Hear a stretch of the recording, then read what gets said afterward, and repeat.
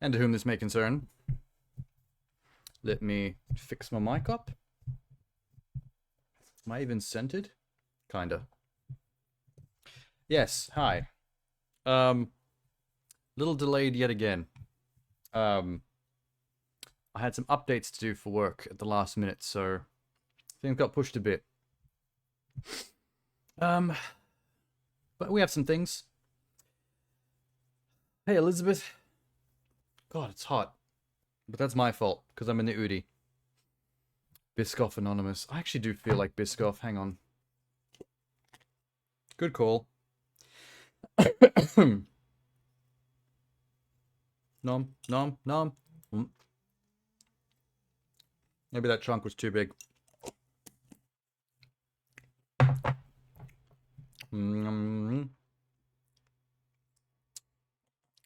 Someday I should put that on something. I did try it on toast once, and I was like, this is okay. This is about equivalent to having Nutella on toast. But, I don't know, it's unnecessary. I like crunchy peanut butter on toast. Biscoff? I just want the Biscoff, man. Well, that was a fun little day off. I slept a lot, missed most of the sunlight, and then did heaps of work. And then I did heaps more work today, and I thought I was done. And at the last minute, before I could start the stream around 8, which is what I was planning, I had to do some changes and updates. So, that was unfortunate. A little bit of a shift.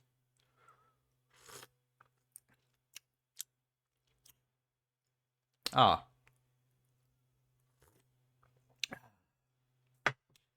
I just realized that by eating the Biscoff first, I've kind of nullified the sugary content of the coffee. The coffee tastes more bitter because because my taste buds are fresh off the Biscoff. That's a note for later. You set a terrible example for those of us trying to quit Biscoff. What do you mean, those of us trying to quit Biscoff? You only just went to the store the other day to buy Biscoff. You're barely on Biscoff. Give yourself some time for it to develop into a problem. Call me when your family arranged some kind of intervention in the living room amidst empty jars of Biscoff everywhere. You can't step without kicking them.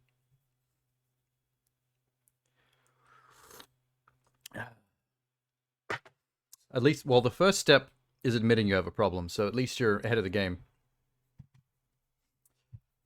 Quite ahead of the game. Okay. Blue. I want to look at something goofy real quick.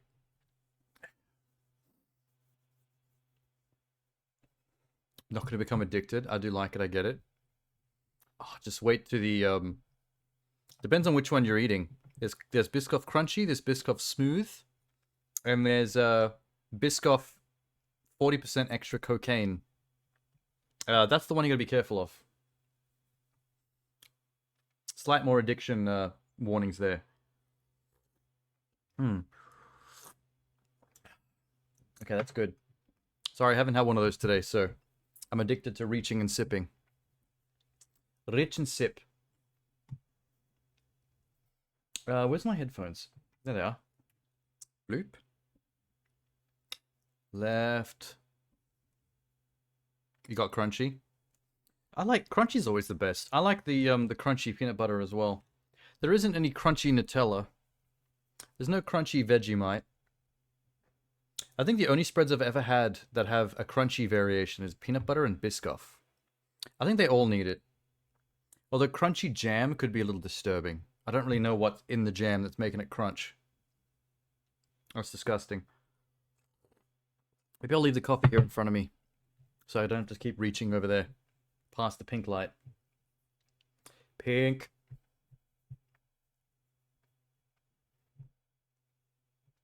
Blah, blah, blah, blah, blah, blah. Universal Pictures. Crunchy jam is just jam with seeds? That's pretty ew. I don't want seeds in my jam. No thanks. Universal Pictures released a trailer a week ago for something with Ryan Gosling in it. I think that's a good start to catching up on things. Let's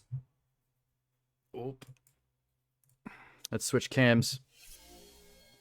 No, I can't have the coffee here because I have to move the mic. It's a bad idea. Ryan Gosling and who? Who's the lady? There's always a lady. Ryan Gosling is a stuntman. Okay. And Emily Blunt. Alright. It's a Ryan Gosling, Emily Blunt action romantic comedy, I'm guessing. Not a bad combo. For some reason, Ryan Gosling as a Hollywood stuntman is already kind of funny to me. Let me just... hang on a sec. Just rotating the mic. And I'm sitting on something lumpy. As long as I'm not sitting on my own balls. That's what we really want to avoid. I need to get a haircut soon. Dun, dun, da, da, ba, dun. Okay. Better. Now we can do...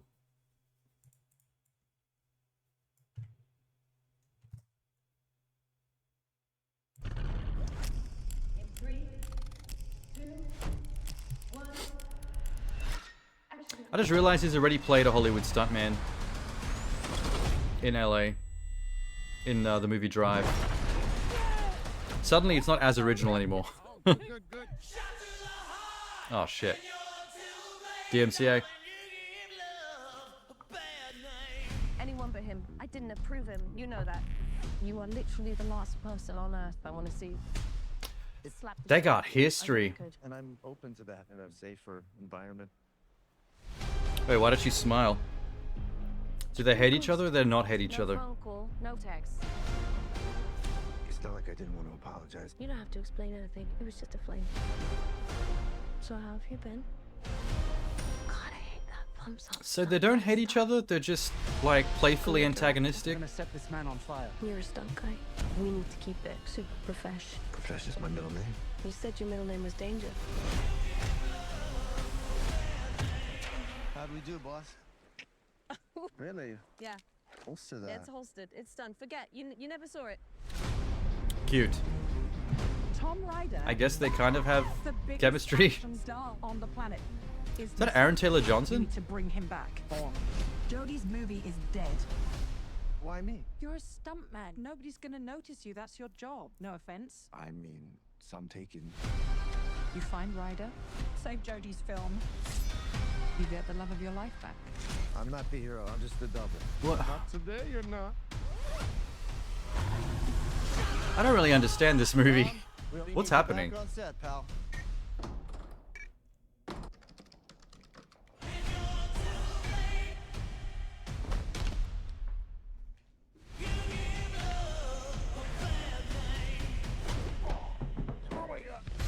I also feel like this is one of these trailers that's going to go on for too long, isn't it? He was super dead.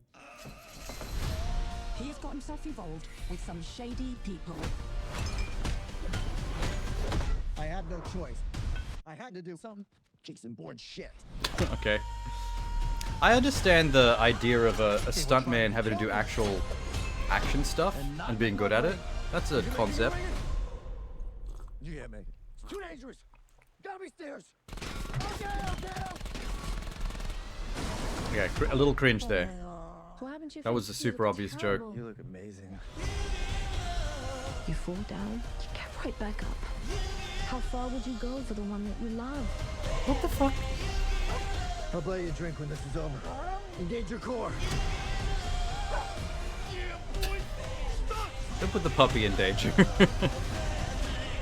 do it later. Want to go to a beach somewhere? Drink a spicy margarita. Make some bad decisions. Yes.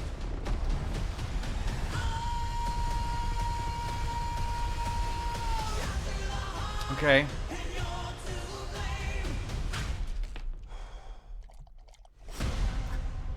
Alright. I don't know.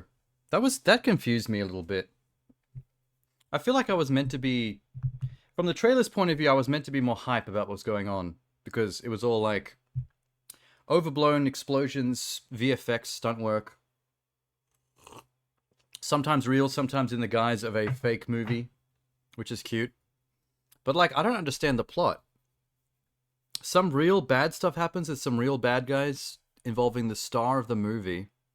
And for some reason, the studio sends one stuntman from the crew as, like, a one-man army to find him or rescue him or something. And for some reason, someone was painting it...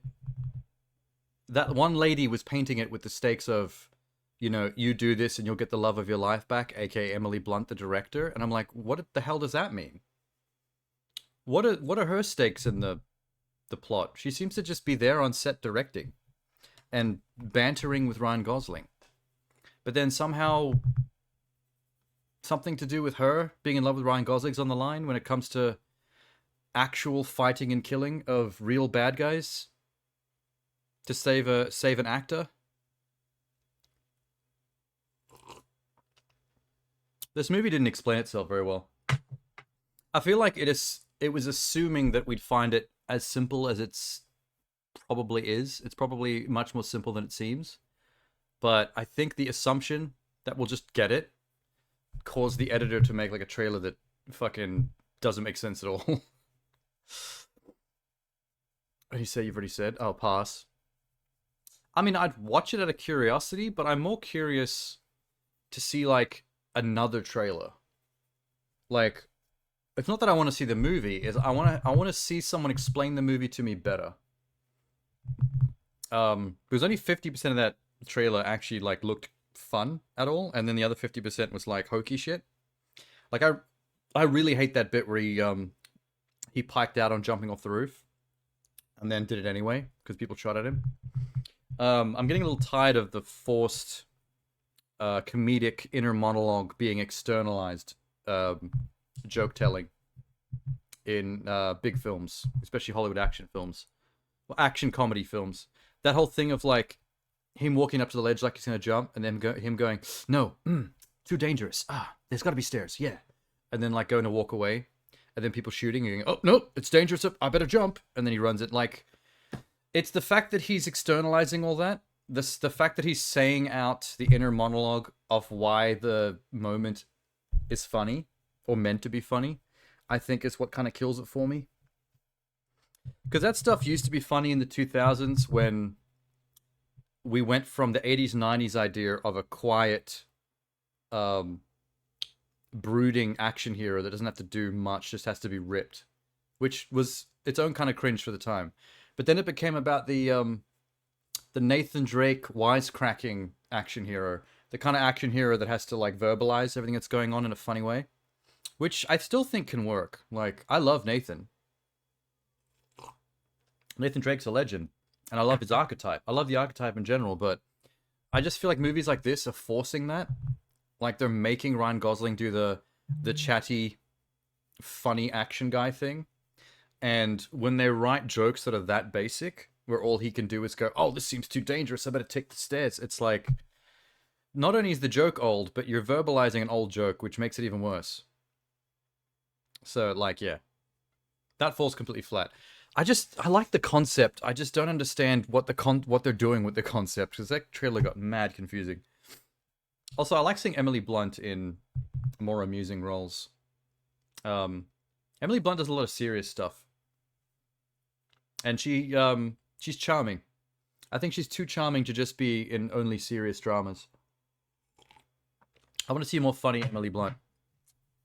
Because she's shown she can be a badass. The Tom Cruise movie, Edge of Tomorrow, the sci-fi one about the human soldiers wearing those mech suits and fighting aliens. Emily Blunt is a fucking badass in that movie. She's introduced by doing this like body rolling push-up and having like pretty mad girl muscle arms. You know, like 4 or 5 names in film. I know too many. Yeah, that's still not enough. I get annoyed when I see a director or an actor that my mind is like blanking on. Pisses me off. But Emily Blunt's great. In fact, now that I think about it, I've only seen her in one action chick role, and that was Edge of Tomorrow. She needs to get more of those as well. She was cool in that movie. Hang on. I will prove it. Emily Blunt, Edge of Tomorrow.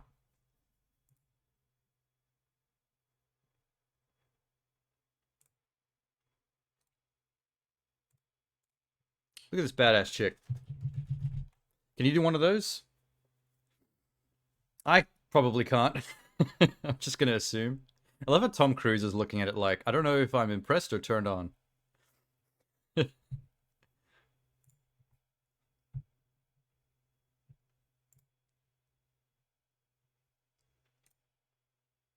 There's her mech suited up for combat. This is what they fight the aliens in. These hydraulic, rustic mech suits. And she's got like this thick-ass metal sword. It really looks like something out of a video game. It reminds me of the Souls-like game, The Surge. If you like Souls-like, you've probably heard of The Surge. Pretty much exact same concept. You just got this like exoskeleton strapped to your body that makes you move faster and stronger. You have 0 muscle mass. You want to tone up, but it's just too depressed. I think that's that's what's stopping most of us from doing anything and everything good for us, to be honest. We got to try and find ways to trick ourselves into it. For example, I find it easy to stream, and I haven't had a chance to work out since I was in a 9-to-5 job. So I was saying on stream once that maybe I should trick myself into working out by doing it on stream with workout-based video games. You ever seen Ring Fit Adventures for the Nintendo Wii? I'm sorry, the Nintendo Switch, where you have that circular pressure hoop that you push inwards. You crunch it. It's like an adventure game with a storyline, but all the action is done through like actual physical activity with that controller. So basically, you're doing gym while playing an adventure Nintendo game, which is neat. Let me full screen this chick. Yeah. Emily Blunt. She was rumored for a while to potentially be in the running for the Invisible Woman in Marvel. You know, Reed Richards' wife. I think because the dude from The Office, Jim, that's her husband in real life, and he was Mr. Fantastic, so it would have made sense, but I think it was all bullshit. Emily Blunt. This is the shot that she introduced in the movie, when she's in the middle of a push-up. No, I want to do push-ups while greased up, because she's a little shiny.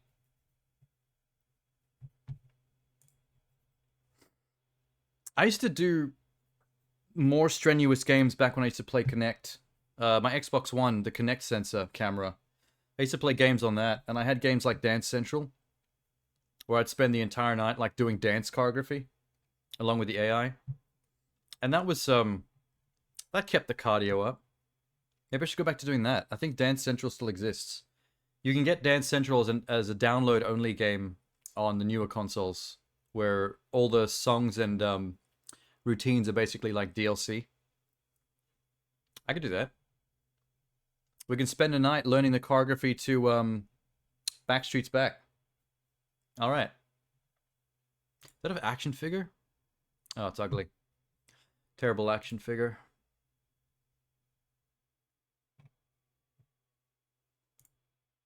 Okay, I'm getting distracted. That's a cool picture, though. That is a movie-selling poster right there. I don't know why this is watermarked with ifunny.com, because it's not a meme, and they're a meme website. This is straight up just a movie poster. What the fuck? Why ifunny? Emily Blunt and Tom Cruise actually make a cute couple. I mean, Jim from The Office has already got her, but like, that would have worked. I could have bought that.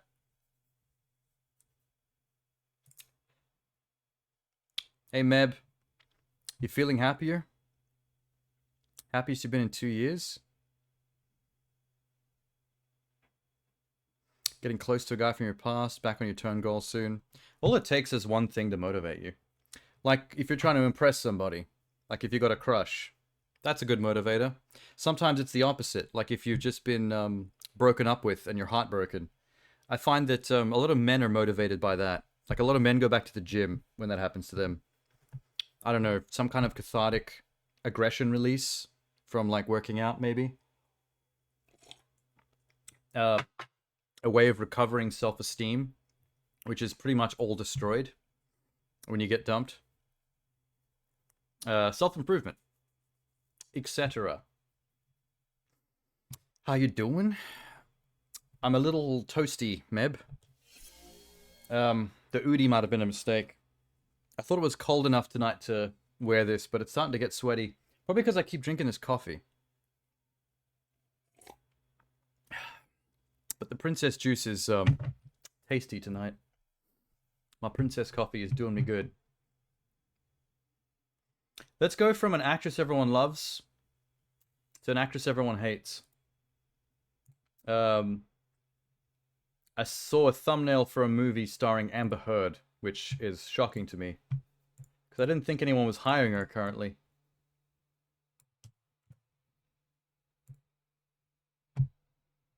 Emily Blunt to Amber Heard. How far we have fallen. You're not stressed about how he sees you. He likes how you are. Some happiness may get me to where I want my physique to be.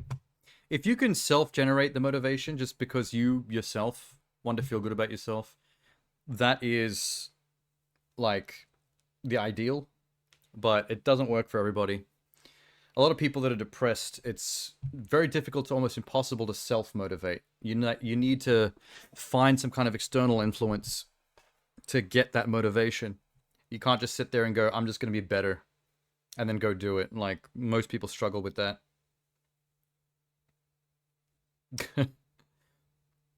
Just got to find your inspiration. What is this called? In the Fire. Amber Heard and Eduardo Noriega. Amber Heard plays a doctor from New York who travels to a remote plantation in the 1890s. What the fuck? It's an 1800s movie? It's a period film. Okay. I'm curious. It's probably some cheap period indie. I would like to see the boy. Because none of the Hollywood productions want to hire her. You keep him like this. It is best. Mama won't buy books for me. That Why kid is is that? evil.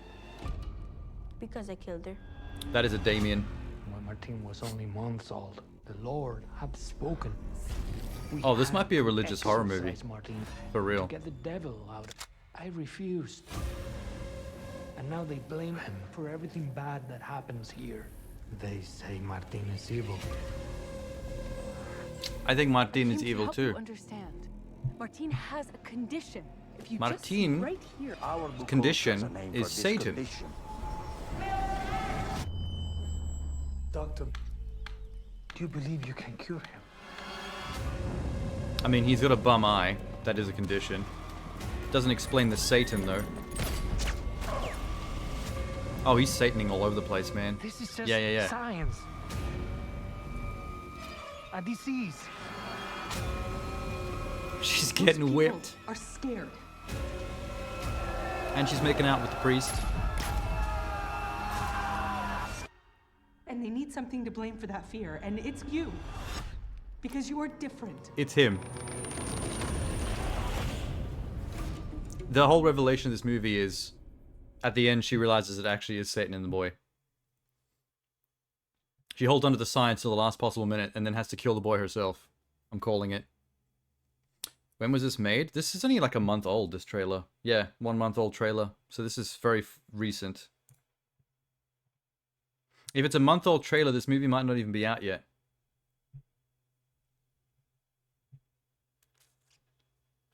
For people wondering how she got the film role, she produced the movie. There you go. The second comment explained perfectly how she's in this movie. It was my big question, because I was pretty sure everyone was avoiding her like the plague.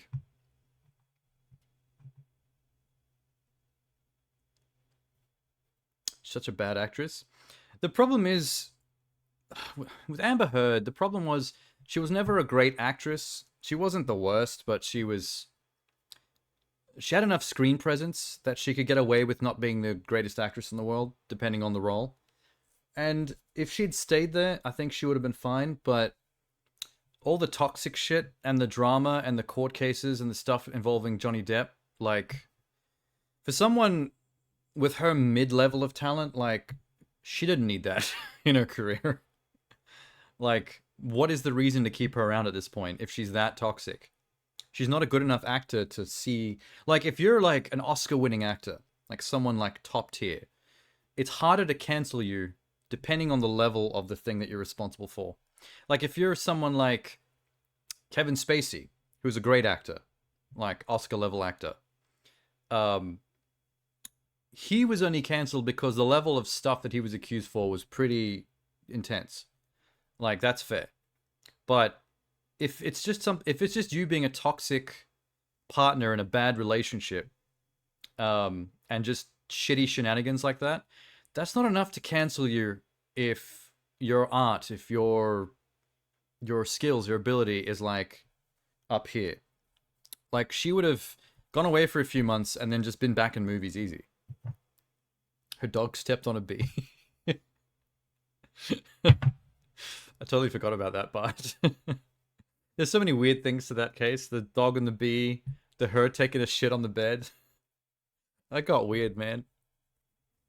But yeah, that's all I'm saying is, like, if you're not top tier in Hollywood, like, keep your shenanigans to a minimum. If you are top tier, just don't cross that line. Don't cross the line into, like, rapey, Me Too sexual harassment stuff or sexual assault stuff. Because no matter how good you are, you're not coming back from that. Anything less than that will only kill you if you're mid. If you're someone that Hollywood can do without, because you're not really that special anyway. Like, they can get another pretty girl with screen presence, like, probably fairly easily. There's like 1 billion people on the planet. You're lucky to be there. In fact, a lot of people in Hollywood are lucky to be there. There's only a few people in Hollywood that are, like, the kind of talent that is not luck. That's actual, like, genius skill. That's like, no one can do what they do. The rest of those motherfuckers are all just lucky. Right place, right time. Right film, right friends. Anyway. No one's gonna go see that. Maybe some people who hate Amber Heard will go to hate watch it because there is a scene where she gets whipped. People do that. People love to hate watch. That happens. Sometimes movies that... You know how movies that... For example, the latest Captain Marvel, the Marvels. Sometimes movies like that have a lot of incels on the internet that whine about wokeness or whatever. They, like, hate on it even if they haven't seen the film. Some of those crowd will literally pay money to go see that movie so they can hate watch it. And so they have more ammunition to hate on it online later. So it is kind of interesting how movies will make money from its haters depending on the type of hate or the type of film. Everything's different. But I find the woke hating crowd will spend a bit of bucks to go out and take shits on things they hate. Which is a bizarre mentality. I never really fully understood that. Johnny Depp is pretty irreplaceable. He has been, but I think he's getting to the point now where his time is essentially up. We're still gonna see him, but I feel like his personality is burning itself out. I feel like he's the kind of dude that lives such a morose, unmotivated lifestyle.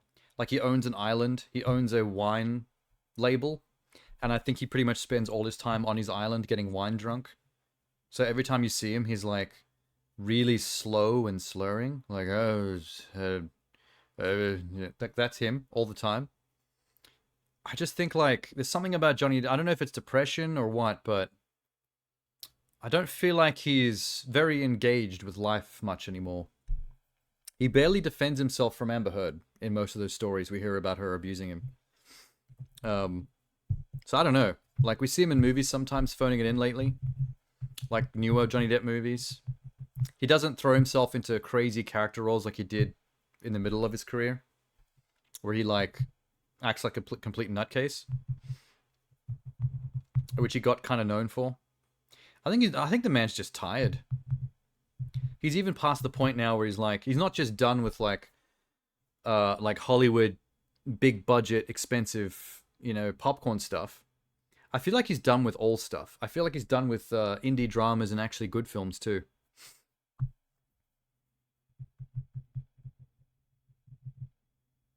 You think he's seen enough of the world to own his depression, but he does have a good heart? Yeah, I never got the impression of Johnny Depp that he was a bad person anyway. Even though Amber Heard was the more abusive of the two in that relationship, like from both directions, it wasn't a great relationship. Like, it was super toxic from her, and only mild toxic from him, from just being like kind of a lame boyfriend slash husband. Like there is some things about him that is kind of insufferable, but it's not from him being a bad person or trying to be like toxic or anything. It's just, he's not the greatest partner in the world. Like, it'd be kind of like looking after a alcoholic or looking after your teenage son. That's a bit of a fuck up. I wouldn't feel much like you're dating an equal, like a man.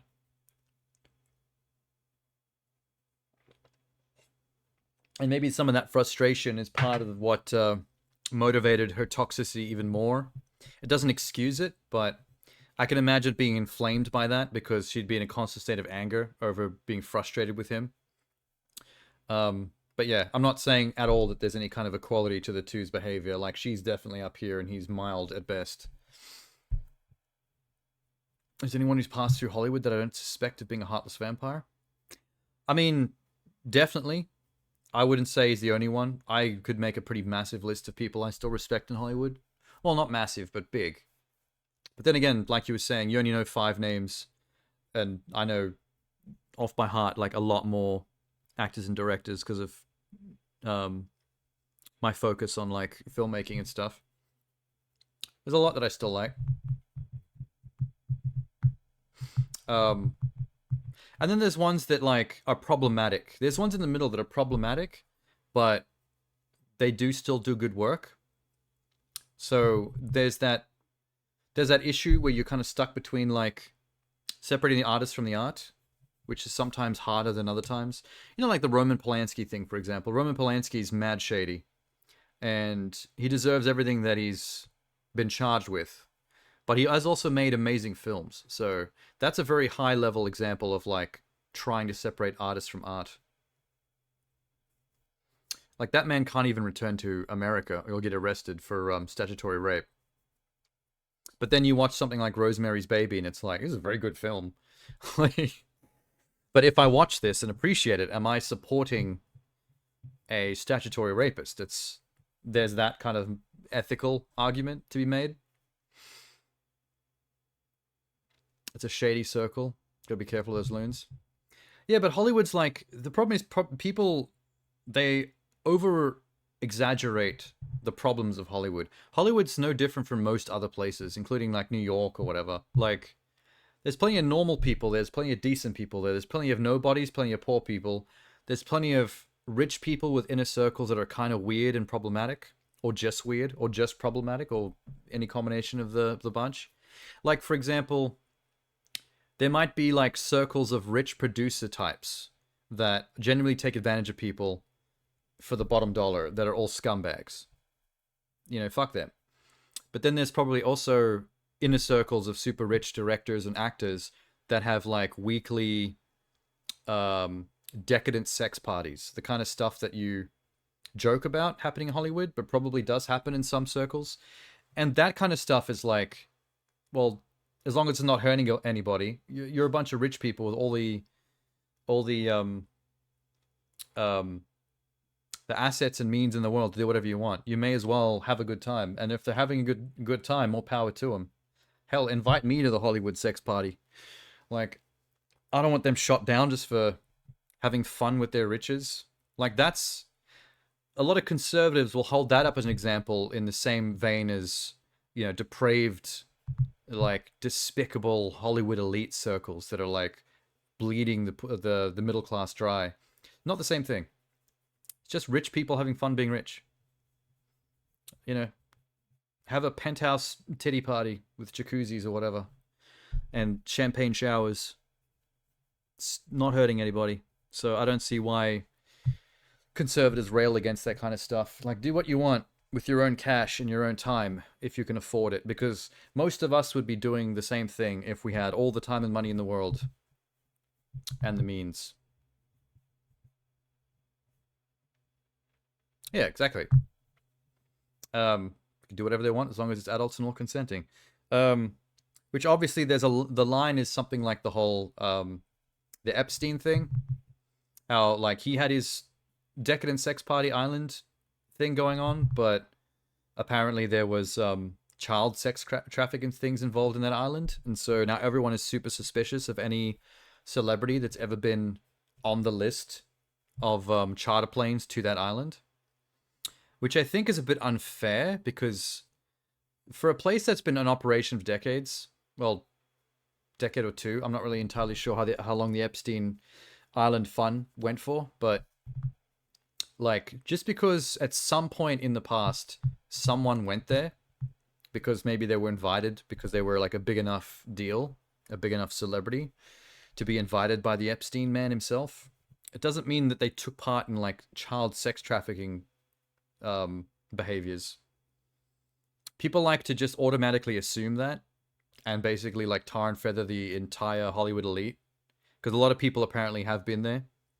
But I'm sure like probably more than half the people that are on those lists simply went to the island, danced and partied and drank at some sexy Playboy Mansion kind of location where there were maybe some topless women, and then went home and were like, that was cool, and had no idea about the shady stuff. There's no way of knowing. No, that's what I mean. Like, but that goes both ways. The fact that there's no way of knowing means that the court of public opinion automatically treats everyone like they're automatically guilty if they were on those planes at any point in the last 30 years. And I'm like, to me, that's stupid for the same reasons that you just said. There's no way of knowing. Why are we automatically going with guilty? Like, it's not that I'm saying that they're automatically innocent either. I'm just saying that I'm more agnostic about it, of like, I'm not going to hold anything against anybody until you show me the definitive evidence that they were part of something shady. Because I feel like anything less than that's unfair. You don't treat them automatically guilty, but distrustful. I wouldn't say distrust is the word. I'd just say, I mean, it's essentially where I'm at, the agnostic thing. It's like, it's Schrodinger's Epstein plane. It's like, they're both guilty and innocent, and also neither at the same time, until you crack that plane open and see the evidence. So yeah, I'm open to any evidence and willing to solidify my opinion on anyone should the evidence arise, but I'm not going to automatically jump to any conclusions or just go, oh, that guy's name was on there, scumbag. I got my eye on them. It's like, they can go on with their life. I'm not going to think anything sideways about them until some real shit comes out. The only thing we know for sure is that Mr. Epstein himself was a piece of shit. I do love when people, especially conservatives, they try to use the Epstein stuff as ammunition against people they hate. For example, I've seen conservative right-wing Trump-loving types go off against the left, like any lefty politician or any lefty celebrity or actor, for like having once been on the charter list for one of the Epstein planes, of like, oh, they're just a straight up pedophile, like all lefties and stuff. And it's like, dude, you're completely judging them based on this one time in 1996, they were apparently like listed on one of those planes to the party island, when the dude that you love and are a cultist for, Mr. Donald Trump himself, has been there like more times that you can count on two hands. And there's multiple photos of him there, including with his arms around like an underage girl, like around on her shoulder. And it's like, it's just funny to me when people like that, they pick and choose evidence against the people they hate, even though there's a hypocrisy of like, there's more of that exact same evidence against the person that you are champion and that are in love with. It's like, you know, there's no equality in people's agendas at all. Like, evidence is only valid against somebody if it suits your agenda. If not, it's completely ignored. Or excused away. Or they do the whataboutism thing. Like, anytime you... Like, the number of times I've watched a YouTube video where people are, like, trolling the hardcore MAGA types at one of those rallies. And they're like, what do you say about the fact that Trump did this or said this? Like, something that was factual, that was on camera of him doing or saying. And their immediate response is not to have an actual excuse for it or a way of justifying it. They immediately go, oh yeah, but what about when Hillary Clinton deleted all those emails? What about that? And you're like, what about that?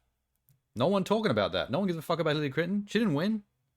No one's talked about Hillary Clinton in 6 years. Who gives a fuck? Like, you're not answering the question. In fact, you're admitting the fact that you can't answer the question.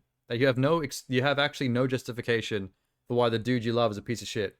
The only ammo you've got in your sleeve is to go, but look how all the other people are shit. Look how he's shit. Look how Biden's shit. It's like, no one gives a fuck if they're shit. In fact, if you hate Trump, you can also hate Hillary Clinton, and you can also hate Biden if you want, and have perfectly good reasons for it. That doesn't justify one or the other. It's almost like they're saying, my guy is allowed to be a piece of shit. It's not that he's not. It's that he is, but he's allowed to be, because look how everybody else, including the people on your side, are a piece of shit. So it's like, all you've really done is just further prove that everything sucks and nothing works. Like, the entire political system is fucking trash. There's no good candidates. Like, you're not helping your guy. You're tar and feathering every guy on every side. The entire system. Which is probably what it deserves, but it's like, they think they're actually doing something to save their own man from the crosshairs. All they've done is enlarge the crosshairs and target everybody. Who's the bigger piece of shit competition? Well, the best way I've heard it described on a podcast once is that it's the era of vice signaling. Virtue signaling used to be the cringy thing. People with, like, egos. Basically like, oh, look at how I give to charity and all that. You know, it's like, yeah, great, with virtue signal. Good for you.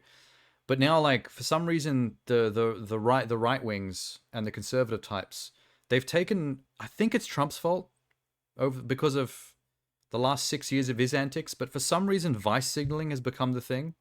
It hasn't been about, we need to hide our shitty behavior or our shitty opinions, or we need to excuse it in a way that makes us not look shitty. It's about embracing the fact that you are a shit person and that you have shitty opinions, and basically, like, holding that up as a virtue, and then equally shitting on the opposition.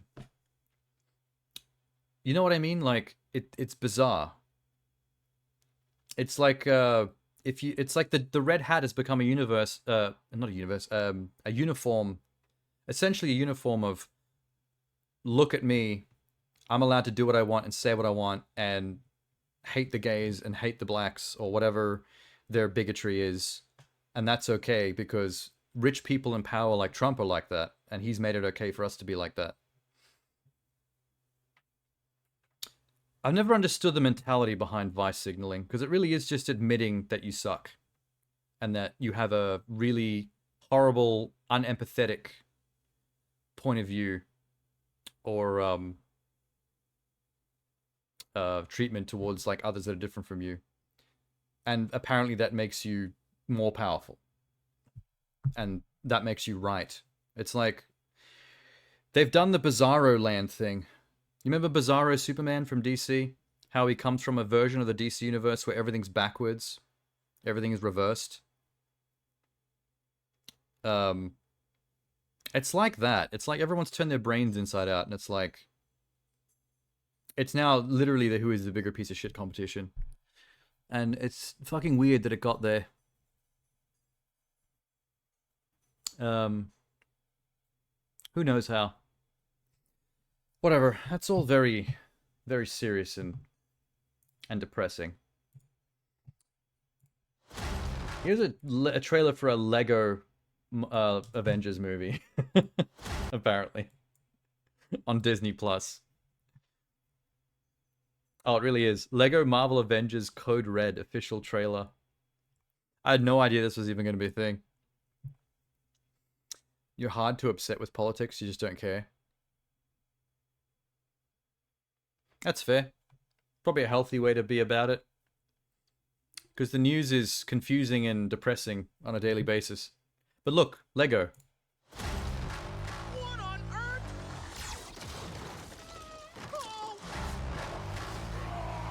Slightly cheap Lego animation. Tony, can we liven it up? Friday, drop a beat. Yes! I think this might be for kids. You too, Cap. You dance? But of course! Let's dance more smash! Okay. That's Who are cute. you? I'm the collector. Behold, my collection. When you get to be as big a deal as I am, it's Wow, that's all actually kind of about funny. Rare, one of a kind. But it's The collector literally collecting Lego minifigs. I like that. It's adorable. still not enough. That's why I And a decided T-Rex. to collect Avengers. Take them. Even the packaging looks like how you'd buy Lego. Anyone have any ideas?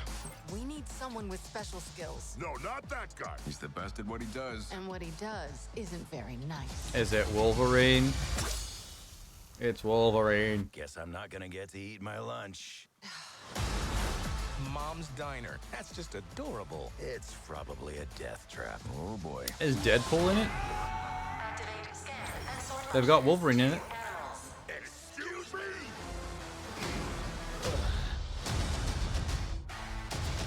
We're gonna build our way out. They incorporate the Lego building Time to collect a little into the payback. story. I wasn't expecting that.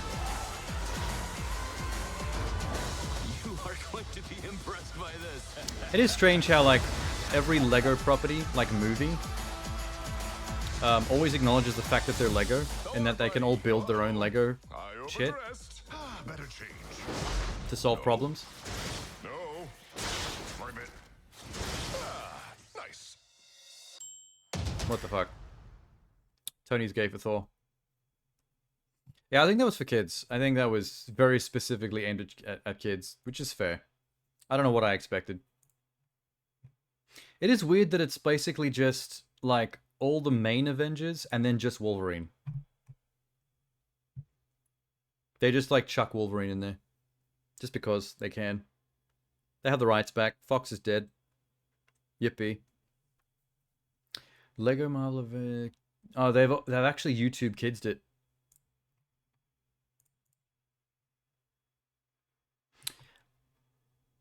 I should start a YouTube Kids channel and make like goofy family-friendly animations. Maybe that'd be lucrative. If you can pump them out, you might be able to make a pretty decent amount of money on that. I don't like the fact that the YouTube Kids section of YouTube never has comments. That kind of sucks because comments help with the algorithm, the engagement. But I guess that's a way to keep people saying dirty shit on kids' properties. Like no one can ruin it. Have I seen Idiocracy? Yeah, a couple of times. It's been a while, but back in the day on like VHS, I saw it a few times. That's one of those... Idiocracy is one of those timeless movies. It kind of gets more relevant the more time goes on. Like, every couple of years, Idiocracy proves to be like more...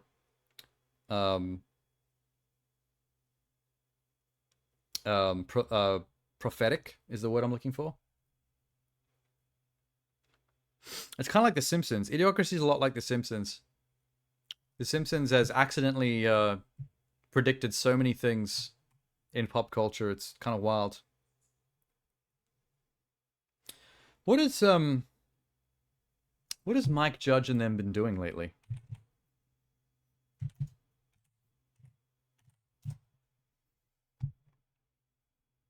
Mike Judge.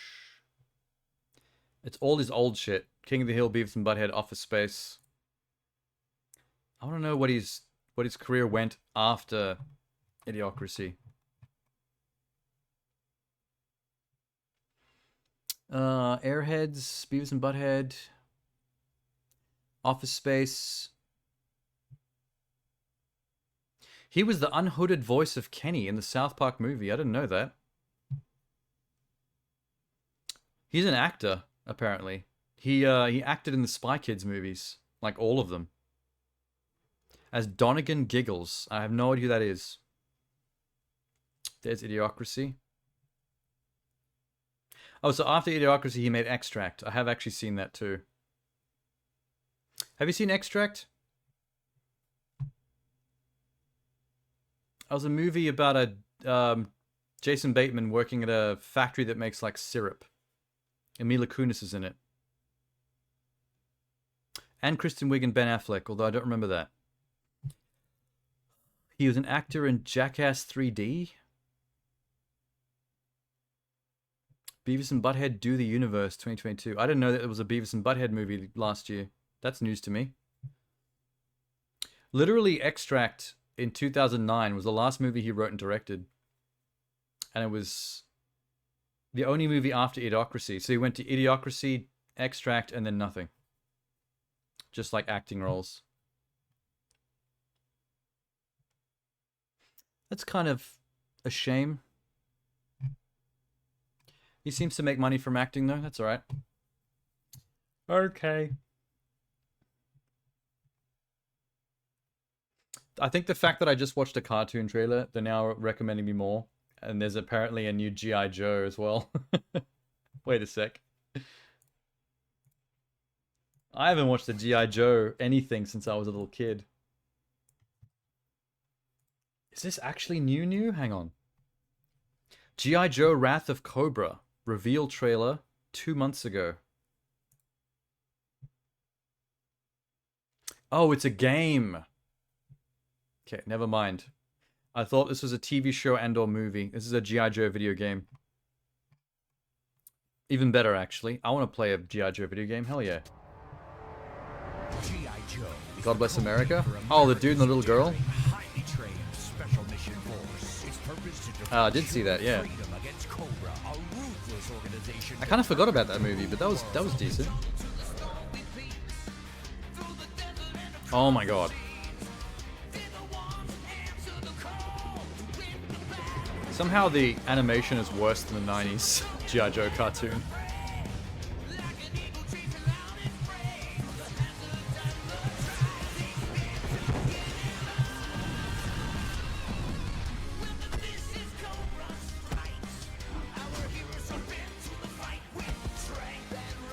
I think this is the whole game's intro.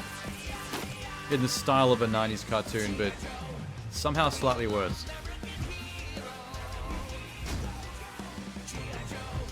The song is dope, though.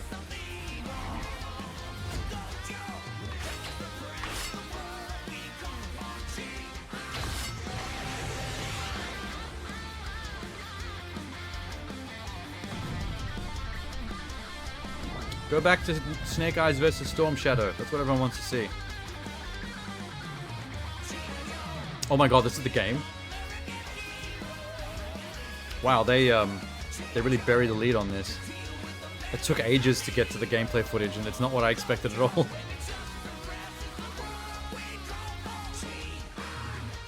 What is this for? It doesn't even say what consoles or whatever. I'm gonna assume that's maybe for like the Switch.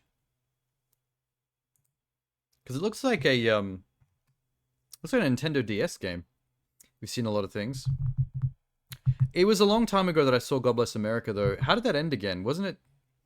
Didn't the two of them just, like, open fire in a movie theater? And then it, like, cut to credits? So the assumption is that they probably get gunned down?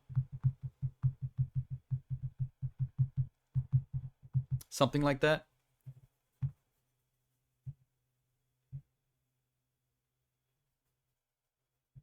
Oh, I do watch a lot of movies. I went to film school for a reason. I used to watch, we had like a library of VHS tapes, when I was a kid. And then as I grow older, I would just collect DVDs and stuff. And just watch everything that I could. Until I went to do a media production, bachelor at university.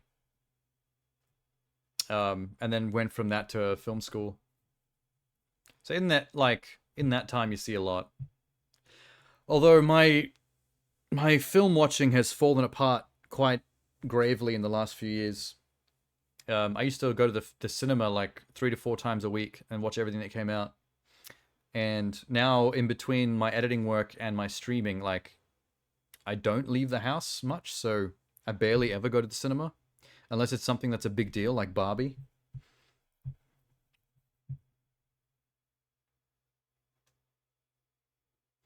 Most people you ask about these sort of movies, people never heard of them. Well, I think Idiocracy was fairly mainstream for its time, but something like God Bless America kind of falls into like the indie space, which is a space that I watch a lot of movies from, especially from certain publishers. Like A24 is rock solid. Like, I can watch any indie film from A24 and it's almost guaranteed that I'm going to get something out of it. A24 have very good taste when it comes to picking up films. They do have a lot of artsy indie horror type stuff under their label, which is not the most interesting of their... Like, it's not the stuff that I'm immediately the most drawn to, but even within that vein, they're interesting. Like that Sheep movie. There's this weird indie psychological horror type thing about a couple that give birth to a humanoid sheep creature and try to bring it up as their child. And all the animals start acting weird and they like stand still and stare at them and stuff. It's freaky. Yeah, A24. A24 is great. Every time I see their logo at the start of a trailer, I'm like, yep, this is going to be good. It's going to be solid.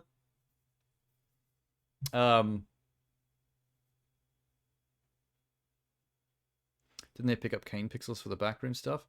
Possibly. That's the kind of thing they generally do. They take a lot of risks and wild swings on interesting properties, and almost always they pan off. Sorry, pan out. Pan off. A24. I think they published Midsommar. Oh my god, G.I. Joe, what the fuck?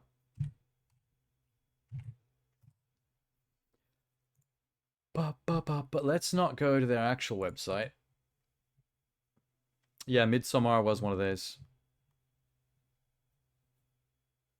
Their highest grossing film to date is Everything Everywhere All at Once.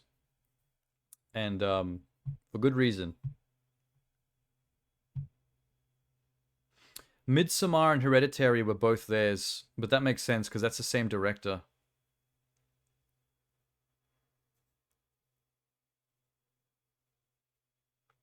That's an interesting man.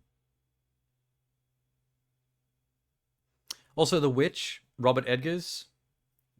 He made that Viking movie recently.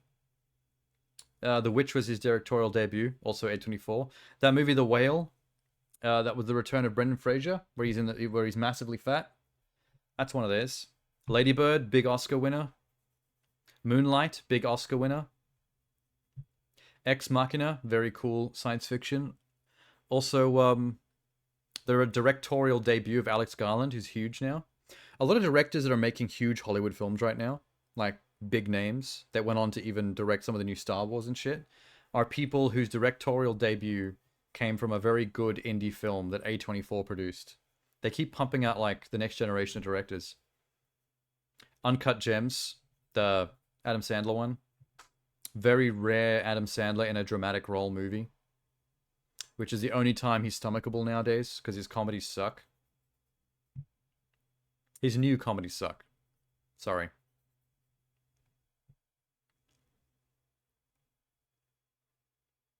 Oh, Talk to Me is a horror film by those 2 Australian kids from YouTube. Raka Raka. That's doing really well internationally right now.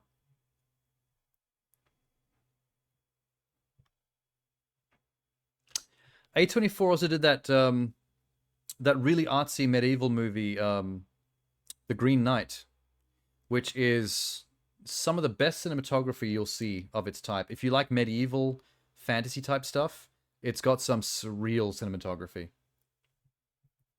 Never seen Star Wars? I have a vagina. Star Wars is beyond gender. I don't know, like, I don't know any females in my life that I've ever known as friends or even as like a partner or a girlfriend that hadn't seen or loved Star Wars. I mean, like, people I know personally. I've seen plenty online that hate everything. Like, every type of person's on the internet. Oh, Green Knight.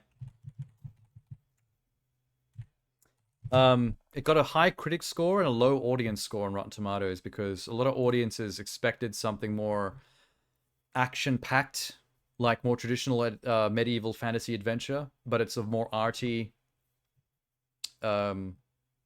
visually beautiful film than that. Like, it's not like a rollicking action-adventure type thing. What was it based on again? It's very important. Hang on.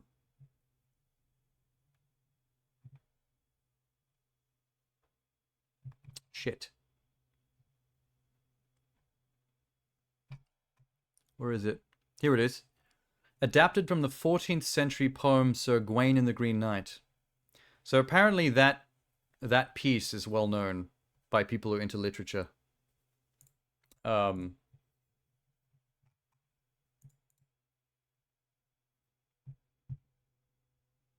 Look at this shot.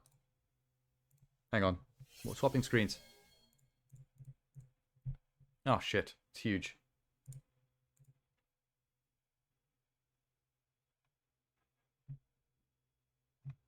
Where's something cool? Oh my god.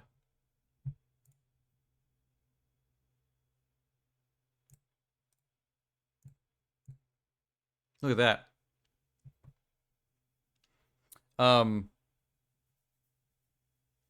So, like, when people see shots like this in the trailer, I think the problem that happens is that people expect some kind of, like, mad, action-packed, like, dude is going to be doing Attack on Titan, taking down giants type stuff. But it's more a meditative, poetic film than that. But, like, it's the kind of movie you can also leave on the background, just for how visually stunning the whole thing is. Incredible.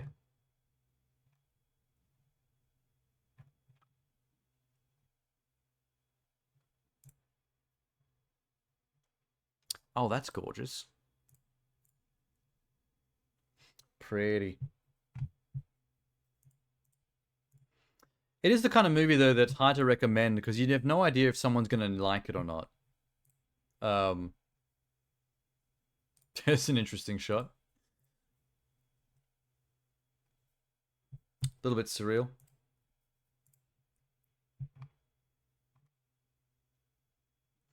But yeah, there's a chance you'll like it if you like mood pieces. If you can get into a film because the vibe appeals to you, and it doesn't have to be like fast-paced, mile-a-minute, action-packed sword-fighting movie, then you might like Green Knight. This is art. Anyway. How did we get from G.I. Joe to that? That was random.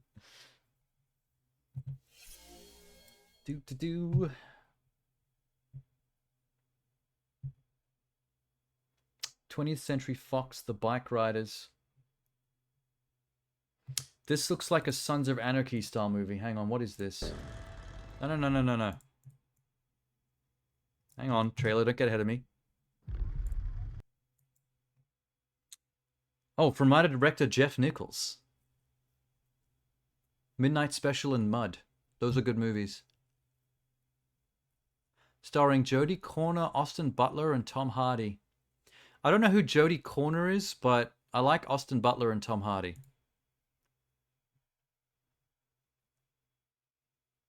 So Jeff Nichols made his own Sons of Anarchy movie. Okay. You preferred mood over absurdity? You might like Green Knight then.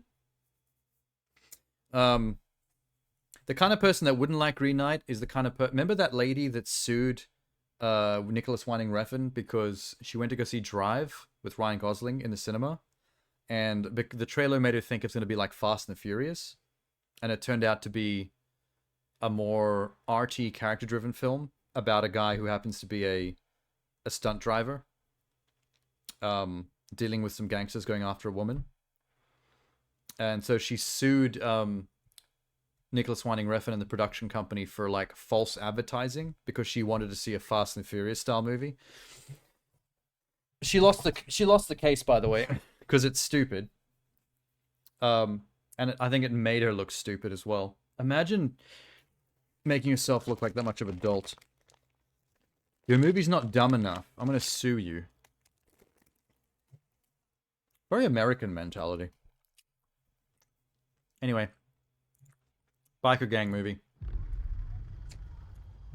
I've been thinking, I can't run this club forever.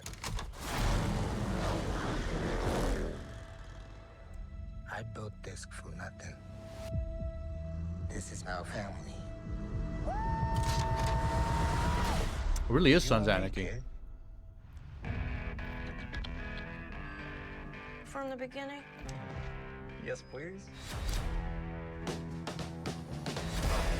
It was the golden age of bike riders. And I never felt so out of place in all my life. That's when I saw him for the first time. Oh It shit. took my breath away. I'm Benny. Good girl met bad boy. Cut it up biker. Later, I married him. I thought I could change him, you know? Not to be different, but to be, I don't know, like he's wild. Hey! Told you to take that jacket off. You'd have to kill me to get this jacket off.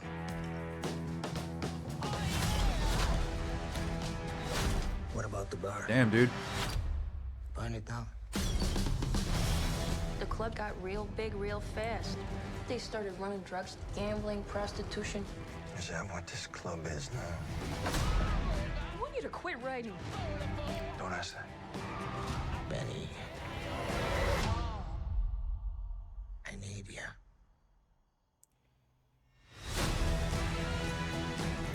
You can't have him. I can still see the Elvis in him. You ride a bike.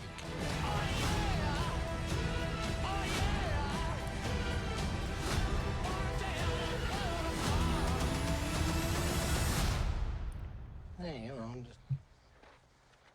just think it over, you know.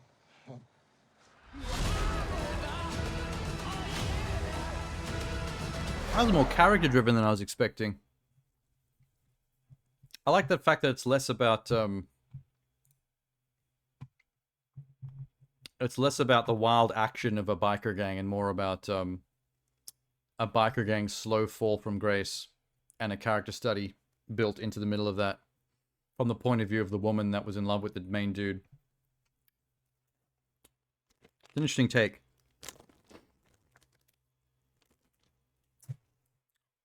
I reckon if I'd seen this movie first, I would have been like, I know who to cast as Elvis.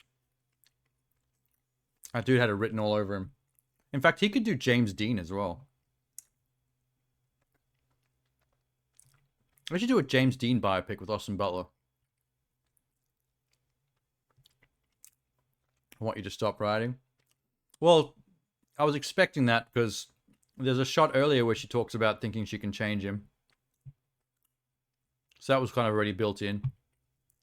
And also like a very typical kind of relationship. The hottest guy she's ever met. But she doesn't like the fact that she runs and is loyal to thugs that are getting more thuggish by the day. That's the thing I like about that plot. The concept of that plot is the biker gang is getting worse. They're getting into drugs and gambling and stuff like that. It's getting bigger and more illegal. And he doesn't seem to be okay with that, but he's like already too loyal. So he's kind of slowly going down with the ship, and she's trying to help him, but they're stuck into that in that toxic masculinity, male camaraderie loyalty thing. That's going to get him killed if he can't shake it loose. Not bad. It's a very good role for Tom Hardy as well. Like Tom Hardy does roles like this so easily. That and like old school gangsters.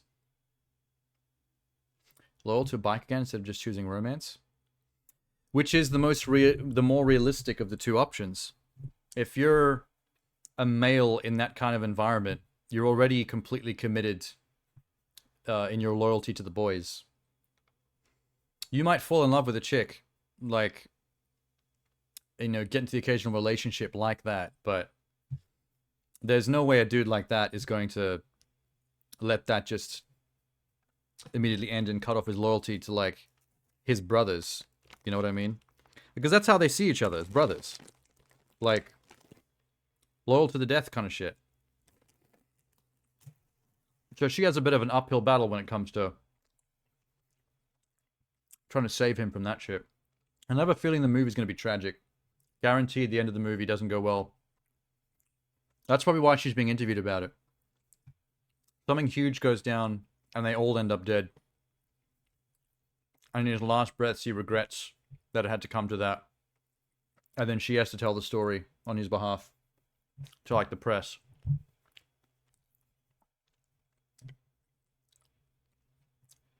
Toxic masculinity, y'all. It's a powerful pull. Hang on. Let's flip it. Let's go from toxic masculinity to a lady movie. Hulu. It's some film called Quiz Lady. Is that Aquafina? That might be Aquafina. I can't tell. The hair is different. Quiz Lady by Hulu. Brand new trailer. No description except for sisterhood is a trip. Men will always choose pussy over anything? Not in my experience. I know theoretically they're supposed to, because that's the stereotype of men. But this age in particular, it's more than ever. Men have become very they've become very incel driven in a lot of circles. They follow men like Andrew Tate, which see themselves as gods over women. Women are just like disposable things for them to use, and they would never make any choices based on any what they would consider simpishness to women. There's a weird, like, aggression towards women that has been brewing over the last couple of years or decade. That old joke that used to that came from How I Met Your Mother, the whole bros before hoes thing, the bro code. That's become, like, more prevalent in, like, male camaraderie circles. Like, it's an actual real thing. Which is a little sad. There's a lot of insecurity going around. That's really the source of it all. There's a lot of male insecurity that, rather than being self-reflective and seeing your own flaws, it gets, like, put onto women. Like, women are the problem. They're the reason I'm depressed or aggressive, or I'm not getting the power or respect that I should be in society, and I'm a loser, and women are the reason, and that's seems to be the whole incel mindset.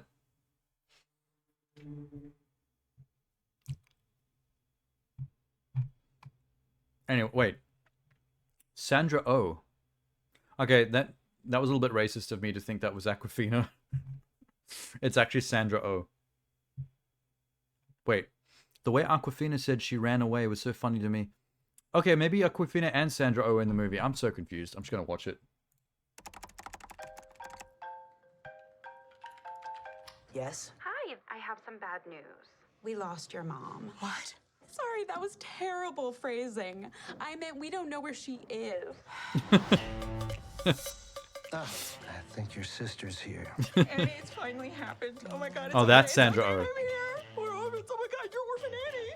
Oh She's my not god. dead. She ran away. Playing the most trashy character I've ever seen her play. Your mom owes me 80 grand. When you have it, you'll get your dog back. I don't have any money. You could sell your eggs. I mean, it's not like you're using them. No, there has to be another way. What's wrong with that? You'll make more. What is the square root of 196? 14. Correct. How many hearts does an octopus have? 3. Correct. Will Ferrell? Saffron, Saturn, Aphrodite, Apollo, Aries, carbon dioxide, The equal sign. Correct. Oh my god! What? You know this game. This is how you're gonna make the money. I'm taking you to the quiz! Oh, that's what the movie's about. Paying off their mother's gangster debt by joining a quiz show. Oh. Hi. Come on, it's gonna be fun. I'm not sleeping on the floor. I'm not sleeping on the floor either. I sleep on the chair. I don't want to sleep in a sitting position. Oh my God. Hold up. Gotta catch another fight. I can't play. I was on so live not TV in expecting front Will of Ferrell millions to of be people. playing like a side You role. gotta get through hair and makeup. I already went through hair and makeup. And Jason You Schwartzman. missed a spot. I can't do this. Am I sweating? Yeah. You know what? Put your arms down. You're having a panic attack. Doctors prescribe these. Is that cocaine? Stevia. Do you ever use stevia, the sweetener? Yeah, I've got it in my pocket.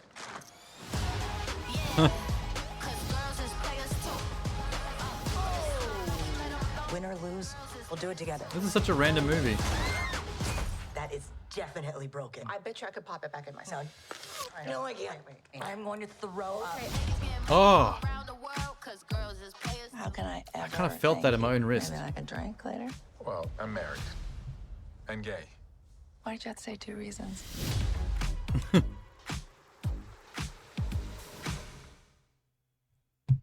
Why Hulu? It definitely looks like it has the budget of a Hulu movie, but it's got like a bunch of like named actors in it, which is so random. The Shepherd? Ah, getting distracted.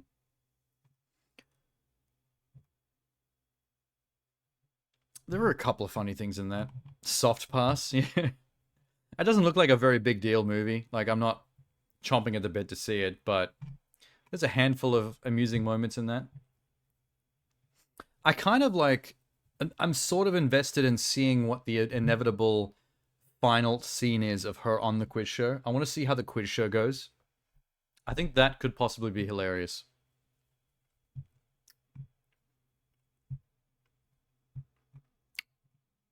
Also, Awkwafina is playing a more normal chick than she normally does. So many movies I've seen Awkwafina in, she speaks like... She speaks very urban. Like, she speaks like she's a black chick in an Asian chick's body. I don't know where that comes from. If she's putting it on, or if it's like her persona from her comedy YouTube days. Did you finish your coffee? Yeah, of course I did. I had to check because I was like, please tell me I did. I hate it when I forget and it gets cold. Such a waste. Alright, I'll bite. What's the Shepherd?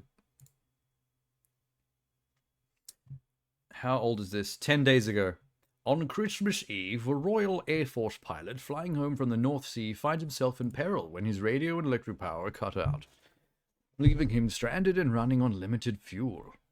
Just when it appears his luck is about to run out, a mysterious Good Samaritan guides him to safety. Isn't that the whole movie? Didn't we just get the entire film? Okay, odd. Did you have family in the force, sir? Yeah, my father. Missing in action over Germany. Oh, so it's kind of a period film as well. Yeah, I did. I think Disney Plus is pitching this as a Christmas movie. Got your night rating. It's a straight run across the North Sea. Perfect night for flying. Everything seems to have stacked up. Oh my god, is the Good Samaritan going to be Santa Claus? Thank you, sir.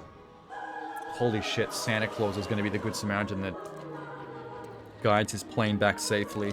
Please, please. Make this so. Sonar Charlie Delta, emergency, calling all channels. Come in, multiple instrument failure, electrical failure. Fuel status critical. Why won't somebody listen to me? Please get me out of this bloody mess. A timeless holiday classic? It's not even out yet. To spend Christmas with you. Mr. Johnny went out on his last patrol Christmas Eve 1943. Just 14 years ago tonight. If this is it, then I don't seem to be afraid anymore. Nice Aurora Borealis. Used to go out over the North Sea, looking for a crippled plane, sometimes in fog so dense. Is that John Travolta? Oh my fucking god. Starring Daniel Radcliffe? Where was he? Lord, please send someone to lead me down. Oh my god, it's the ghost of John Travolta.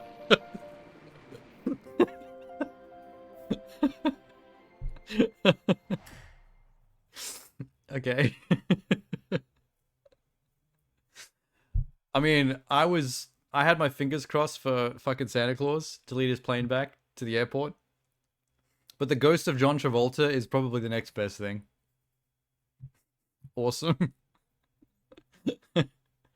I did not see Daniel Radcliffe in that trailer once. So, I don't know who he's meant to be. Maybe Daniel Radcliffe plays the plane. You don't drink hot drinks, but I have a friend that drinks them all the time. You don't drink hot drinks? That's very broad. Would have reached the edge of flat Earth. There's a movie concept in that. A pilot reaching the end of the flat Earth and discovering the truth. Someone should do something with that. For real. The flat earthers will be so excited. See, it's real. The movie confirms it. Movies are evidence. Yo. Okay. That was funnier than any of the comedy movie trailers I've seen so far. Let's test that theory. Let's see if any actual comedy trailers can be funnier than the movie that's not even meant to be a comedy. How about Candy Cane Lane, starring Eddie Murphy? Eddie Murphy's a funny man. A bit like no CGI was used in this movie. And they'll believe it too. Blah. What is Candy Cane Lane? It's not based on that Candyland board game, is it? Because I heard they were making a movie out of that a while back when they made Battleship. I think this might just be another generic Christmas movie for Prime, for Amazon Prime.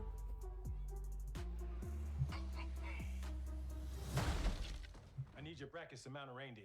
What? Why are you like this? Thank you so much, baby. Half this movie's budget went to Eddie Murphy. Merry Christmas. Hey. What's Christmas without a little terror? Okay. What was your Christmas wish? I just want it to be the best Christmas ever. Oh, ignore all the fine print. Honestly, it's like you're signing your life away. She's Satan. She's Christmas Satan. There's football ninjas. What's happening? Is she meant to be sexy Krampus? Not like, I don't know, world peace. In hunger. And homelessness. Stop climate change. Save the polar bears. New Drake album. Oh, I love Drake. Point taken. Yay, Drake. Oh my God. Ooh, look at you, hot stuff, looking like a tall drink of water. What the fuck is going on? Wait. They didn't actually explain what happened there. It's quiet. Yeah, for some reason, compared to every other trailer we've watched, this one, they turned the sound down real low. That's why I was leaning in slightly. Like, that'll actually make it louder. I could have just turned up my headphones. Okay, a man on a mission to win his neighborhood's Christmas home decoration contest inadvertently makes a deal with a mischievous elf named Pepper. She's just an elf. She's just a bad girl elf. To better his chances of winning, she casts a magic spell that brings the 12 days of Christmas to life and wreaks havoc on the whole town. What does it mean, bring the 12 days of Christmas to life? What is that? Is 12 Days of Christmas some kind of like Christmas story or book? Or is it one of those Christmas calendars? At the risk of ruining the holidays for his family, Chris and his wife Carol and their 3 children race against the clock to break Pepper's spell. Oh my god. For some reason I feel exhausted just reading this. Seeing Eddie Murphy back in movies is dope. Hopefully a stand-up special comes to play. Nope. This guy's making a good point. Why does Eddie Murphy still look the same? He's immortal. I didn't even think of that during the trailer, but yeah. That man did not look like he'd aged. That black didn't crack. I don't know why everyone keeps saying it's so great to see Eddie Murphy back. Like, this depresses me. Seeing Eddie Murphy back in, like, phoned-in Christmas movies where he doesn't give a shit and he's just receiving a paycheck is fucking gross, man. AI generated. Yeah, I wouldn't be surprised at this point. I mean, AI generations have gotten almost good enough that they could potentially pass as real.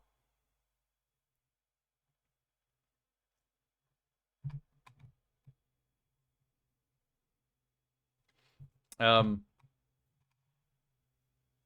fuck this movie. That made me depressed.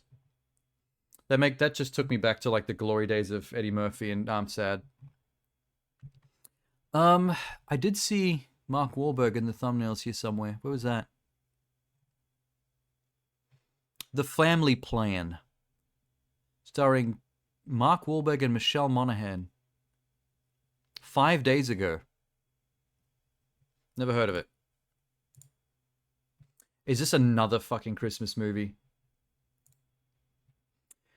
Mark Wahlberg loves his quiet suburban life as a devoted husband and father of 3, car salesman.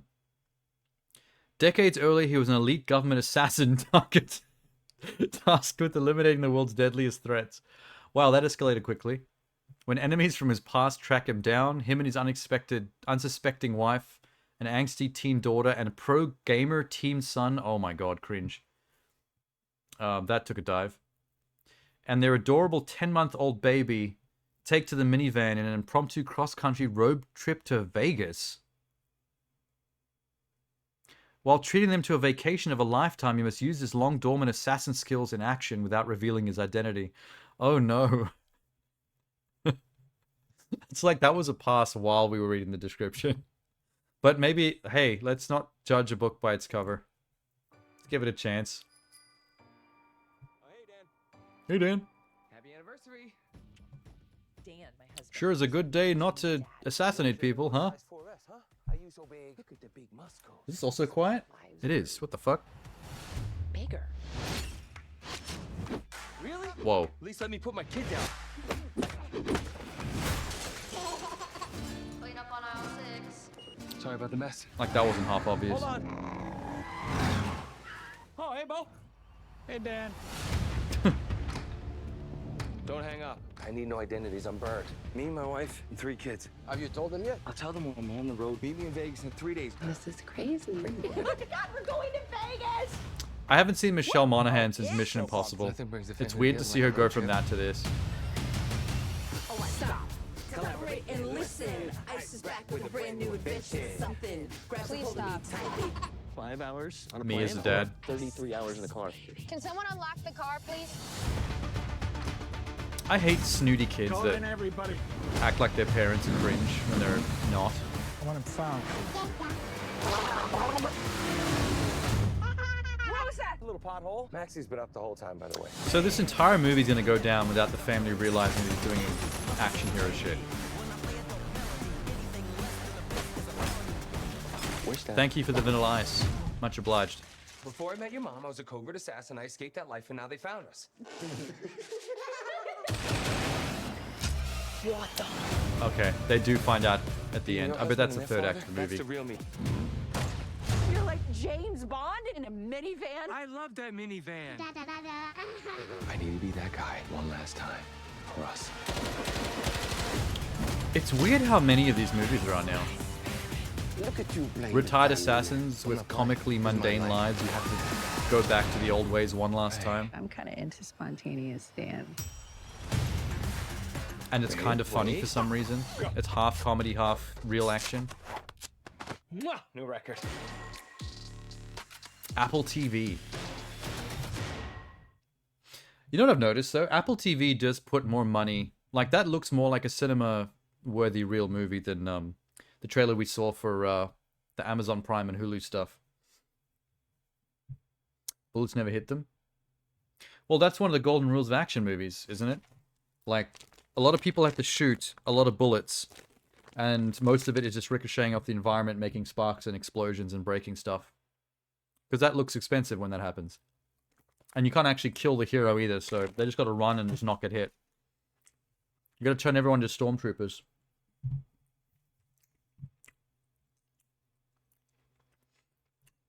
Action movies that are based on comic characters like Wolverine and Deadpool They managed to skirt around that issue by the fact that they've got main characters that can actually get shot.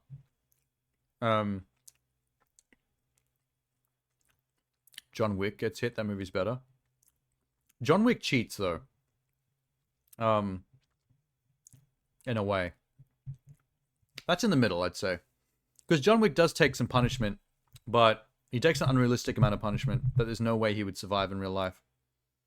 Or have the endurance. Because a lot of those movies take place in the same span of like a couple of nights in a row.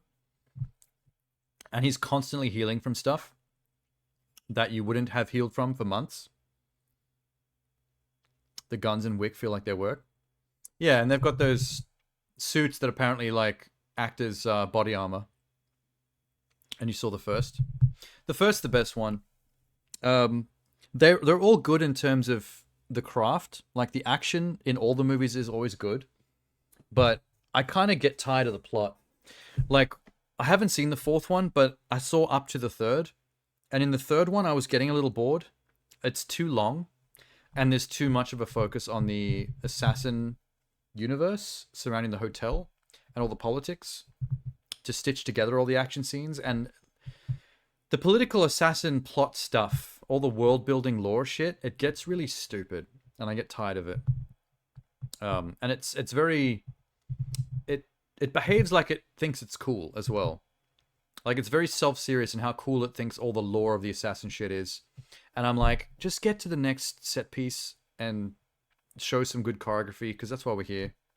I'd much prefer at this point to watch the action scenes of the John Wick movies as like, as YouTube set pieces. Just like the scenes themselves, just so I can appreciate the filmmaking of the action. Because, like, the plots are stupid. And they take way too much screen time, and no one cares. The only time the plot was had any level of investment in it was the first one with the dog. When they kept it simple and it was just retired assassin kills everyone because they killed his puppy. Amazing. Completely relatable. Avenge the puppy. We're on board. John Wick's 2, 3, and 4 are about the assassin underworld and them constantly fucking with him because he started something in the first movie. And it's just like, yeah, okay. I'm tired now. I liked it when we were avenging the puppy, but now we all think we're super mad cool because of crazy assassin underworld rituals where you got to get your back branded with some special thing and finger cut off in order to see the great Maharaja of the ballet assassin underworld, or you know, whatever. And then he meets the assassin ballet chick and she's like, oh, you've brought the token of Gushala, which means we owe you a blood debt. And you're like, I don't care. I don't care. It sounds like a an edgy teenager like making up cool assassin underworld rules as they go along. It's like they have to take 30 lashes from the barbed whip of such and such because they've crossed the forbidden assassin rule of Barandul at the arms of some Asian assassin with a cat and nine tails whip. That's his main weapon. It's like, come on, man. But yeah, it's kind of wild how this is a new subgenre though. Retired assassin has to do assassin things yet again, and funny hijinks happen as well in the middle of all of it. Weird. What is World of Warcraft? The War Within. Is that a new thing? Hang on. Revealed at BlizzCon 2023 8 days ago. New expansion for World of Warcraft. Really? Barbed whip wiggles eyebrows. When I said barbed, I meant like actual barbed wire whips that like literally open you up vertically. You know, some real saw trap shit. It's been a really long time since I've looked at anything World of Warcraft. I might as well just stay here and have a look at what this is about. You're still into it? Okay, fair.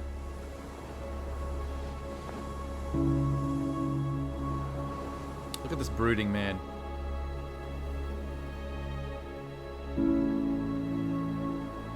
This is all that every man aspires to. Just a good brooding moment. Weapon optional.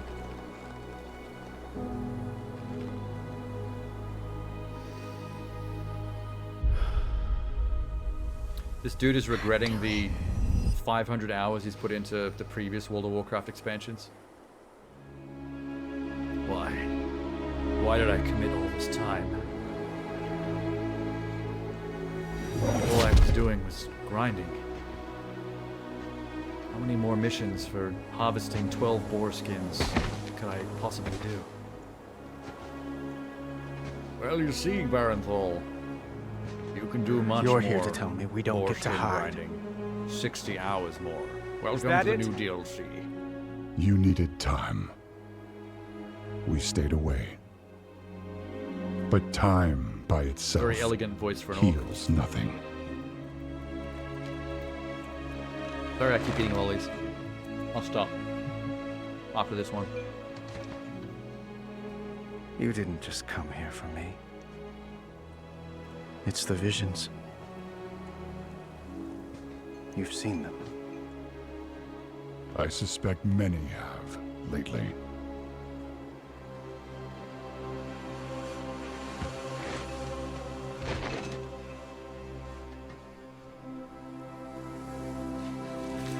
I love something.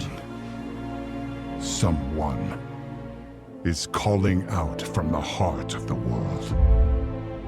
You know, animals Like a poop in the voice sand. from a dream. You could actually grab some Yuki in there. I accidentally touched a dookie. Something dark What are the odds is in an coming. entire desert Anduin. this size? I'd grab a handful of The Duke. world needs your light again. I'm gonna be honest with you, Barenthal. I came all the way out here to make love to you. With my giant... Oh, he's not into it. I am not that person anymore! He's not into giant hawk cock anymore. I have no light. Not after what I've seen. Not after what I've done. You can take it, Barenthal. The human anus is quite elastic. It doesn't lose its properties over time. You will be the old you again. You are not your past, Anduin. His past of having orc train run on him? Yeah. I trust you. He's right. I have the anus of Baron Thor. Otherwise known as the Cavern of the Horde. Bring your train, good orc. Hear me. This one is loud. I just noticed that too. They're getting worse.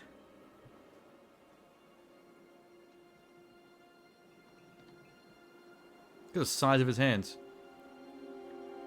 Imagine just taking one finger of that. Look. That's why he's a hero. Whatever's coming, I'll stand with you. Of course I will. But we were drawn here by the voice. Who is it, Thrall? Who's calling out to us? That does not matter. We need to get to the sex. I'm not sure yet. Lay down in the sand. I will begin. We're going to make the most beautiful half orc, that half human sword mutant babies. Was aimed at someone. Holy shit. That's a huge bitch. Beside that sword. World of Warcraft. Crossbreeds.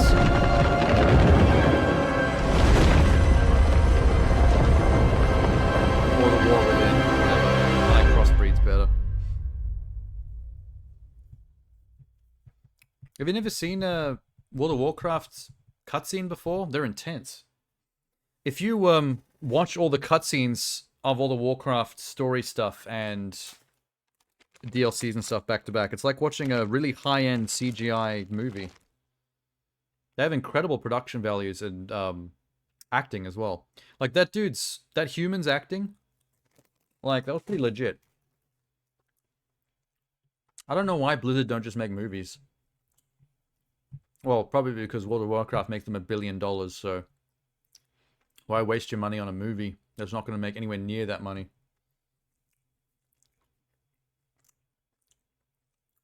Even back in the day when I was playing StarCraft a bit, the StarCraft main campaign has got some incredible cutscenes. Every time one happened, I was like, this should be a film. Fuck the strategy game.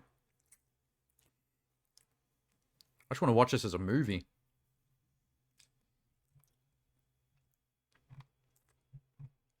I bet most of the fans in these comments would really hate me for how much I was making fun of that then.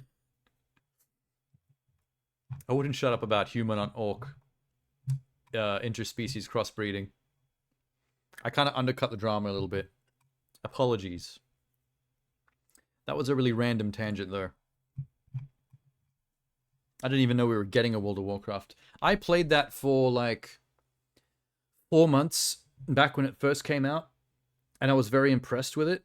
But because it's a MMO, it's just, it goes on too much. It's endless. So after about 4 months and after reaching a couple of milestones that I was interested in, like I reached the point where I was out to get mounts. I was out to ride a horse.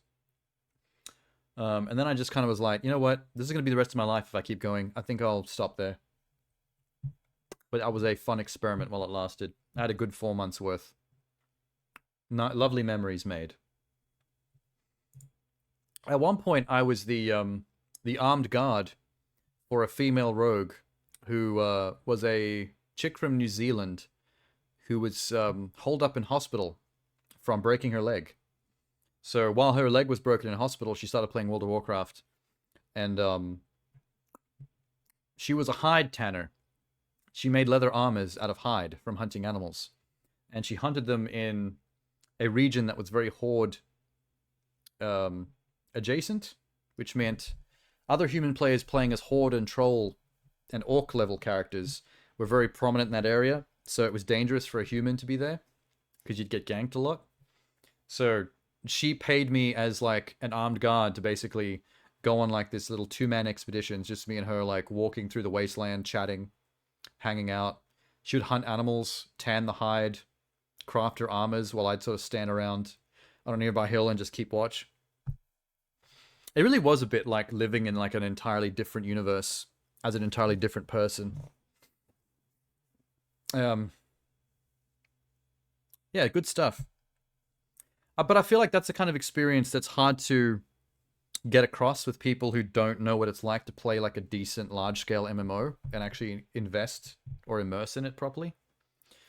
Like, you have to reach those moments where you're like, wow, I'm really like a new person in this environment. Like, I've really got a little life going on here that's specific to my character. It's a bit like D&D. Like, people who are deep into Dungeons and Dragons, like the real tabletop, like real life face-to-face stuff, like they get very invested in that shit and it becomes a big deal. Similar vibe, I guess. Anything is nice with the right people? Yeah, true. At one point, my my warrior character side skilled in cooking. I was training him up in like cooking, and I ended up getting recruited into a team of people, like a group. There was like a gnome, berserker, there was some necromancer. It was like a very eclectic group of people, and they're all going down to do this like massive dungeon raid that goes on for like a long time. It's a very big undertaking, very long journey. So like I joined up with their group, and it was an interesting dynamic that ended up between the group. Like at certain intervals where we had to take a breather, one of the others would set up a fire, and then I would use my cooking skills to basically make meals for the entire group, while the dwarf used some skill that he had to like brew up beer to give everyone drinks, and then everyone would be sat in a circle, like eating and drinking and just chatting. Mid dungeon crawl in like a nice open cave with a waterfall on the one side. Nice little place to set up base camp. It just felt real, you know what I mean? A Biscoff factory. Now there's a side skill. And also very specific. Okay. I always want... Hang on, this is interesting. I was just looking at my my recommended videos on the side, and Netflix is trying to sell me on a comedy called Old Dads, but it stars Bill Burr.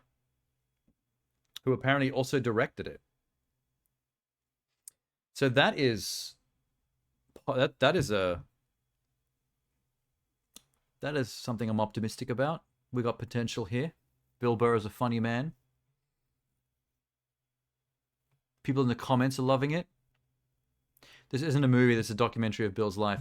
If it's about old school dads from like the 70s, 80s, being like mad abusive to their kids, then yeah, Bill Burr's got it. Half of his stand-up skit is about his shitty dad. I always wanted to be a dad. It just took 46 years for it to happen. Just rub some dirt on him. You might want to put a little Neosporin on it. I think you get infected. Oh, yeah? You a doctor? You just like one of those WebMD guys? This is common knowledge. You want to keep the cut clean. Well, listen, I'm trying to raise a little man here, not a fucking pussy. So why don't you just go on Twitter and go share this story where you're the hero? Wow. What's up, party people? You happen to check that new joint from Lil Baby? Come on, pound it out. It's okay, thanks. What? He's fleek. Oh. Flickety flick. Whoa, dude. All right, you two lock it That was down. really cringe. You gotta impress this dude. In a funny way. Change happens faster than when you were young. This company is now a gender-neutral, carbon-neutral, 21st century lifestyle brand. I don't know what any of that means. You need to talk to someone about your anger. You were late. Couldn't find a spot. We don't accept excuses. Is there like a problem here, miss? Well, if you'd actually read the school guidebook, I wouldn't have to tell you anything. I read the guidebook. All right, you stumpy little... Wow. You feel your generation To be is fair, more that annoyed evolved. me as well. Absolutely. It's not going. Hit the thing. Come on, let's go. You know I got a flip phone. Kidding me? Oh, I got it. Maybe I'm not cut out for this, but I'd do anything for my kid.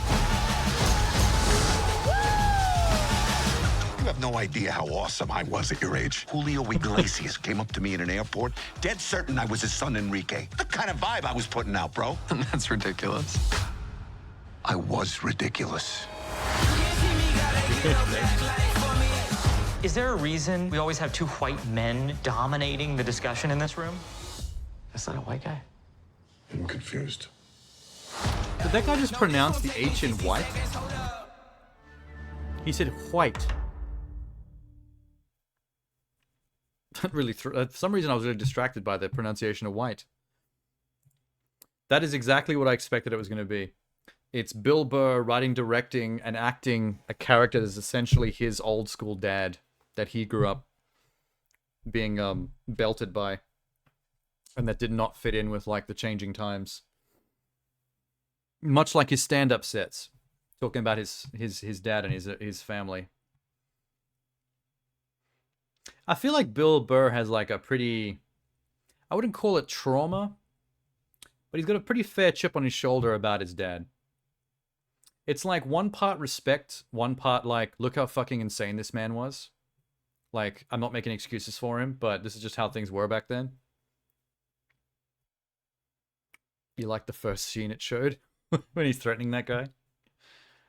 He's very good at playing that version of like a dad from his dad's era because of how like infused that is in his brain from his upbringing of how that man acted. I think that's what makes his stand-up so good. All the stories he comes out with about like his toxic masculine dad, his old school dad, like it's all pretty good stuff. It's funny. The world needs more movies with Bill Burr. True. I don't see Bill Burr enough in movies and TV. It's weird that he showed up in Star Wars because he doesn't give a fuck about Star Wars. He doesn't like nerd shit. But for some reason they hired him in Mandalorian, and his scene is like infamous for being like one of the best acted scenes in like that season of the show. So that's interesting. Actually, I never watched that, but I did watch the scene with him in it out of curiosity, and it was very good. It was like a retired stormtrooper with PTSD kind of deal that had survived some horrible wars and was back undercover, and he was listening to this Empire general speak in a very disrespectful way about the war and the troopers that died in it, and it just boils and simmers, and it's fucking tense until the point where he just like blows his cover completely by just pulling out a pistol and opening fire on the guy in point blank range in the chair across from him. It was tense. It's not the kind of thing you expect from Star Wars.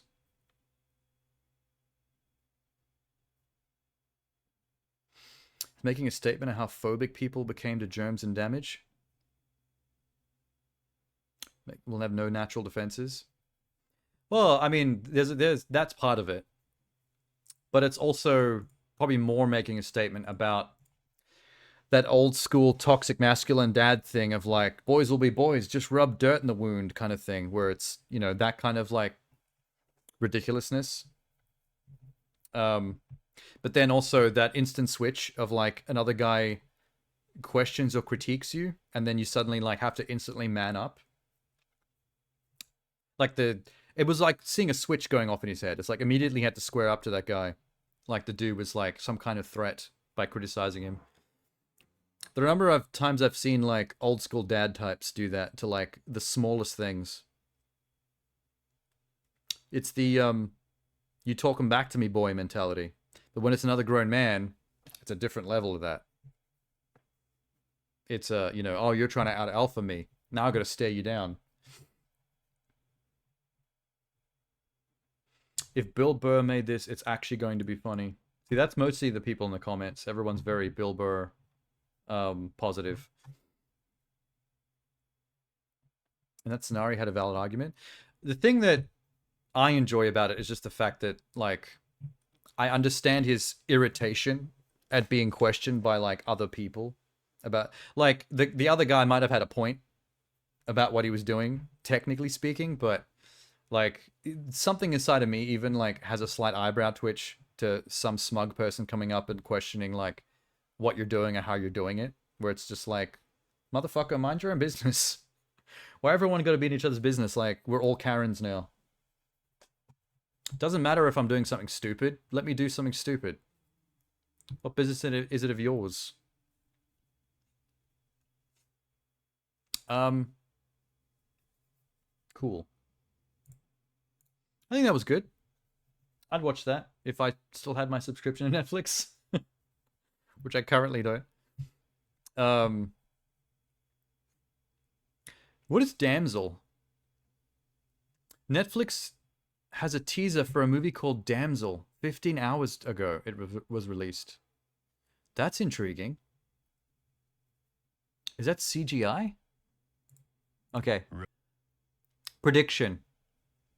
It's going to be a movie based on like a fantasy realm where some woman is expected to be a damsel in distress, but has to like take care of herself instead and be like a badass. That's what I think's going on. Synopsis. This is not a fairy tale. Millie Bobby Brown stars in Damsel. That's the whole synopsis? Oh wait, here's more. A dutiful damsel agrees to marry a handsome prince only to find the royal family has recruited her as a sacrifice to repay an ancient... Whoa! So she's a princess-ish damsel, Disney style, that gets married off to a handsome prince to live happily ever after, but the prince's royal family has ancient blood debts to sacrifice damsels to a fire-breathing dragon, and she has to save herself. That's fucking awesome. What season is it in Australia? Summer. It's really hot here, which is why I'm sweating a bit in this. Just a little bit. I've got some aircon on. It's not doing a great job because it's a little broken, but it's doing a little bit. Oh, I'm keen to see how this goes down. Run from me, darling. Yep, Disney Princess. You better run for your life. And each time I see you, I contemplate.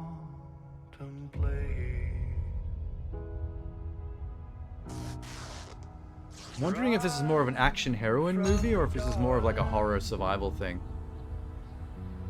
You better run for your life.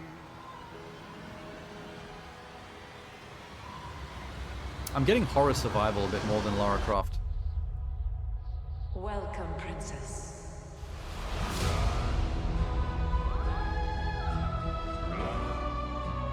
For generations, It's not. it has been our task For some reason, when I saw the to picture, protect our people. it looked like high-level CGI, but it's live action.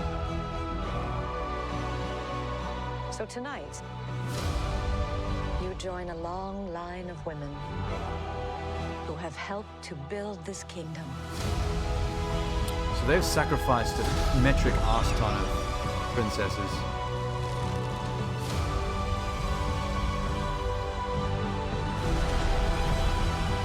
The price is dear. If you were a prince, though, why would you allow this? If I was prince of the kingdom and my family But so too the reward. sacrifices your bride, I wouldn't go along with that shit. Fuck your family. Not letting my wife get thrown into a dragon. That was a pretty cool shot of Millie Bobby Brown picking up the sword, though. Very cool. Pass. That is pretty medieval, though. Usually that's your thing. I mean, obviously, very fantasy medieval, like a dark, like if you took a Disney fantasy medieval kind of vibe and then darkified it, made it bleak.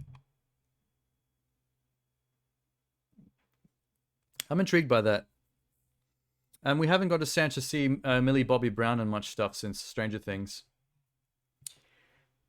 I think I've seen her in only one thing since Stranger Things.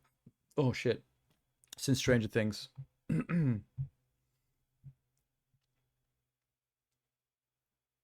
Too action-based and unrealistic. See, that's not what I got from the trailer, though. Like, there were suggestions at how there might be action, but it didn't actually show any. The last shot where she, like, picks up that sword is the only suggestion of her doing anything action-based. The rest is just, like, horror survival antics. Like her crawling through caves, ripping her dress so she can climb it. Like, coming up with environmental solutions to stay alive. It sounds like the only threat in the entire movie is a dragon, which means you're not going to see that many action scenes of her just, like, sword fighting a dragon. There's probably going to be one major sequence at the end where she takes up a sword to defend herself, and it leads to probably some, like, big action beat. If I had to guess. It is kind of interesting how this is like a big Netflix-based movie, and it's Millie Bobby again. They've just, like, taken her out of Stranger Things and just put her in more stuff. It's like she's not getting enough work outside of Netflix, but Netflix is willing to keep her employed. Good for her. Get that paycheck.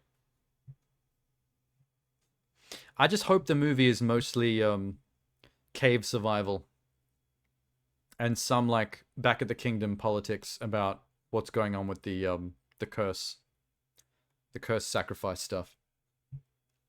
Should have shot at it from a Tomb Raider angle. See, if it was more Tomb Raider, it would be more action-packed, which is what you didn't want it to be. Like, imagine that bit where she picks up the sword, but she's got 2 dual handguns, and then the rest of the thing is her just shooting all the wildlife and making everything endangered.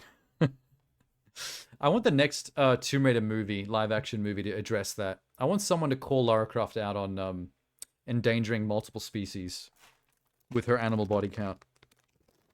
Because in the games, that shit's pretty ridiculous. It's like, oh wow, a rare white Siberian tiger. Let's shoot it in the face. So, I don't know what Geek Week is. I think it's... Okay, Geek Week is like Netflix's own little streaming showcase where they reveal their new trailers and stuff. There's a bunch coming up in the recommendeds now. Like Dead Boy Detectives. What is Dead Boy Detectives?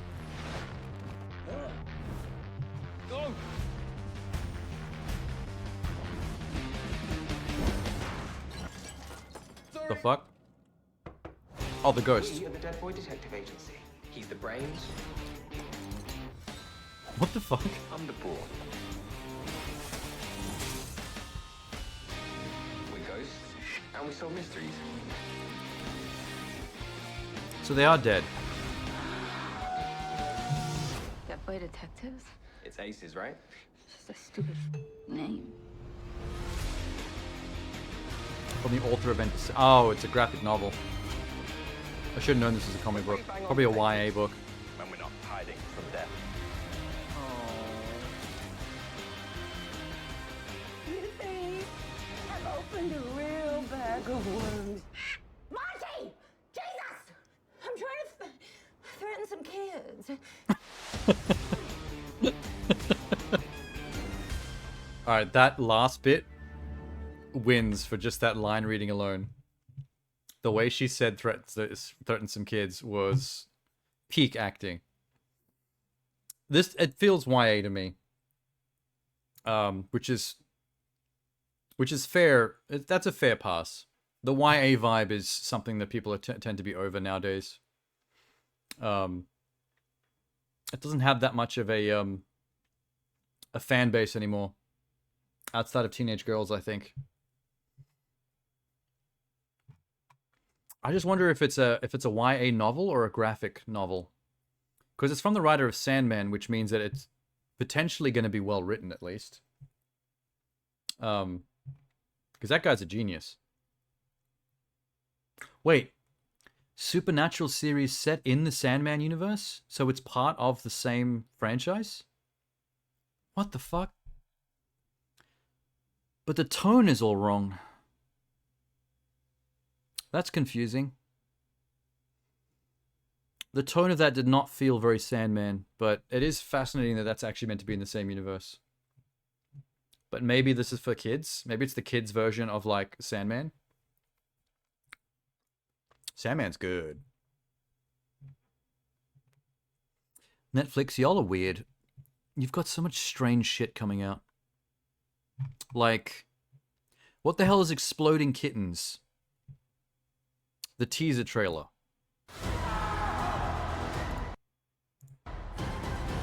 Hold up. Rewind that. Okay. Cum waves. Grape jelly explosions. Blood rain. Evil.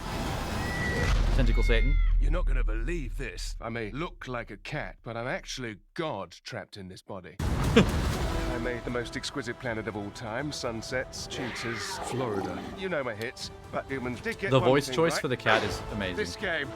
I'd be jambalaya if I said I wasn't having a good time with you. You know what, Swamp Rat? I'd be jambalaying too. Executive producers of Beavis and Butthead. Oh, the card game. Yippee-ki-yay, mother... We invented all this natural wonder. Ah, I know what this is now. Look at this busy little bee. I gave them swords for butts. As Lord Satan, I command you to open this enchanted robot wall. Okay, so the cat is Satan. Got it. There's Cat Satan and Cat God. Exploding Kittens is a card game. I know this card game. I just didn't make the connection to the show when I saw the name. Because why would you make an animated show out of a card game? That'd be like if I was like, we're going to make a solitaire movie. Or a movie out of Cards Against Humanity. It's going to be the worst movie ever made.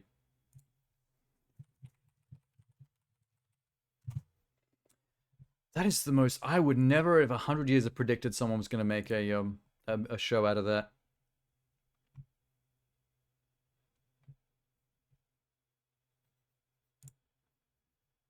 There it is. In case you don't believe me. Exploding Kittens, the card game. For people who are into kittens and explosions. And laser beams and sometimes ghosts. Goats, not ghosts. It was a Kickstarter competitive board game.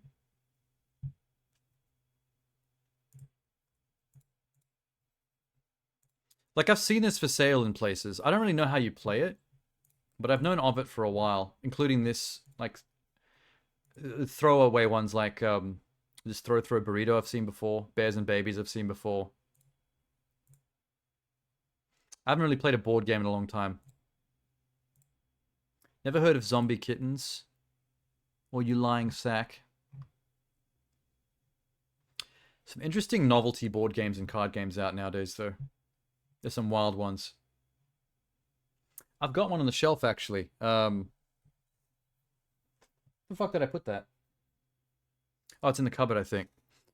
I forget what it's called, but I have a card game where you pull pop culture topics out of the thing, and then you have to argue with the other person over why your subject is more relevant to the topic that was pulled than your opponent's. It's like an argument game, and then the other players vote on who made the most compelling argument. But your subject is randomly pulled as well, so you just have to be able to like pivot and be able to argue anything. It's good for people who are like debate team minded. If you're the kind of person that likes the challenge of being able to like debate or argue anything, like always find like a lawyer. If you're a lawyer minded person, you'd love that game. And there's like editions of it that I've got added to the pack as well. Like there's a gaming edition where you might pull a topic like what's a good example? You might pull a topic that's like, what is more deeply story driven on a deeper level, on a subversive deeper level, and then you and your friend pull like, you pull Pac-Man and your friend pulls The Sims. Both of those are very difficult to argue for having good story or deep lore. But the challenge is, how do you argue that if you pulled Pac-Man, how do you argue that Pac-Man has deeper story immersion or lore than your friends The Sims? And when they make their arguments, you gotta be ready to rebut it and stuff. And then it just turns into like, a fucking chaotic clusterfuck of two people like arguing their asses off at each other, and all their friends laughing and deciding on who made the better argument. It's pretty fun.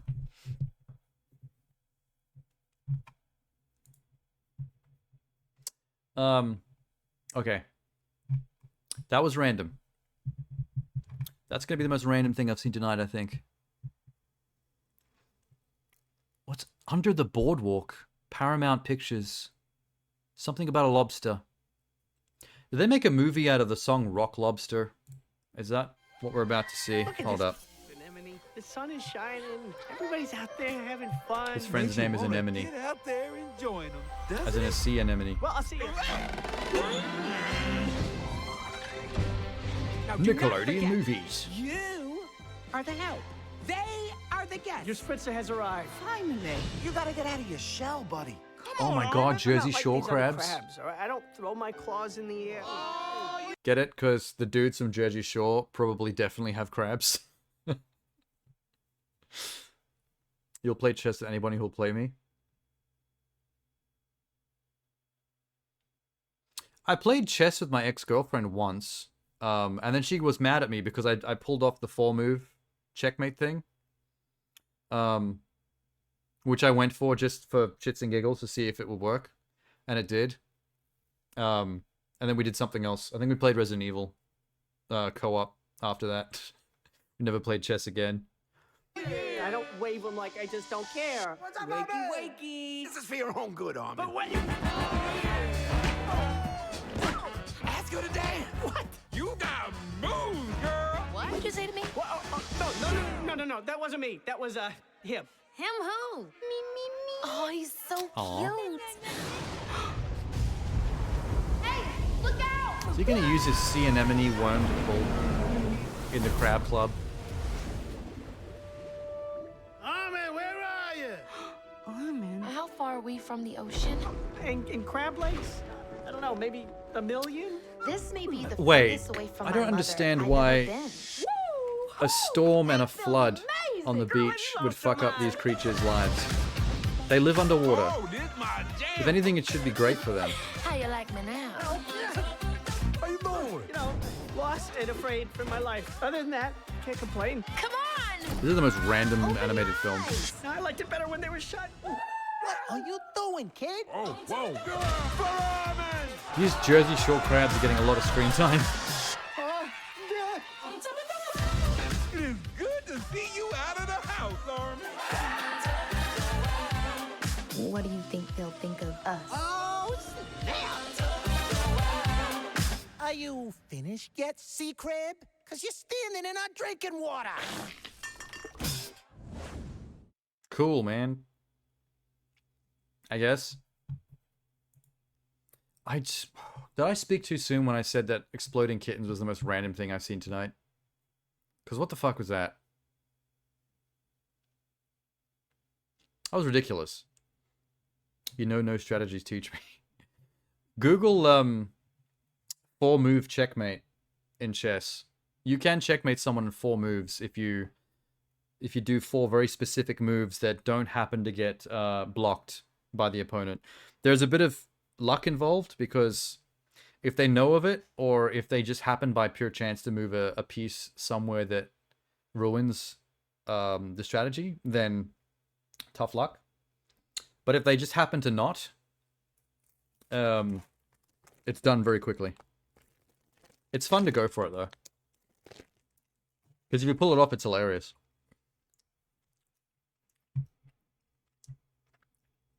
I think it's the shortest checkmate you can pull in chess. Like, you literally can't do it any shorter than 4 moves. It's like the only way to do it that quick. I can't believe how hard Paramount fumbled the marketing for this movie. I feel like they've fumbled the movie. The movie seems pointless.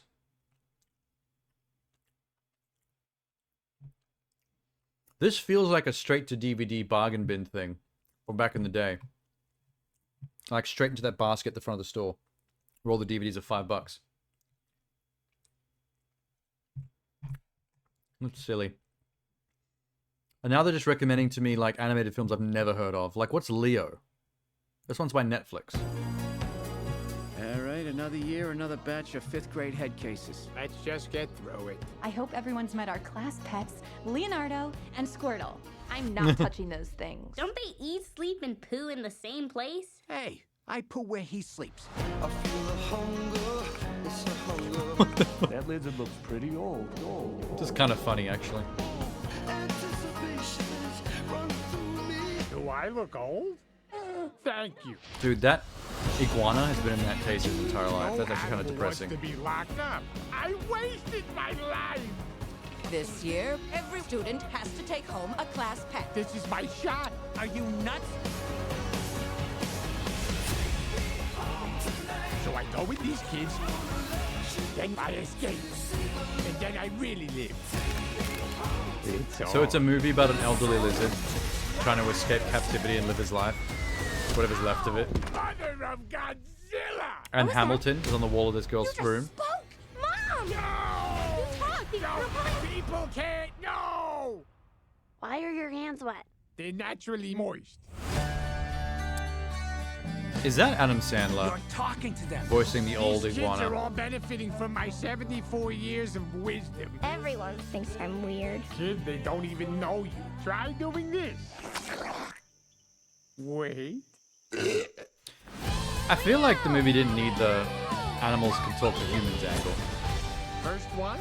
Usually it's in the front, but very nice. You're growing up. No. It's my dad.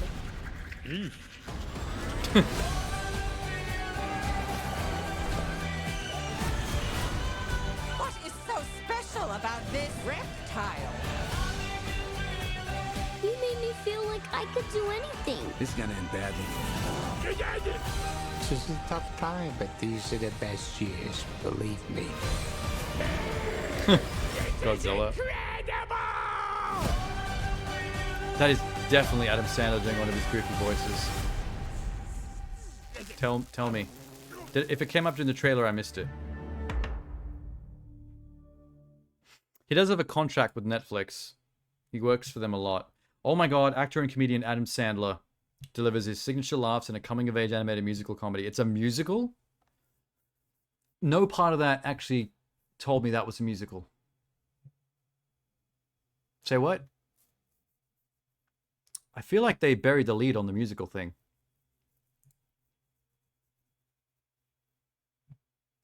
We don't get a lot of animated films, though, they're, where the main characters are elderly. I like that angle, at least, but... God damn, there's a lot of throwaway animated films coming out that all kind of bleed together. I feel kind of bad. Isn't learning about it from someone else cheating? No. Chess is war, distilled into a turn-based movement game. It is about strategy at its core, and strategy is about learning, both internally and externally. And like most war, it's about winning by any means necessary, and that includes flipping the board and strangling the other person, because they can't win if they're dead. Sun Tzu taught me that. He wrote this amazing book. It tells you all about war and the art of it. I think it was called Sisterhood of the Traveling Pants.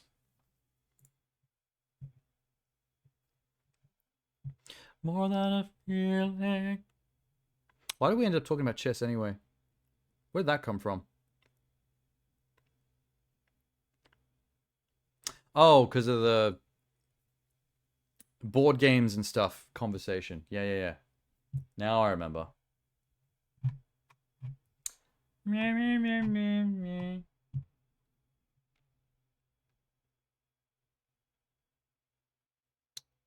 Masters of the Air. Holy shit. You're not going to believe this. Remember how we watched that trailer for that Christmas movie before where Austin Butler was a pilot and gets led back to civilization by the ghost of John Travolta? There is another trailer where Austin Butler is again a pilot. And I cannot believe this. Not just a pilot, but I think it's another period set one. Yep, around the World War II era. It's another period pilot-based movie starring Austin Butler. How are there two of these movies happening simultaneously? How is that possible? This is insane. I mean, that was a Christmas movie, and this is a serious war movie, I think. What's really going on? Bit quiet. Beautiful.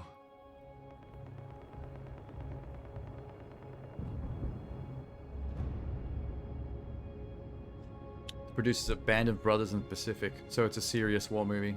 We came from every corner of the country with a common purpose. No, this is not the same movie. It's just a crazy coincidence. Doorstep. Someone looked at Austin Butler and said, you know what? You would make a great World War II era pilot. Now you're in every movie where we require this. It's so sad. Here's your blank check. And watch the move.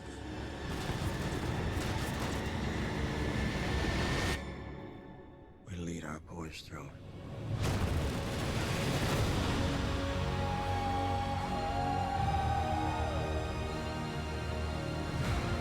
War movies of this era tend to always be very bittersweet, sad, like single tier kind of deals.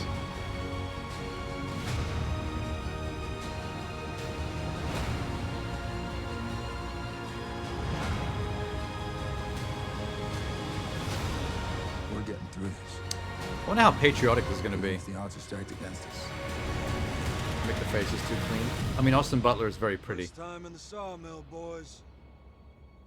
Let's rack 'em up and knock 'em down. I want the ladies in the audience.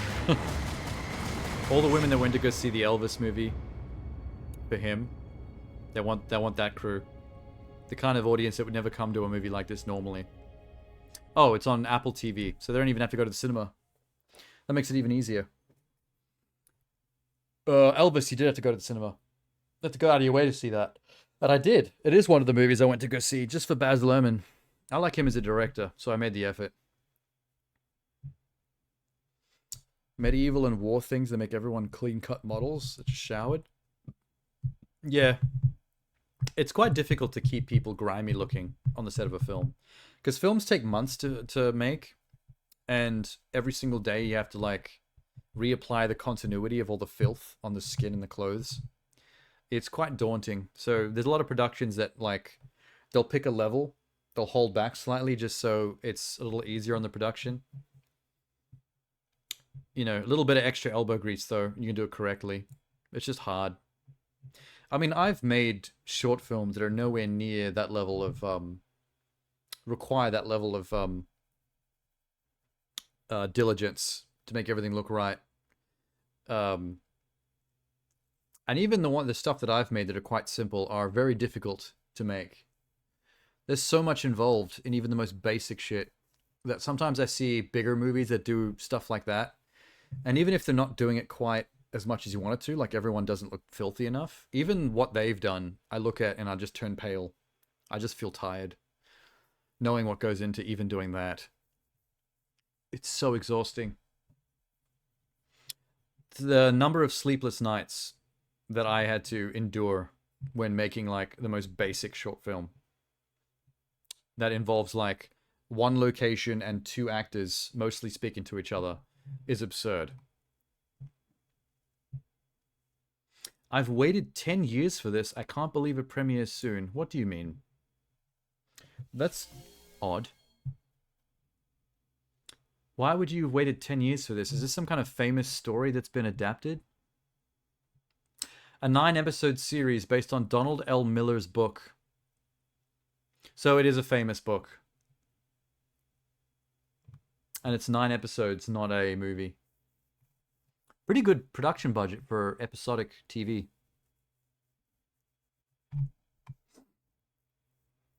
You're gonna get up, shower, and dress? No worries.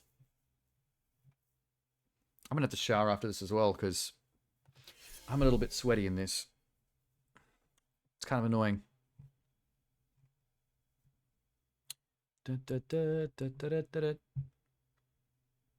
Band of Brothers will never be beaten, but it does look promising. Band of Brothers was a solid undertaking. But let's move on. Too obsessed about the old shit. Out with the old, in with the new. Ooh. Speaking of pretty men. The Witcher Sirens of the Deep. Oh wait, this is not going to be Henry Cavill. He's moved on as of the last season of Witcher. And this appears to be animated. Isn't this the second animated? Wow, they're really digging into The Witcher on Netflix. 3 live-action seasons going on 4.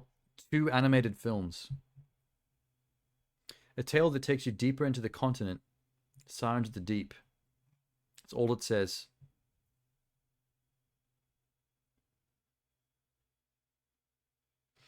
They got Geralt's original voice actor to do it. Oh my god, really? Geralt from the video games is voicing the animated movie? I guess if you can't get Henry Cavill, that's like literally the next best thing. Dead set. That's amazing. Okay. I'm excited now. I know who you I'm in. are. White Wolf.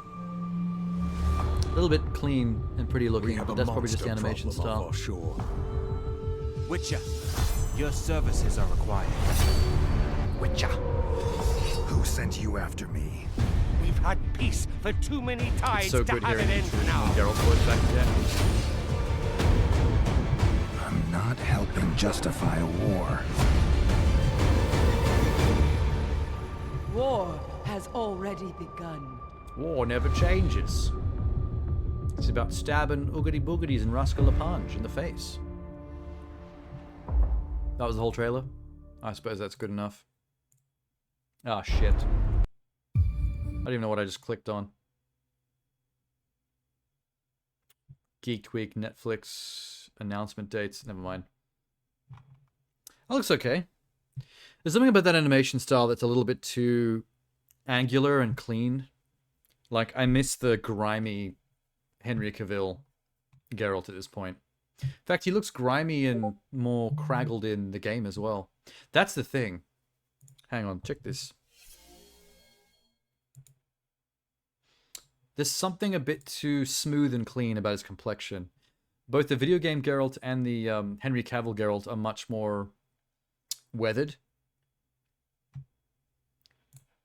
It's not just about dirt and grime. It's like literally his face looks like someone who's never done an inch of hard labor in his life. He needs to look more icky. Diggles, Bizarre Colony Sim from 2001. I think I remember Diggles. Scott Pilgrim's final trailer. Hell yeah. There's a Ghostbuster trailer? What the fuck? There's so much shit. Who's that chick behind him? I don't recognize who she's supposed to be. That's probably Yennefer. Hot tubbing. Showing some ass crack to Geralt. I don't like how his expression is like typical anime character, not wanting to see a female naked and being awkward about it. I don't feel like that's how Geralt would behave. Geralt's a bit of a horn dog. Disbelieve. Yeah, he's too pretty, but other than that, looks alright. Also, Poseidon mermaid people. Weird. Didn't know that existed in Witcher lore. Don't remember that from the first 2 games.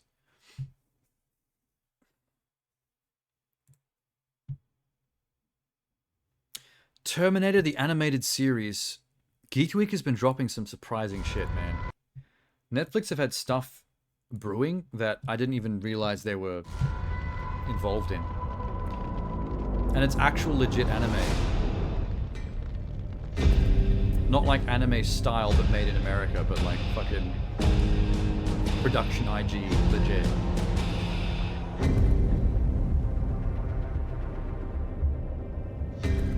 Two days from now, everything changes. Son of a bitch. It was a teaser for the trailer that's going to come out in 2 days. Never mind. Fuck. I feel like I was bamboozled on that one. Come on, guys.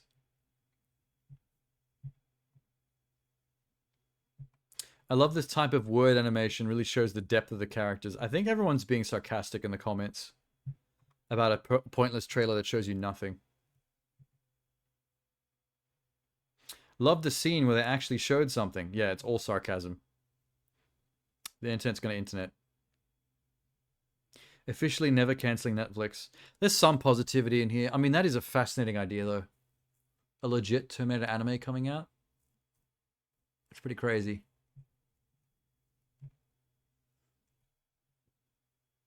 Only a couple of days ago, I thought a Terminator anime would be cool. Hope the TX appears.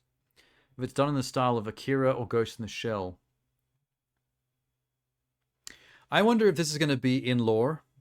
If it's going to be canon. Or if they're going to go with the...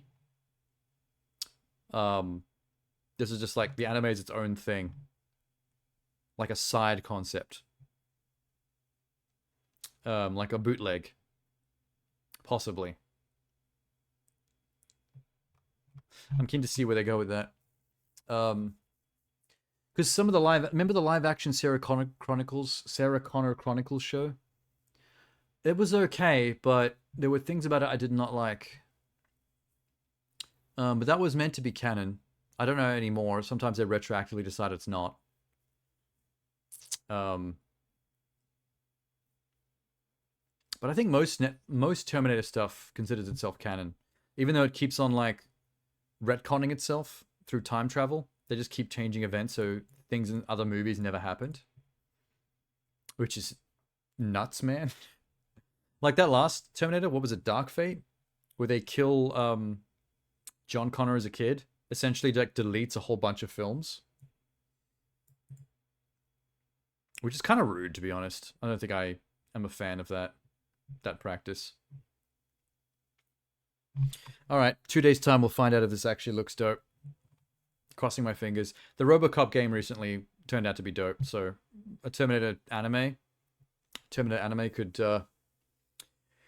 Terminator could definitely turn out something special. There's nothing about the Terminator franchise that lends itself to anime, though. You know how like Ghost in the Shell and Matrix are very... like you can feel the vibe and the inspirations between the two things.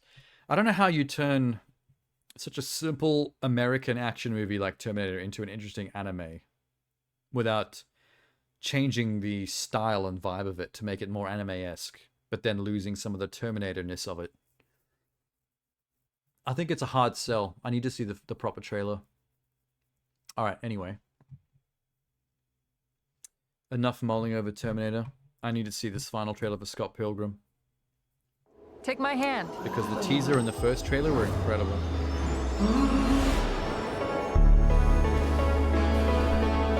The girl of my dreams? More flowers? Wanna go out sometime? You want to go on a date? With me? You like him, don't you? There were sparks. There's something about Mary Elizabeth Winstead's voice You went on one that date. is more mature How and good deep could it have been? than what it looks like it should be for her Honestly, animated art style. Great.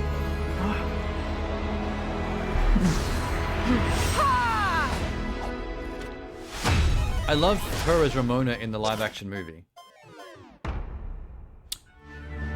Purely from a voice acting standpoint and fitting in with the character model of her animated counterpart, I do feel like it's something's off slightly. I don't know what it is. Something maybe too deep or morose sounding. I guess I'm just being picky because I'm a big fan, not just of the movie, but of all the books. And I was very picky the first time around as well. I was kind of hoping there'd be a new Devil May Cry trailer, but apparently the Geek Week just released it behind the scenes, so we don't get any more of that, unfortunately. That sucks. I wanted more.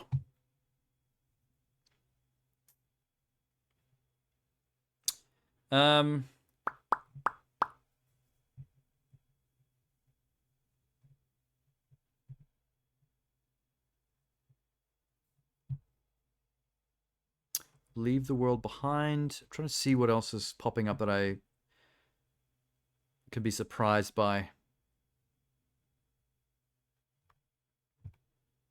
First look at Tomb Raider. I guess there's no new Tomb Raider trailers, unfortunately. The Netflix show. Let's check out Pluto. That's one of Netflix's self-funded animes.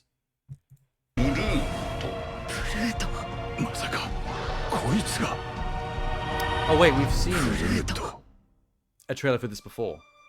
This is that new anime that's basically just Astro Boy without being Astro Boy. 僕たちは何をやっているんだろう。おいしもるが僕たちはバカダサい。人間とロボットは近づきつつある。これは最初の兆し。 It feels like a more mature take on 最高の人工知 Astro 能と Boy いうのが type 存在した lore. とします。どうなると思います？ お前はただの Less a 人殺しの family-friendly 機械なんだよ。 TV show and more like a adult film. With the same ロボッ premise. トだろうと人間だろうと、そいつには悪魔が宿っています。 Robot detective, 大好きだよ、 pursuing お父さん。 cases. トビオ Robot built to は replace 大 a dead 嫌い son. だったと That is so 思う。 fucking Astro Boy. It's 洪水 insane. が再び訪れた時、神が It's the 選 same 択 origin するの story. は人間か Like ロ the ボ reason he ッ was トか built.。とても美しい曲でした。 I feel like they intentionally lifted わかるんだもん。 the あな Astro たがど Boy れほど悲しんでいたのかも。 lore for this. 共に Like they had an idea of how they'd 僕 do ら it の better, 新しい世界を。 and they just straight up lifted it. 誕生するのだ。地上最大の At least the ロボッ origin, ト the があなた kickoff. に聞きたい。 And after that, they just did it. 人間の像は消えますか？消去しても消えないものですか？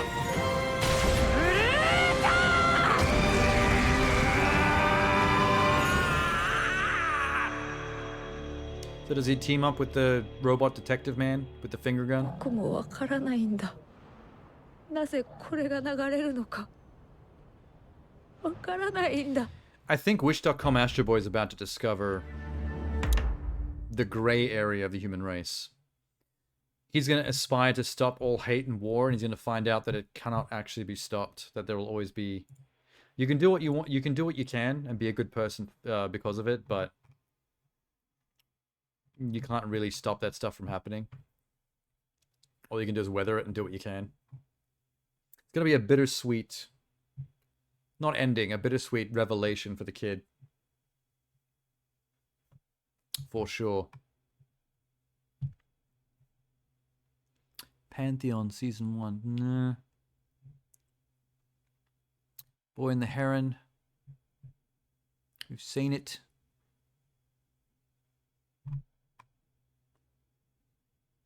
Okay, Oakley Dokley. Okay, something else. Ah, wait. Something else indeed.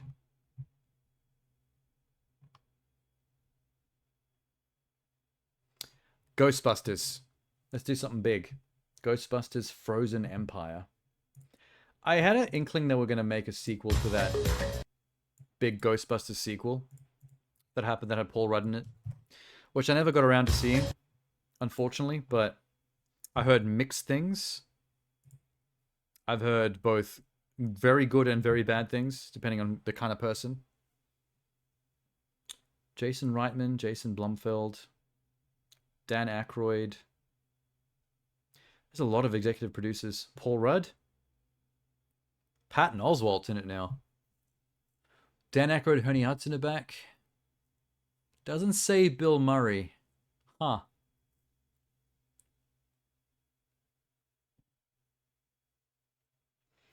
So they've kept 2 of the Ghostbusters. One's dead, and Bill Murray doesn't give a shit.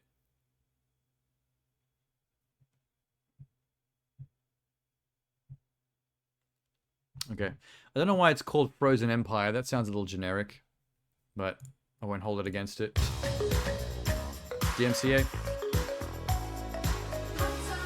I'm telling you, it's going to be another hot one out there. In fact, there are heat alerts in effect for New Jersey, feeling like 100 degrees. So ghosts are gonna turn summer into winter. Is that gonna be the premise? Is that why it's called Frozen Empire?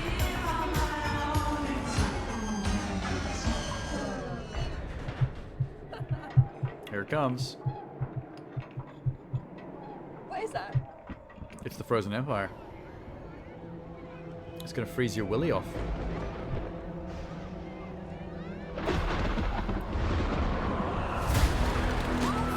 Holy shit. Raiding spears. Tell me that that actually does steer with something. There's no way it misses everybody on the beach.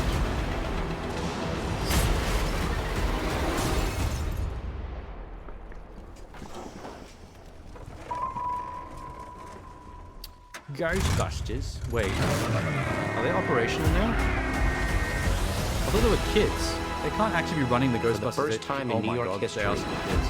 people froze to death in the middle of July. What is it? The death chill. The power to kill by fear itself. Wait, that was Bill Murray. Your veins He was fill not the in the rivers of credits, ice. but he actually is in the trailer. Bones crack. And the last thing you see is your own tear ducts freezing up. Like, literally scared to death? So cool. Hilarious. Kumail Nanjiani's part of the team now, I guess. So, some of those adults have resurrected the Ghostbusters business, but the kids are still around as well.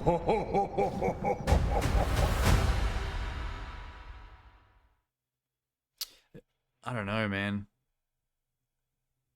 I liked the Ghostbusters soft reboot sequel trailer. I didn't see the movie, but I liked the vibe they were going for. It was a little Stranger Thingsy, but that was the only new element. It did feel like something that was showing reverence to the originals, as opposed to like being some random SNL skit like reboot that the other one was. I don't understand this one though. It feels like they had something unique going with rebooting, with bringing, like, jump-starting the franchise. But this just feels like, this concept feels like random bargain bin movie sequel. The budget is not, but the concept, the Frozen Empire element to it, feels like, here's just random Ghostbusters episodic movie plot. Like, this feels like it would be an episode of the cartoon, like somewhere in the middle of the season, like episode 9, the Frozen Empire episode, where the New York flash freezes, they stop a freeze ghost, and then the next episode something different happens. I don't know, I'm kind of shocked by that. It doesn't look bad from a production budget standpoint, but I'm not sold on the concept. It feels like a nothing burger. I could be being unfair to it though, to be fair, to be honest. But I can only go on impressions. Like, that's what trailers are like, you know what I mean? You can only go on impressions on how they try to sell something to you. So if there's something weird about how they're trying to sell it to you, like, you can't help but get a little bit off-put by it. And I feel bad about being put off by this one. It clearly has $200 million behind it. Sony money. But if Sony's good at one thing, it's putting too much money behind something that turns out to be very mid. Sony are very good at that, somehow.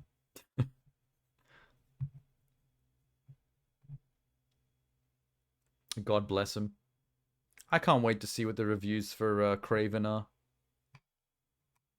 We got a while before we hear more about Ghostbusters, but in the meantime, Craven is going to be the thing we judge Sony by next. And their trailer is half and half. Half decent looking action movie if it wasn't attached to Spider-Man. Half really lame, not even Craven Spider-Man flick. Like, what are you even doing? So that could go either way. That's why I can't wait to see what people say when it finally drops. I'm going to be all over the reviews and online opinions. Just for fun. I bet there's going to be a lot of fighting. I bet people are going to be torn on that one. It's going to be confusing. Okay, fuck this. Sorry, Ghostbusters, I couldn't be more positive. I'd like to, but you guys are doing weird shit nowadays. I don't know how to feel anymore. Did Avatar The Last Airbender finally get a full trailer? Because we watched a teaser for this last Sunday, I'm sure. Alright, I'll buy it. Yeah, 2 days ago. I definitely have not watched this yet, because the teaser I watched was definitely 1 week ago. Okay. Stress. Time. The bar is low. Time is a funny thing. War never changes. The past. I love the fire, the people coming into battle like Iron Man drones. Pretty dope. It all gets mixed up. I have a feeling this CGI, the large-scale CGI background city stuff is going to have very Netflix vibe CG. There's only one way. Like the best parts of One Piece. You keep it straight. I need to get more into these shows. Everyone always talks it up so hard. Always remember who you are. Ang? Is it Ang or Ang? That's something that... Whoa, that was cool. Okay, the fire effects are pretty damn solid.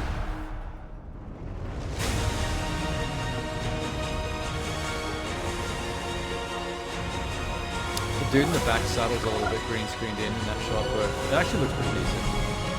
I can't complain about any of this. Is that all they're gonna show? Damn. I want to see more examples of the action. The best advertising I've seen for this entire show was the behind-the-scenes stunt choreography leaked videos of the Asian stunt team doing experimental stunt choreography for a fight between some earthbenders. And the way they were incorporating the earthbending into the martial arts, like the creativity and the speed of it, it was like really good. Like, look that up on YouTube if you haven't seen it. Like, I want to see more of the result of that in the actual show. So far, we're just seeing... I think that trailer was meant to just sell the characters. Like, here are the characters you know and love. They look legit. Everyone seems to be appropriately racially casted. The grand scale is there. The effects of, like, the cities and stuff look legit. The fire effects looked amazing. I think they're just selling little tidbits like that. We need one more big trailer. We don't really need a plot trailer because everyone knows the plot of Avatar: The Last Airbender. We need one big trailer that shows examples of story arcs and like action scenes. They just sell those action scenes because if they're anything like those choreography BTS tapes, then I think the show's gonna hit hard. I got my fingers crossed for this one. if I was a betting man, I'd say that this is going to go the way of the live action One Piece and not the way of Death Note and Cowboy Bebop. But we do need another win in that pocket. Like, One Piece is like the only win Netflix has got with live action anime adaptations, which is crazy to me. They've got wins in the animated TV shows. They've like Master of the Universe Revelations, and Castlevania are pretty big hits in terms of like knocking out of the park with animated shows based on other franchises. But in terms of live action stuff being made from animes and games, like they're struggling. Fingers crossed that the the Devil May Cry anime made by the Castlevania animation team is going to be a solid hit as well, because I would love to see some good Devil May Cry. I'm such an old school fan of that franchise. I want to play Devil May Cry 5. I still haven't done it. Still haven't got around to it. I played every single Devil May Cry ever made except for 5. And it's killing me. We'll do it. Don't you worry. We'll get there. This shit's gonna happen. Something new. Quiet stream today? Yeah, it happens. I got used to that a long time ago. Streams are unpredictable like that. I mean, it doesn't really make a difference, essentially. Like, you do what you're going to do anyway. If I'm going to play a game, I play it. If I'm going to hang out and catch up with stuff that I haven't seen yet on YouTube, that's what you do. Whoever turns up or doesn't turn up, well, that's just the nature of the beast. Aren't you glad you have me for company? Of course. One will always be better than none. I'll drink to that. Yeah, wait. Let me actually drink to that. There you go. I don't get to use my sippy cup gif enough. What was I going to say? Are you into The Witcher? Forgot to ask you that.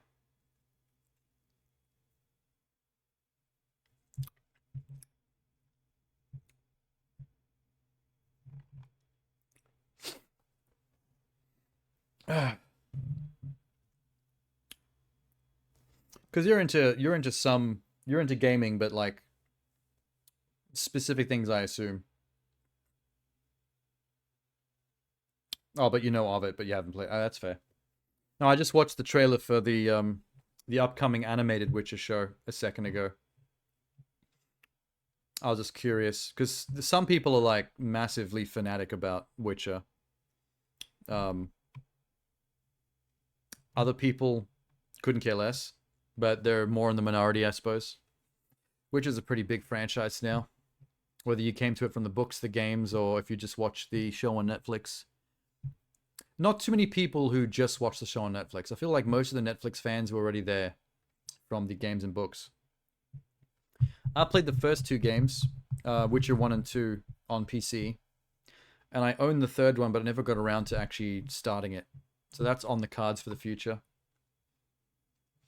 One of the reasons I was asking you about The Witcher, though, was while watching the Witcher trailer, I realized something about the art style that's very similar to what we were just talking about in medieval stuff. The art style for that Witcher show is way too, like, clean. Like, in the games and in the live-action show with Henry Cavill playing him, he's got a very weathered, gritty, like, gravelly, dirty look, like someone who's like been through some shit, because he's always out there in the woods fighting monsters. You know, he's a bit weathered of a man, and it's got that anime art style where everything is like clean lines and solid color skin tone, so he looks like completely clean and pretty.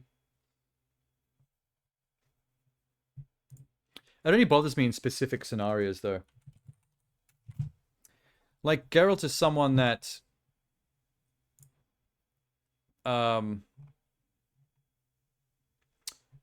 generally looks like he's been fucking some shit up.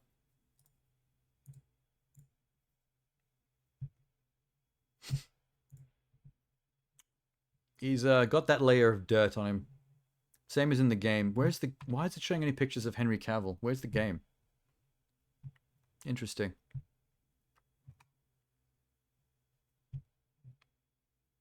Nope. Yeah, the game version even has scars on his face. And you can see the wrinkles. The age in his skin. Let's see. The Witcher. Sirens of the Deep.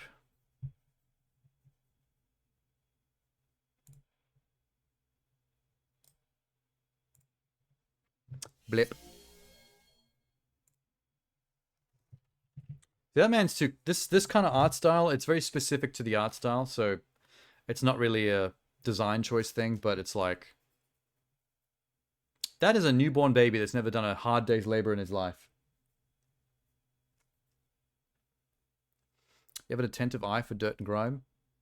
You should be a continuity script supervisor on film sets.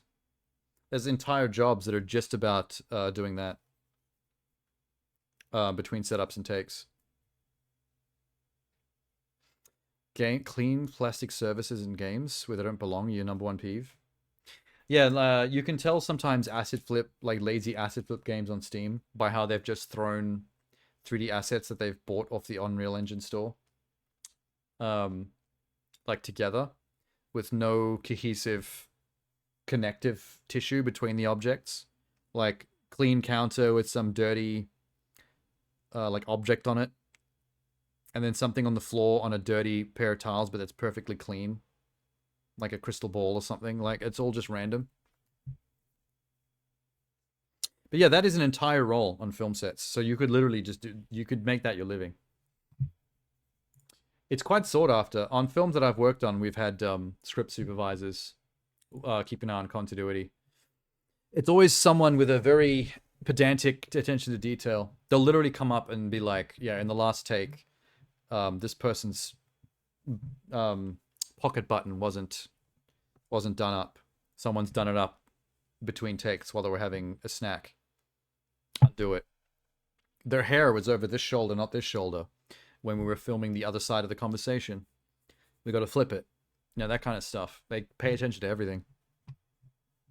And they take a lot of notes. You often see them like scribbling in the notebook, but also taking photos. They're one of the few people on the set that's often allowed to have their phone either on set or turned on, as long as it's on silent, because they'll be using their phone to like just take photos of actors with their makeup or grime stuff or cuts and bruises done, or like sets, so you can see where the props are left in case someone gets moved. If you're into it, it can be pretty fun. Being the anal person on set. But well, crossing my fingers for Last Airbender. Here's to them. Here's to another One Piece style success. Also, I did not know that this was a thing, but Yu Yu Yakusho has now got a live action trailer? What the fuck? The anal person. It's not that kind of set. We're doing the ass scene. That reminds me of the movie Orgasmo. You ever seen Orgasmo? Written by the South Park guys. About the Mormon that accidentally becomes a an actor in porn films playing a superhero called Orgasmo. And he becomes famous for it. But because he's Mormon, he can't do the sex scenes, so they have to use, like, stunt cocks to replace him whenever the sex has to happen. There's one scene in that where they're filming a scene where Orgasmo has to fuck the... Well, he has to fight the Ass-Fuck twins, which are two, like, Asian supervillain chicks that can only be defeated by anal or something. They can barely speak English. It's like such broken English. It's like every single scene in that film where they're filming a scene from the porno, it's like, this is the worst porno ever. Like, everything's just going wrong. Everything is like the most hilariously terrible thing you could imagine. That's a very funny movie. You should actually... It's old now, but you should watch that if you can find it. There's a lot of South Park-esque humor in it because it's written and directed by the South Park guys, Trey Parker and Matt Stone. And Trey Parker stars in it as well. You're going to fry some mushrooms and add Biscoff. I'm going to say yes, you should, because there's no stakes for me, since I'm not going to have to eat it. So good luck with that. Let me know if it's a catastrophe. I'm going to see what this Yu Yu Yakushio is all about. I've never watched this anime, but I know of it very well because it's famous. I know what it's about and who the characters are and stuff. And I have friends that are like heaps into it and have always tried to get me to start it. No one ever said that Netflix was making a live action of this though, so this kind of came out of nowhere. This was actually made in Japan. It's not an American adaptation. Which is different. That's probably what Death Note should have done. Death Note should have done its own Japanese adaptation. Which they actually technically do outside of Netflix. They've got Death Note movies. Is that guy got a pacifier in his mouth?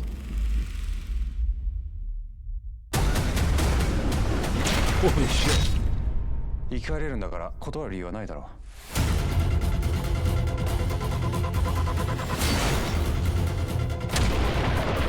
Romantic. Getting the anime vibes.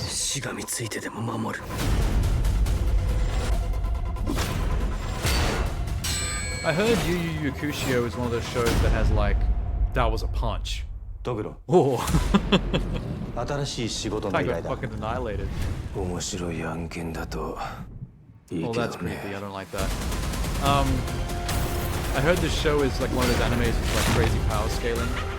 But if you stick with it for many seasons, like it just gets more and more over the top.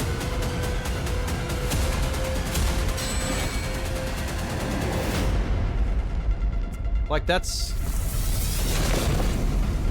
Oh shit, finger gun. I've seen clips of him doing that in the anime. That's kind of like the same with One Piece as well. One Piece is also one of those animes that has nuts power scaling. Like, if you look back from season 29 back to season 1, it's like, how do we even get here? Like, you could not even have envisioned how much things have escalated from the beginning to where you are. And it keeps on doing that. It keeps on getting more crazy.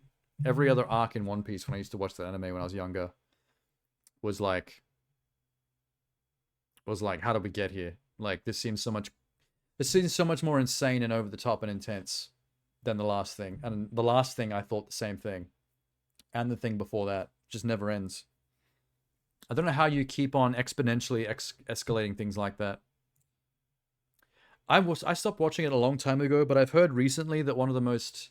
Like, it's still going, and one of the most recent episodes of the One Piece anime has reached the point where, like, Luffy is like God. He's like a rubber and lightning god. Or something. I don't know. I've seen photos of it on Twitter, and I had no idea what I was looking at. It does make me want to go back and watch that, though. I would like to catch up on it someday. I don't know if I'm ever going to be able to. It's just too much of an investment. That's too many episodes, dude. I only ever got up to Thriller Bark. And now they're up to like 1,600 and something? I don't know. It's fucking crazy. I'm exhausted just thinking about catching up with that show. I should just not bother, eh? It's not worth it. I'll watch the live action Yu Yu Yakushio though. That was fascinating. And I've got so many friends that talk highly of this.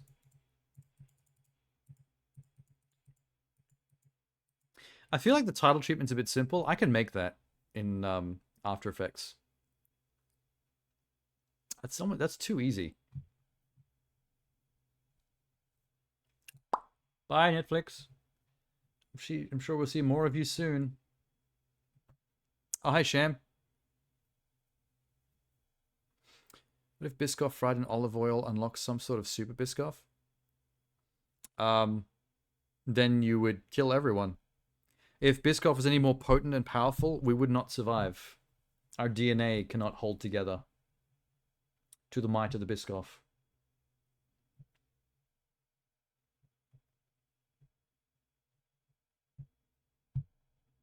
I gotta throw something in the mix here real quick, because I think you're gonna love this, especially now that Sham's here.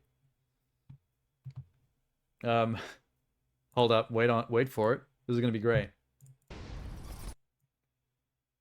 I just saw this and I'm like, hell yeah. This is a movie called Bad CGI Gator. I kid you not. I just saw the poster for it on the other screen. 6 college grads on spring break get a cabin in the swamplands in Georgia. They decide to throw their school laptops in the backyard lake, and in an act of youthful defiance, unknowingly turns a lurking alligator into the dreaded and insatiable bad CGI gator.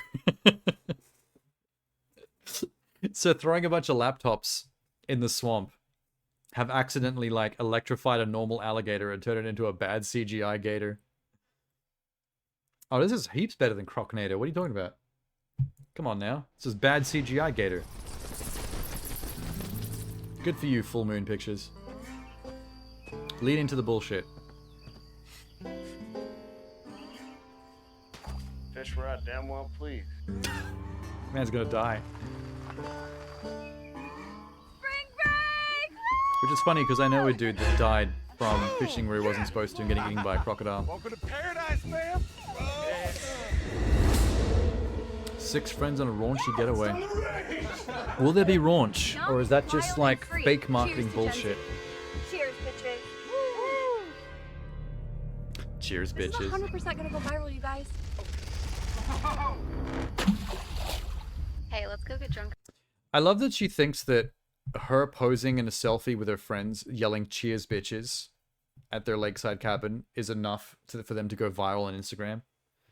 Lame. And try to have some fun, huh? Oh my god. Yeah, homie. They have inadvertently created bad CGI gator. Okay, I'm done. Wait. I'm sorry, I need to rewind that. Did you see what that just said? I'm cold. A reptile dysfunction. I need that in full screen, please. I need us all to bask in the glory that is a reptile dysfunction. Now that is writing. That is script writing for your ass right there. Genius. This is exactly the joke you would have made, Sham, if they hadn't have got to it first. They beat you to the best possible dad joke.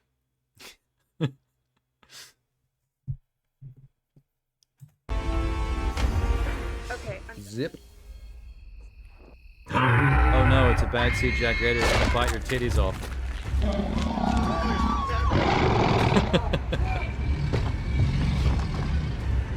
High quality fun. Disagree? What the fuck? Is it floating? What is it doing? Oh, you know, it's like regular alligator stuff, just floating through the air, circling the corpse of our best friend. Man's got jokes. Bro. You can't fucking do this.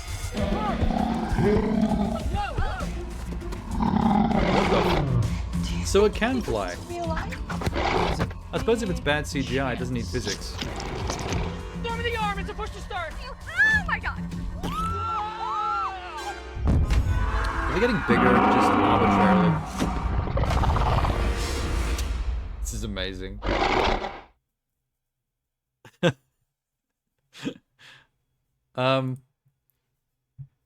Is this movie about crocodile sex? No, it's the bad CGI gator. It's a movie about a gator that is not well made. I think I need to keep that on the next screen. I need to send that to people later. The trailer made you croc hard. There you go, Sham. It's not as good as a reptile dysfunction, but you're at least second on the list. You'd watch? I would watch this too. That was very interesting.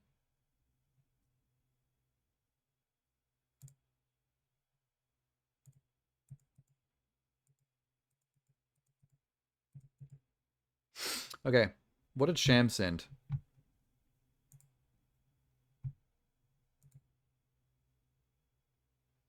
What is this?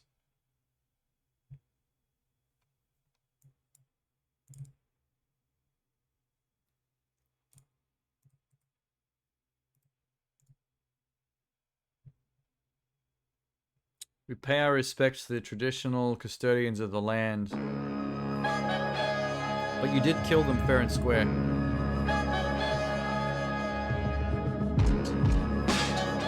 Accept yourself as a colonizer. Yeah. Oh wait, this guy's Aboriginal. I feel like I'm different, they don't understand all the shit that I'm carrying until I avalanche and I bury them.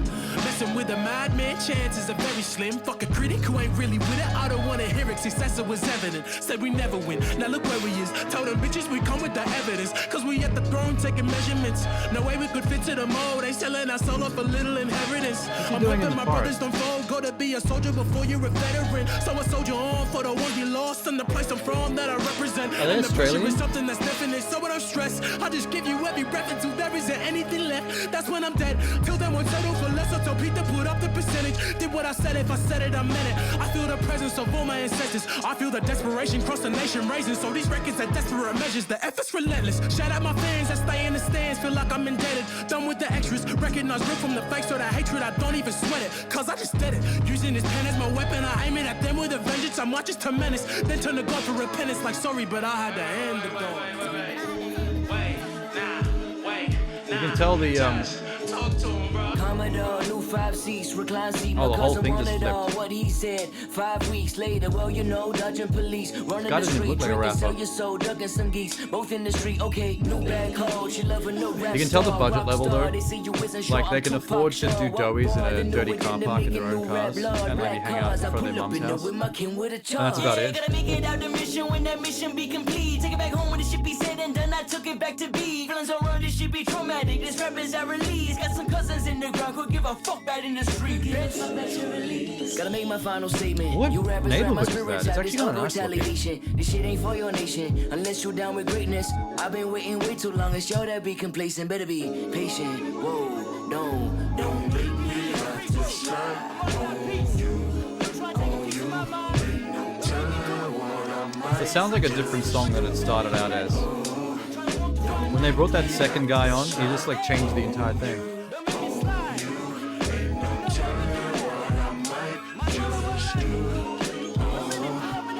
The little air freshener in the car. Little Christmas tree air freshener. They had a mate that had a drone. They like to cut to that drone shot, looking down on the car doing the doughies in the dirt. That was like two halves of two different songs stitched together. That was unexpected. Are they actually like signed? Music, one song, Avalanche. Oh, it is DMCA. Whoops. They're gonna get mad at me. Big thanks to Tasman Keith and his family and the Bowra community for welcoming us and showing the love and support. AKA letting us film our rap video. For like free. No money.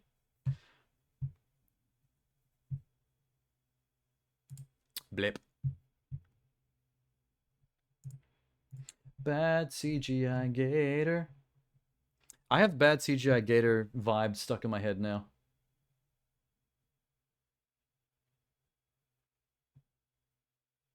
Oh, did you know they're remaking Mean Girls? Paramount Pictures is bringing out a reboot of Mean Girls.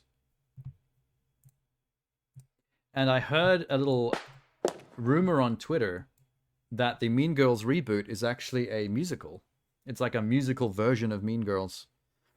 What's Mean Girls? It's a classic movie. I think written and directed by, or just written by Amy Poehler and what's the other comedy chick? Tina Fey? Yeah. So it wasn't directed by, but Tina Fey wrote the script, which is why it was so good. You know Spice Girls?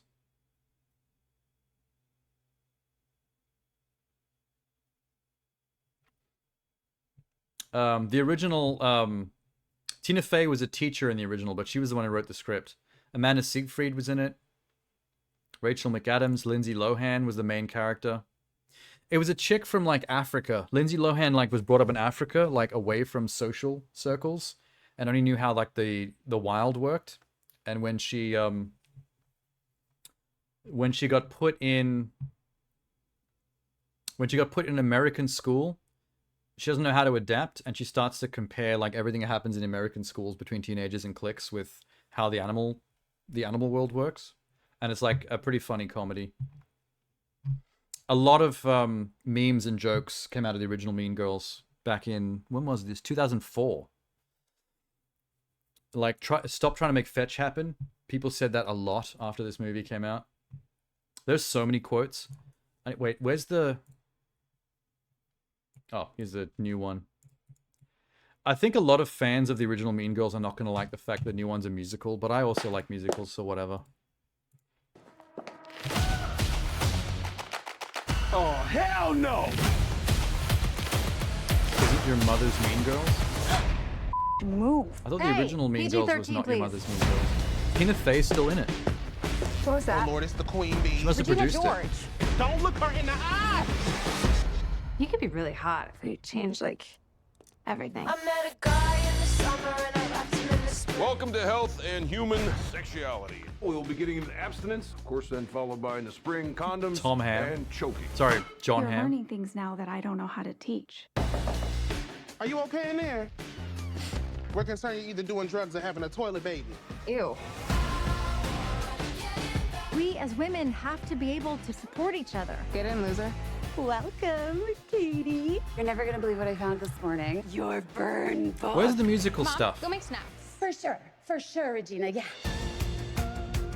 Do you like gum? Sure. Oh, no, I don't have any. I was just... You're a mess. We will help you, Caddy. Why are you dressed so scary? It's Halloween. Katie, if you don't dress slutty, that is slut-shaming us. That's just unprofessional. What? What? What's this? Okay, I saw some evidence of musical sequences briefly. We're gonna make her pay. They're trying to bury the lead. They don't want to turn off fans of the Regina original. hotter and revive the wet look. Dance break. Who wrote all this junk? Oh, the slutty Christmas performance is still in it. Amazing. Pushed her. Regina really should be lifting through her glutes. Look at this thing. I can't even see it. Like a face breast. Face press. Je m'appelle Katie. Incorrect. You have to pick a French name. Chanel. No. Celine Dion. No. Beyonce. None of those are French names. I don't know, man. Maybe it's the fact they're trying to make a new movie out of a classic that's lost me there a little bit. They should have leaned into the musical stuff in the trailer. That's the only thing that makes it different from the original. Maybe that would have made it more interesting. Is it kind of like Borat, but scripted? No, it's just a comedy film.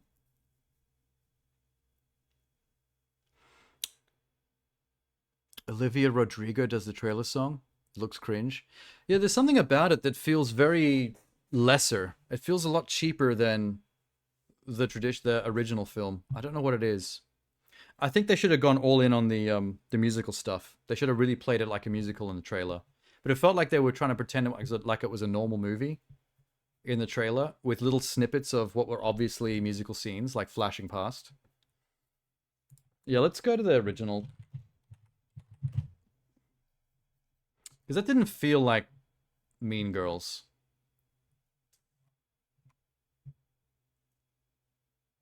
There's the original movie's slutty Santa Claus girls performance. At least that's still in there. Mean Girls 2004? 5? What was it? 4. Fuck.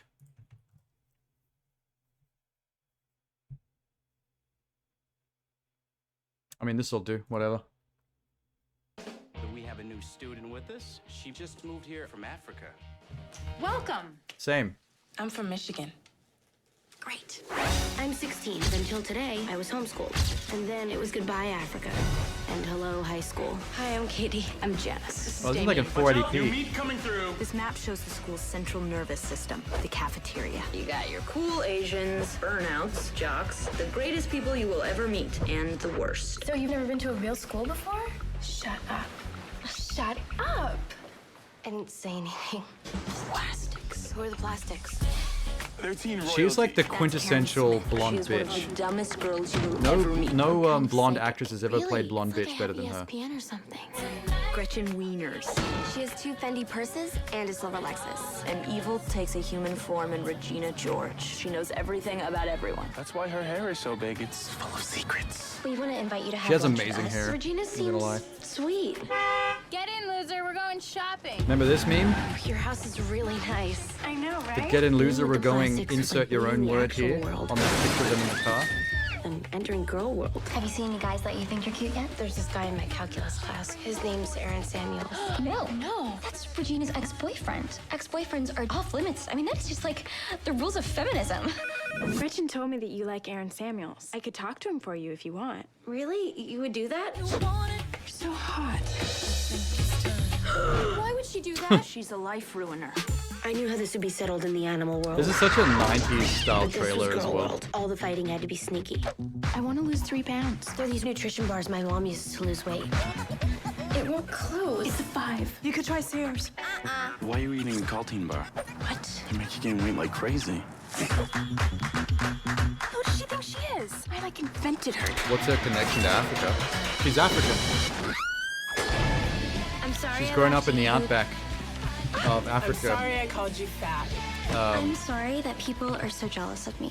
But I can't Never help went to it that school, I'm nothing. So popular. when she moves to America, she has to go to like a normal high school. Walk it off. Walk it And it's more vicious than the fucking You know who's looking fine tonight? Seth the animal Masakowski. kingdom in fucking Africa, He's like your lions and cousin. shit. What? He's a good kisser. That's kind of the premise of the whole movie, like the premise of the comedy, is that a girl from Africa has to realize that it's more vicious in high school than it was in the outback of Africa, full of dangerous animals. And then she starts to like apply what she knows about surviving in the African wilderness to how to understand the hierarchy of power between teenagers. But yeah, that movie generated like 500 memes. That there's memes that people use today still that they can't even remember comes from that movie. Like the Get In Loser one. That's the only one I think I remember seeing from that trailer. And like literally half the dialogue of that blonde bitch is hilarious. Like when she's being a bitch, she comes up with the funniest shit, and I think that's just because of Tina Fey's writing. Creators don't really know about African politics. No, not actual politics. Animal kingdom. Like she's from the outback, like the safari lands, which I've been to many times because I'm from Africa as well.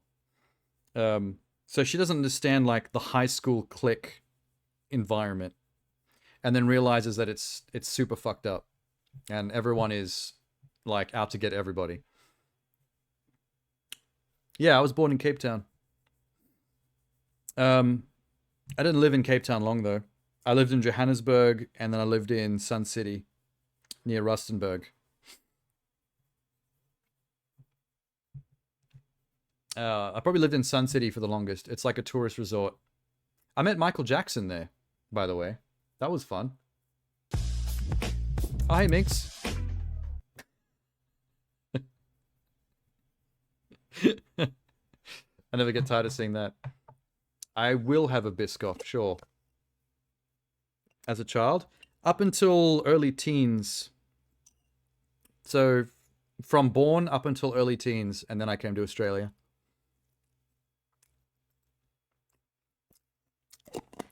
Or do you mean met Michael Jackson? Yeah, I was, how old was I? Was maybe somewhere around 10, 11, 12 when I met Michael Jackson. Something like that. Me and a bunch of kids got to give him flowers in some ceremony or something.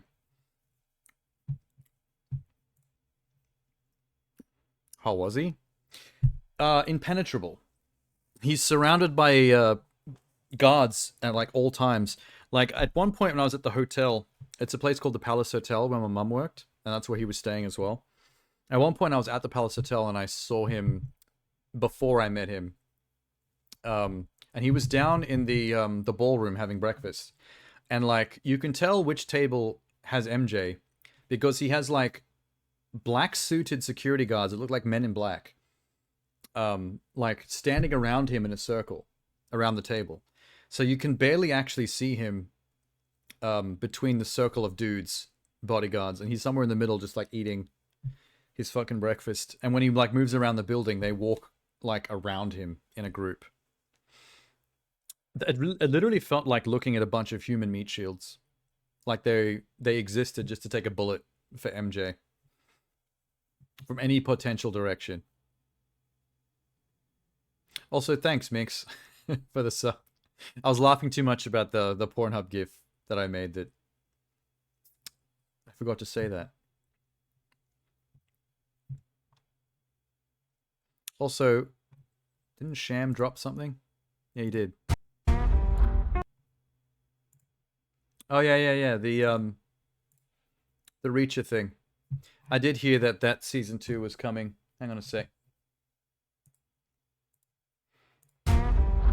Reacher. Open it in the correct browser. Ding. Season 2. I never watched the first season of Reacher, but I have seen a couple of scenes from it that were sent to me by friends who like the show. My favorite one is the one with the dog. Do you know the dog scene where he like keeps coming by that house and the dude's like not looking after that dog and has him chained up and is not feeding him, and he keeps going in and helping the dog, and then the guy comes out to start shit and he fucking knocks him out and just takes the dog. That was a good scene. That's a scene that would sell me to watch the show. Do you know Severance? Yeah. I know heaps of people that like Severance. That's an interesting looking show. I've seen a bunch of clips from that too.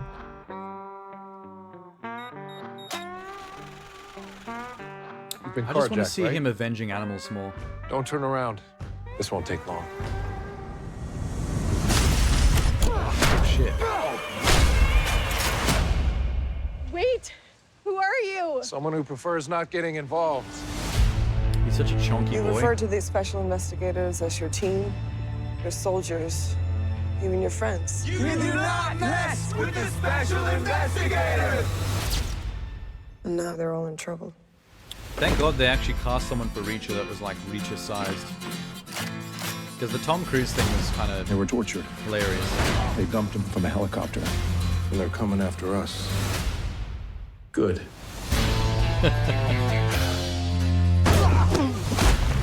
Damn, Richard. Shit. When we were kids, we Sorry, just that wrote was our loud. names in it. Why'd you gotta hit him so hard? I don't hit soft. I don't need soft. What are our directors? We prepare. We investigate. We put bad guys in jail. What does he think he's gonna do?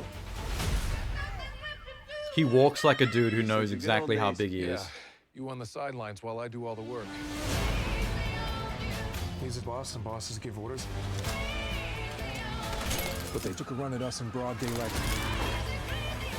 They're getting desperate. Guy's got good instincts. Guy's got good everything. Jesus Christ. Surveillance photos don't do you Bigger. justice. You don't say. What else is bigger? Looks like you had a rough night. Had worse.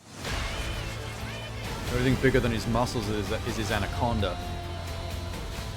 Need a new jacket. What's wrong with the one you just bought? It has blood on it. You actually can't return a jacket for having blood on it. That is not a state the jacket comes in. You did that. We know you did that. Who's the bad guys? Everyone who is not Reacher. Beat the shit out of just whoever. The Karen at the grocery aisle. Beat the shit out of her.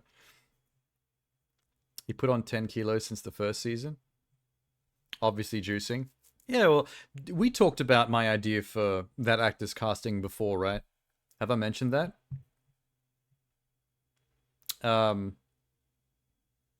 that they should cast him as the Doomslayer in a live action Doom movie.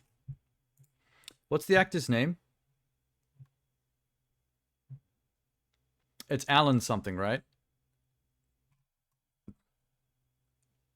Doesn't say it in the fucking description. Normally there's like credits and stuff. Alan Rickman? No, it's not. I know who Alan Rickman is. Can't fool me. Reacher. Alan Richardson. Okay.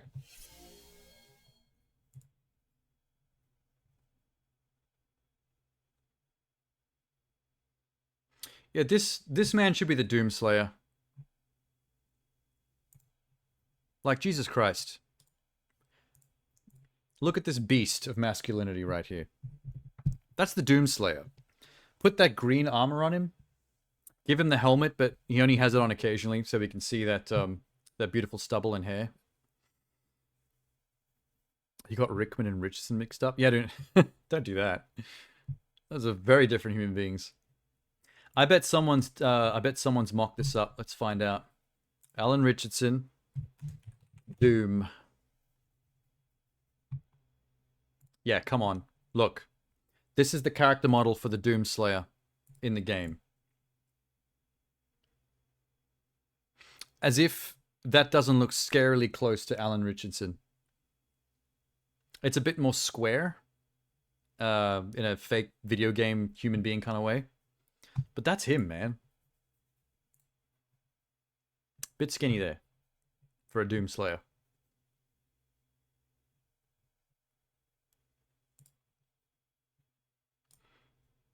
Here's someone else's mock-up comparing him to a drawing of him to the original Doomslayer game graphic. Doom guy's eyebrow bone is bigger. Yeah, but the Doom guy's eyebrow bone is a little bit unrealistic. Like, it's Neanderthal sized. You'd have to get a caveman. Oh, that's another character he could play. BJ Blazkowicz from Wolfenstein. He kind of looks like him too. I need someone to do better photoshops of him as the Doomslayer. These suck. I thought we'd be able to find something good.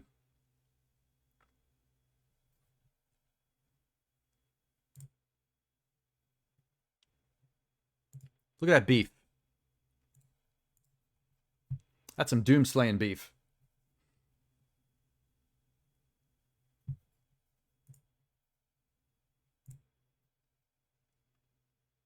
Oh, he kind of... Wow. He actually looks like... He looks like BJ Blazkowicz, he looks like Doomslayer, and he also kind of looks like a musclier version of the guy from... what's the game? The zombie game? On Xbox? Shit. There's 4 of them. And there's a lot of zombies. The first game had the photographer guy in it. The second game has the motorcyclist, the motorcycle stuntman, and it's in Vegas. He looks like that dude a little bit. Too much beef for your taste? No one is so vegan that they wouldn't say no to a taste of that.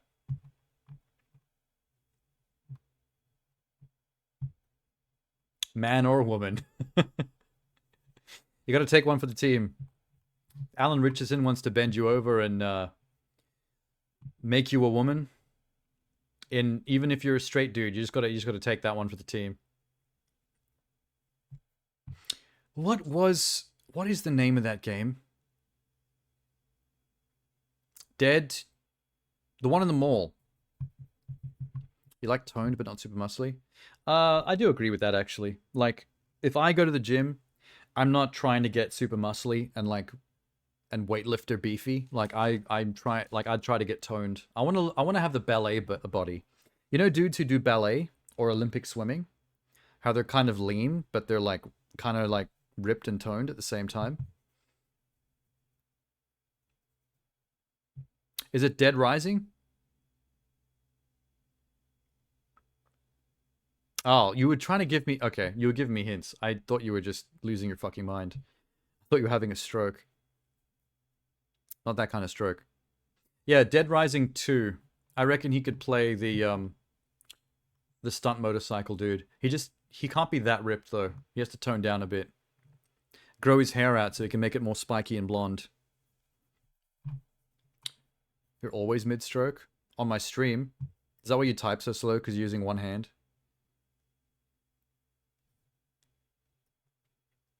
You prefer Minx's guest? Dawn of the Dead? I was way off. I mean, she's not wrong about that taking place in a mall, but I was talking about game, not movie. You know, I'm one of the few people that never got the hype of the Dawn of the Dead remake by Zack Snyder. I saw that in the cinema, and I was like, it's alright, I guess. It's a zombie movie. Didn't really do anything for me specifically. And I had seen the original many times, so I had more of that in my brain. Never saw the original. Original's good. That's like the best zombie movie ever made. If you're talking about classics. So when I saw the remake, I was like, this is fine. There's nothing wrong with this movie. It's just, I don't know why they remade Dawn of the Dead and why it's so different from the original. Like, this whole thing feels kind of pointless. I was not really vibing. There's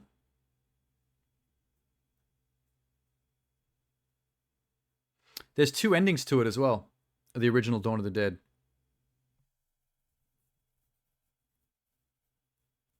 I think the original theatrical ending was 2 of the characters make it to the helicopter at the end and survive by flying away.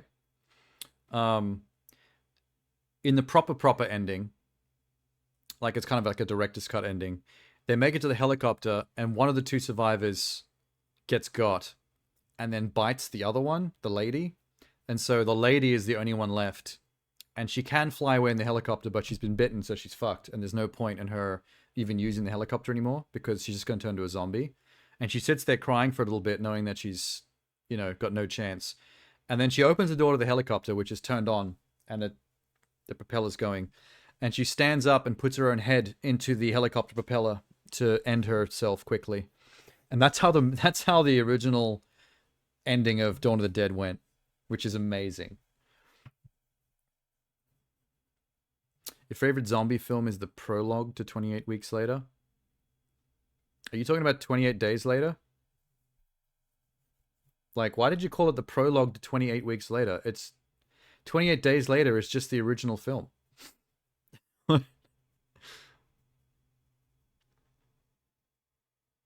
Minx likes it too. Favorite zombie film? It is a very good film. I don't really know what I'd call my favorite. I do think Dawn of the Dead is like one of the best classics up there. That and Night of the Living Dead are like the 2 most classic zombie movies. They can't be touched. But I don't know what I would say is my favorite. I do know a lot of people who say Shaun of the Dead because they were never big serious zombie fan films. So Shaun of the Dead making it kind of funny is what made a lot of people gravitate towards it. Because that's still a real zombie film. Like, Edgar Wright took that movie seriously in terms of the stakes and in terms of like the actual drama when real characters die. But it just also is funny. So I think that's a good balance.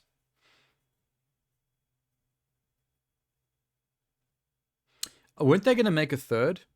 There was supposed to be a 28 years later or a 28 months later or something. There was meant to be another one after Weeks, and I don't know if that happened or not.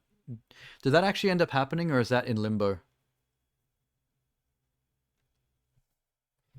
Let me actually look at what happened to that. 28 months later? Directed by Danny Boyle, plot under wraps, 3rd film in the 28 Days franchise.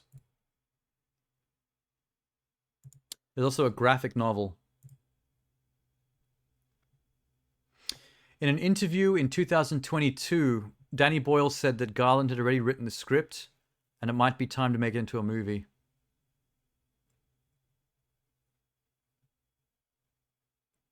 Now the collaborators have confirmed to Inverse that they're having serious talks about the sequel, which may turn out to be called 28 Years Later. So not only is 28 Months Later written and they're planning to make it soon, they already have ideas for the 28 Later fourth film. 28 years later. So it sounds like it's probably going to happen. Guaranteed. The opening for the 28 Weeks Later was done by the 28 Days Later director. Just the opening. Don't remember what the opening of that movie even was. My memories of 28 Weeks Later are a bit hazy. It must not have been that good. I did like the soundtrack, though. The soundtrack was done by... mental blanking on his name. But they used the same music in Sunshine, the science fiction film Sunshine. The exact same music from 28 Weeks Later shows up in that movie. And I have it downloaded on my computer. That whole soundtrack. Let's watch the opening. No, let's not watch the whole opening of a movie, because then I get in trouble. 28 Weeks Later. Composer? John Murphy. That's the man. In the House in a Heartbeat is one of my favorite tracks from that soundtrack, and that got remixed and got given a different name in the movie Sunshine.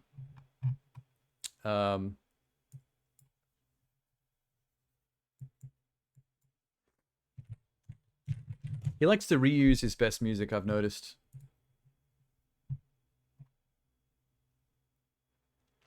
I think it's Adagio in D minor. I think it's exactly the same song. They just reused and changed slightly.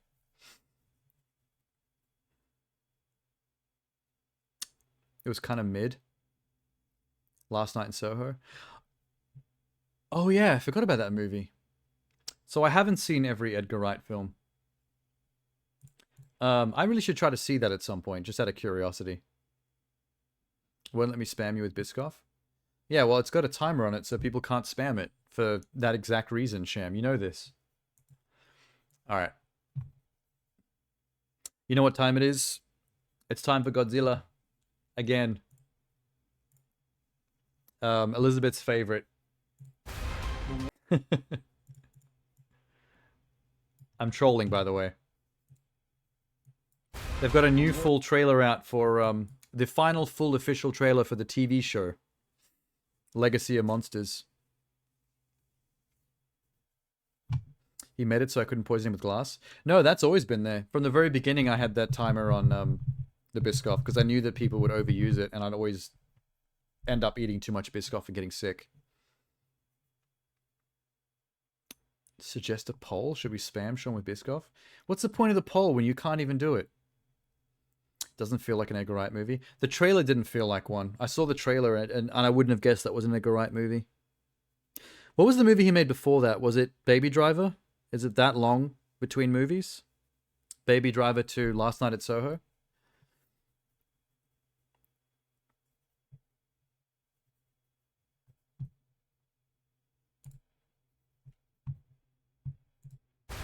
The world is on fire. Don't do the pre-trailer trailer. Oh my god, Apple. Now you're doing it too? Monarch was there in San Francisco. Oh, it's my boy.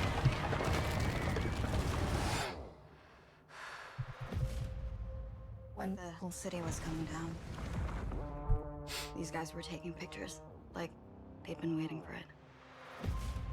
You think that your father was working for them? This stuff was in a safe. Who are they? What's Monarch? What's Monarch? They've been together around since the 50s. Tracking monsters.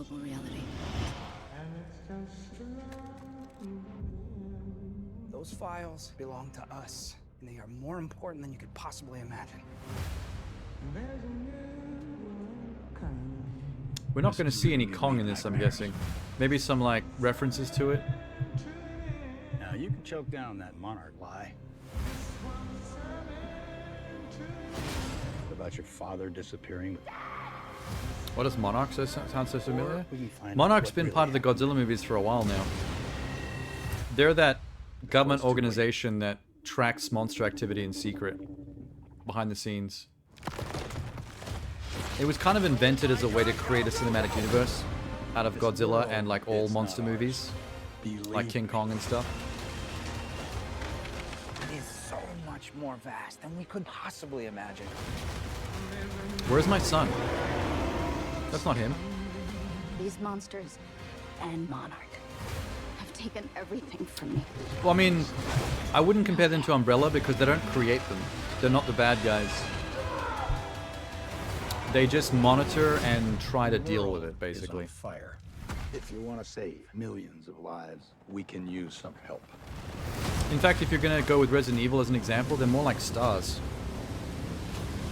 There's my boy. Look how sexy he is. Look at that punum. Look at that square jaw. What a man.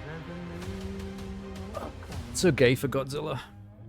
I don't really care about disaster movies for the most part, but Godzilla is just such an attractive person.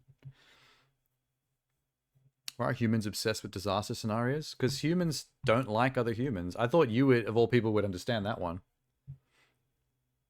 Fuck humans. I'm on Godzilla's side. Godzilla's so cool. And pretty.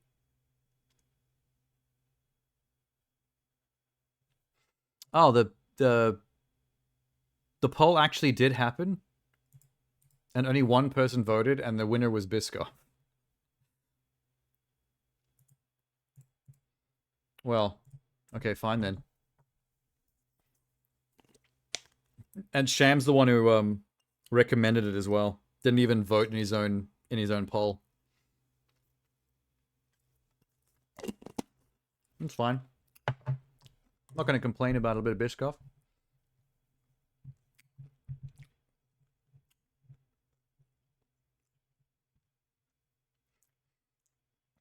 It's actually pretty funny, like many years ago, I don't know how many years actually, a couple of years ago, when me and my ex went to the cinema to see the latest Godzilla film. We were watching it in silence, and we both kind of realized almost at the same time that Godzilla was actually weirdly attractive. Like I went to turn to say something to her, and she went to turn to say something to me, and she spoke up first, and she was like, "You know, Godzilla's actually kind of sexy." And I was like, "I know, right?" I was about to say that to you. We were on the same wavelength completely. And then every time his face appeared on screen, like doing that like roaring, you know, bellowing, screeching thing, that monster roar that he does, we were both just like look at each other and we're like, yeah. Would.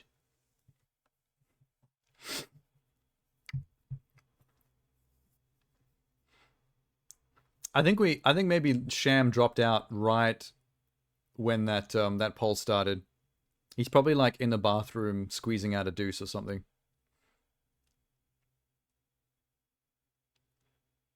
How long was that ago? That was around... That was pre-2019 at least. When was Godzilla King of Monsters? Was it that one? That is 2019. What was the one before that?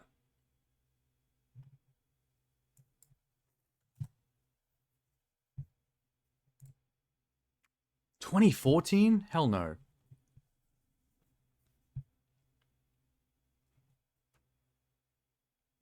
Okay, wait. So it would have been the 2014 Godzilla. The first of the new Godzillas, of the American Godzilla movies. That's when that happened. That thing we said to each other in the cinema. And then we were still together in 2019 when we saw King of Monsters. And I was like, "You want to go see the new Godzilla?" And she's like, "Hell yeah." Get us both horny.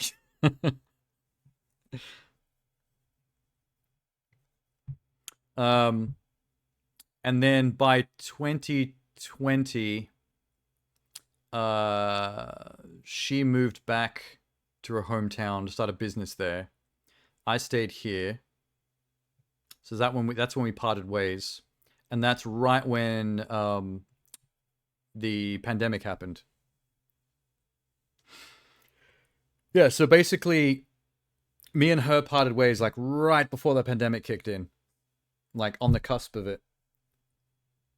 So that's kind of one of those things where it's like, well, I'm alone now. What am I going to do with myself? And then the pandemic happened. It's like, I guess stay indoors by myself. Because pandemic. And then like how many years later we're still doing that? It just became like a lifestyle. I had the cats for the first 2 years. And then by then she'd like established her business and had her own place and was actually making money and she was stable. And then she came back and got them.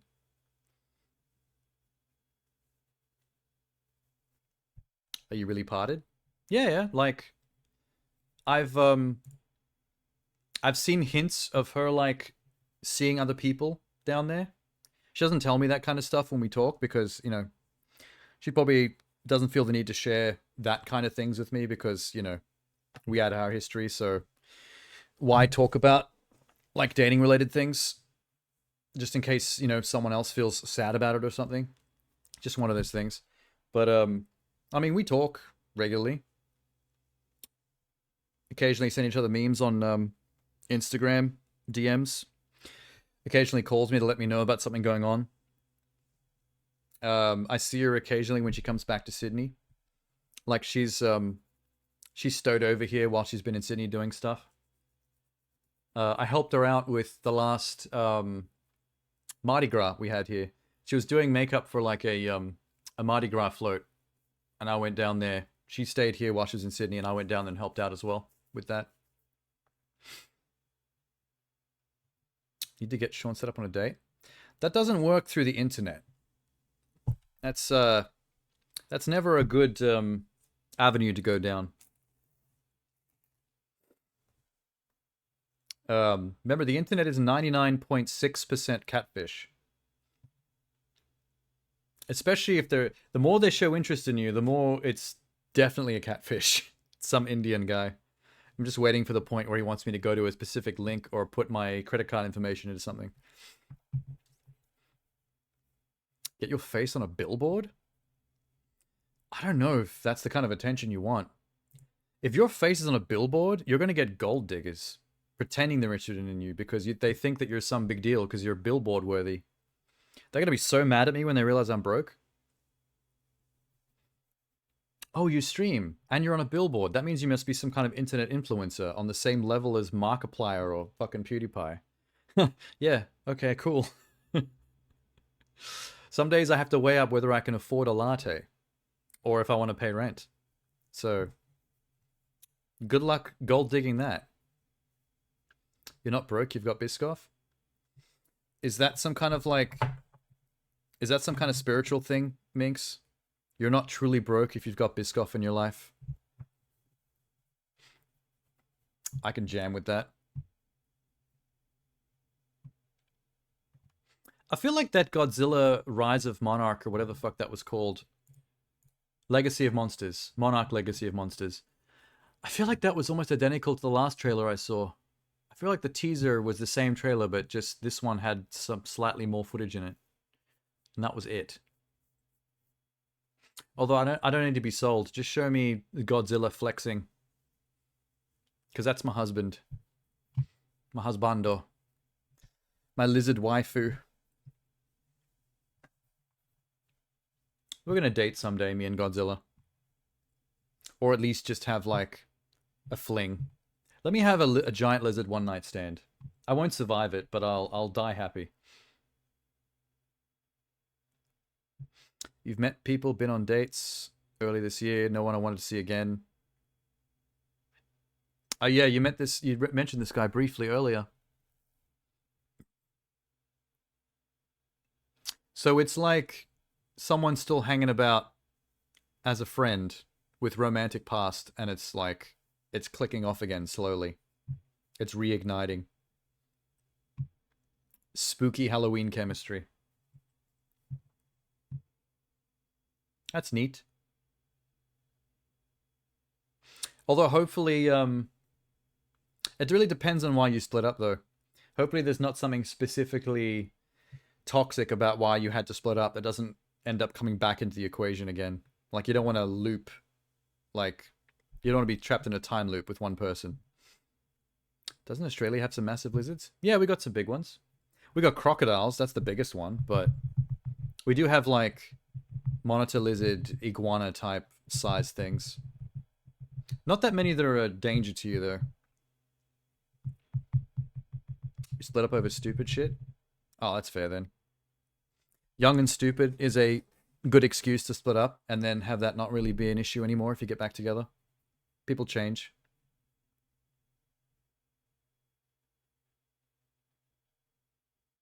Have you tried hanging out with them? I've been around some large lizards. You know, I've been in places where there's one nearby and we look at it and take cell phone photos of it and laugh about it. Like, you generally try not to fuck with them, you know, because nature is going to do its own thing. If you're in Australia, don't tempt fate when it comes to animals. We've got animals down here that you wouldn't think would be a problem, but if you fuck with them, you're going to learn really quickly. She's not going to date a lizard. Well, if it's Godzilla, I'm open to some things. That's my husbando. He catfished Mr. Minx. That's pretty funny. I've never started any long-term relationships from purely online stuff. I mean, I've accidentally hooked up with girls because of online related things. You know, like when you innocently comment on someone's Facebook post or hit like on something and then you get a random DM back from them being like, oh, I haven't heard from you in a while. I just saw your comment on my pic, which was nothing sus. It was just like something normal and friendly. And it's like after 10 minutes of DM talking, you realize that, oh, I see what's going on here. Someone was suddenly reminded I existed from some past part of your life, and they've leapt immediately to like, I wonder if I can like get a hookup here. You kind of like, you vibe that out after a bit. Until the point where it's like, oh, I got a friend coming over tomorrow to do this thing. You want to show up and catch up? And it's like, okay, something at your house. There's only one other person involved, just randomly out of nowhere. And then that person turns out to be a person that was going to leave within the first 10 minutes anyway. So you're there alone with that person for the rest of the night. And it's like, this is all a big setup. This is all a big setup to get some dick. I kind of saw it coming, but it dawns on you slowly sometimes. Women don't really have to be that subversive though.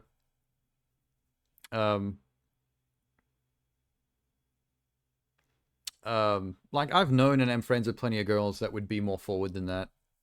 Like they're the kind of person that would literally like message someone and be like, hey, you wanna fuck? Like, it's that easy. And I don't think they have a very bad track record of that actually panning out either. That's the kind of thing, that's the kind of behavior that works out for women much more than it does for men. Like, it can work out for men, depending on the kind of dude and the kind of chick you're talking to, but I feel like the hit rate for just being that forward is very highly in women's favor.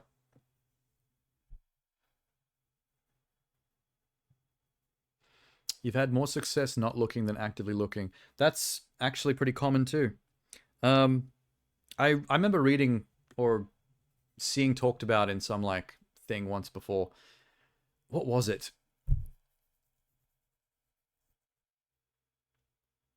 I can't remember what it was. I might have been reading something. It was talking about like people that feel like they're lonely in a rut and they can't meet somebody and all this stuff. And it's like the real trick to it is not to be desperately searching for another human being. The trick to it is to diligently work on yourself. Like, figure yourself out, figure out your schedule, your hobbies, get to doing things for you. Get to figuring out the things you can add to your life that are like self-betterment stuff to feel better about yourself. And then somewhere in the middle of all that, you will like naturally, contextually hit it off with other human beings that will gravitate towards the vibe. You know what I mean?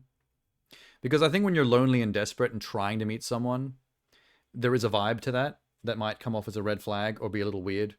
Whereas if you're just living your life being the best you for yourself, then people become attracted to that because that's just you emanating you. The real you. The version of you that's not distracted by loneliness or depression or the need for someone else to validate you.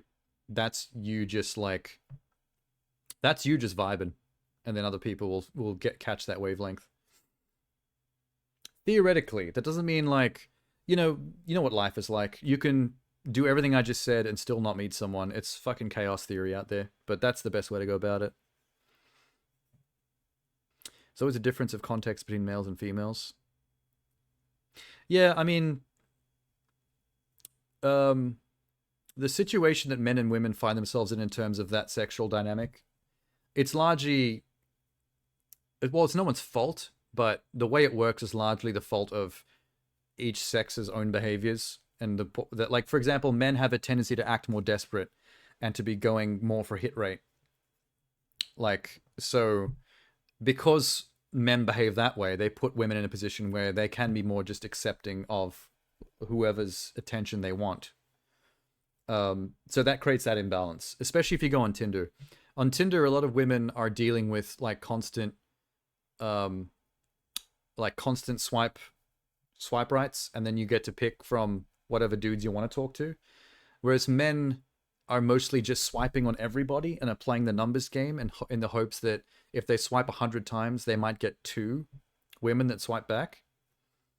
But it's the fact that the men are doing that in the first place is just why most women get more than enough options right off the bat, that they can basically just pick and choose who to give a chance. If you get like 15 dudes swiping right on you, you get to just point at the one that's the hottest or the one that seems the coolest and go, that one. And then the other 14 are just constantly still swiping, looking for the one where they get to be the one that gets pointed at. So that's like, I've heard men complain about that disparity, but it's men's own fault, in a way. But like, I don't think that it's an issue or something needs to be fixed or some kind of imbalance in the sexes. It's just, it is what it is. Just, you know, play the cards you're dealt.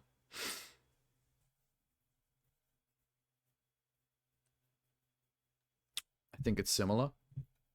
It's funny, like, I have never been like I've tried it, but I've never really used it for anything. I've never actually done anything with Tinder, but I've had a profile and I've looked at it and I've played around with it, and I've talked to other men that I know in person through like university and guys I know through work or through film school, like people I know face to face.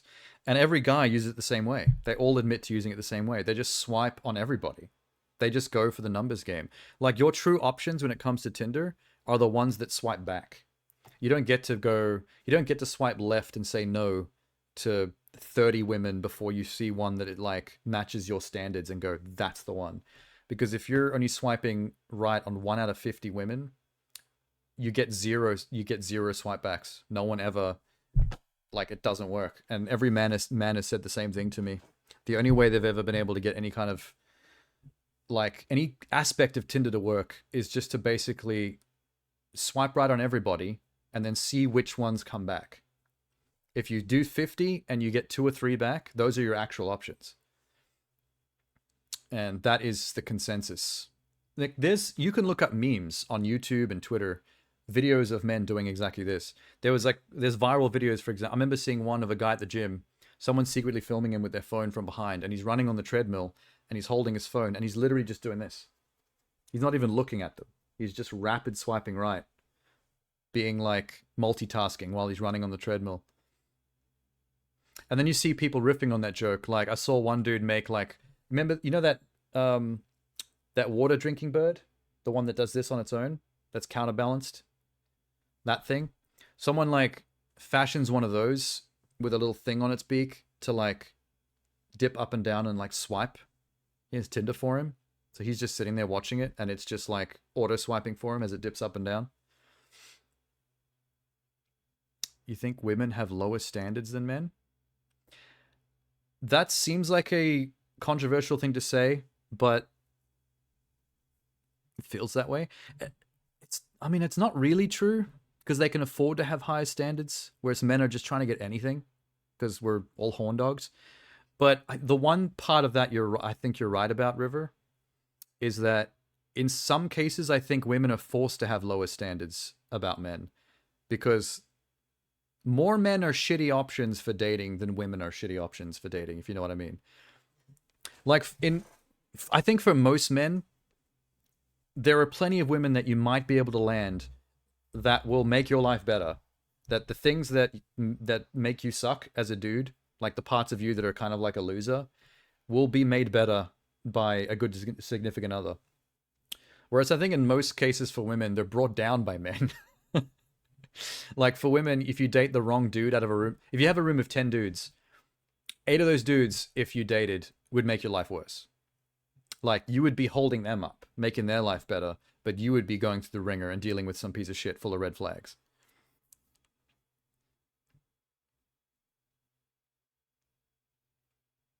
The 9 months of well, there's the baby angle. There's the gender science angle as well.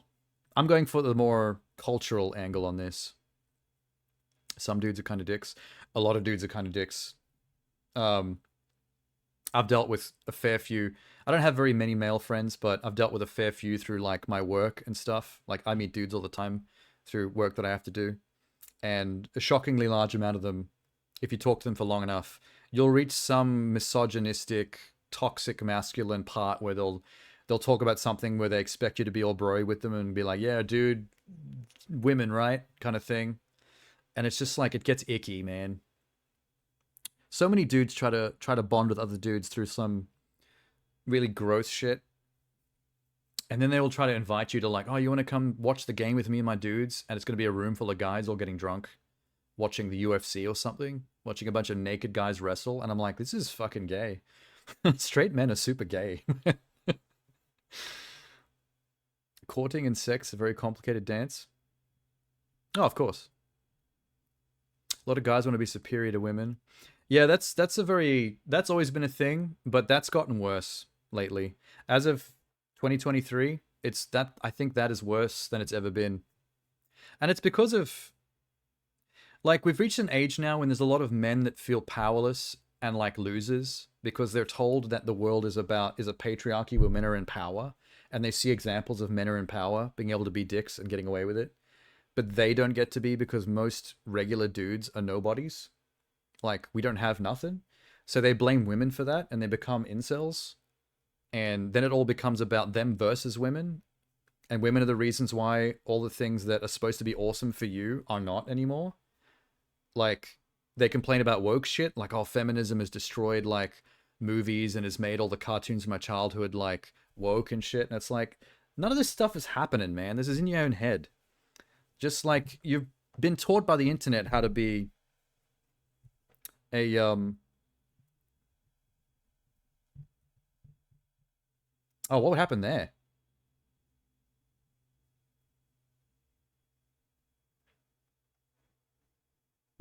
Did someone just get banned? That was a great study I saw once where guys who performed worse at games were more toxic towards female opponents. Yeah, that's just insecurity.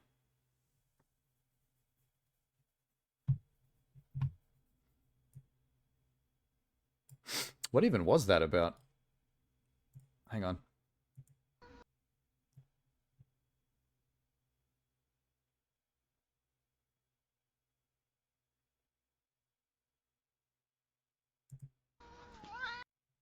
What did he send?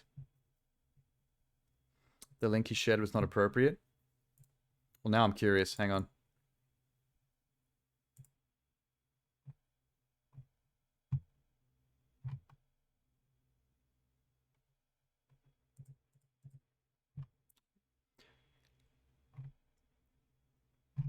Oh, is it an Allah Akbar meme?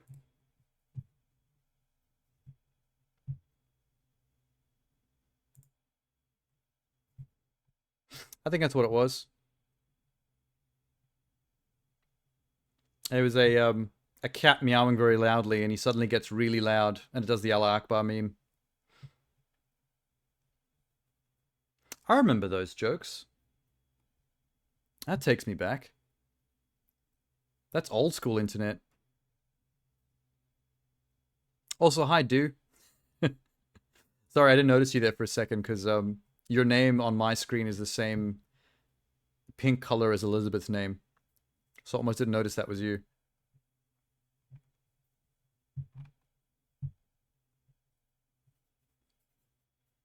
Fuck, now I've lost my train of thought.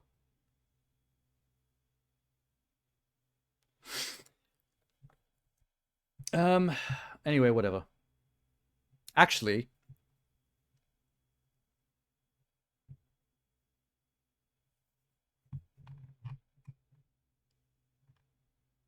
I thought that person had been around for... I can't remember now.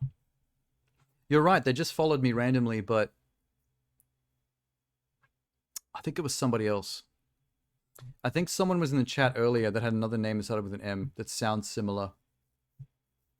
I think they left immediately, though. That must be someone different.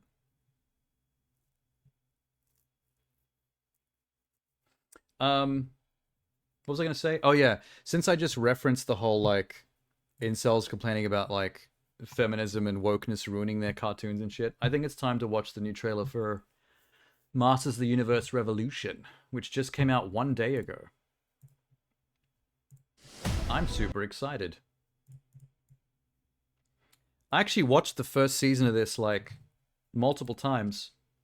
I had it on the background while I was doing work a few times, and I actually watched through it a few times. Just for nostalgia reasons. For uncountable eons. Oh, yeah. I have spread across the galaxies like a virus. I know that voice. Conquering 10,000 worlds to hone my horde. And on every planet there has always been a hero. The one. That's Hordak talking. There's a far greater power than even the power of Grayskull. He's got his chest armor now. Tonight, we witness the dawn. Cyber Skeletor back.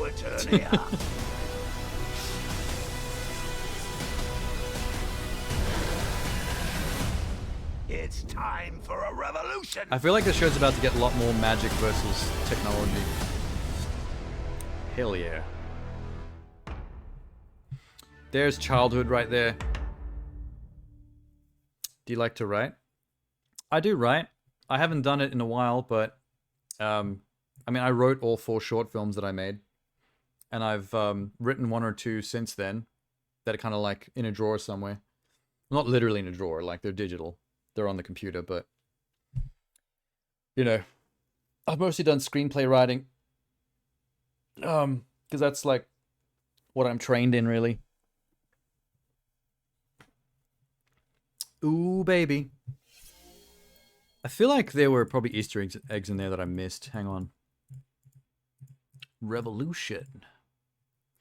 There's a sexy cyber lady. That reminds me of a snake. There's Sorceress Tila doing her sorcering.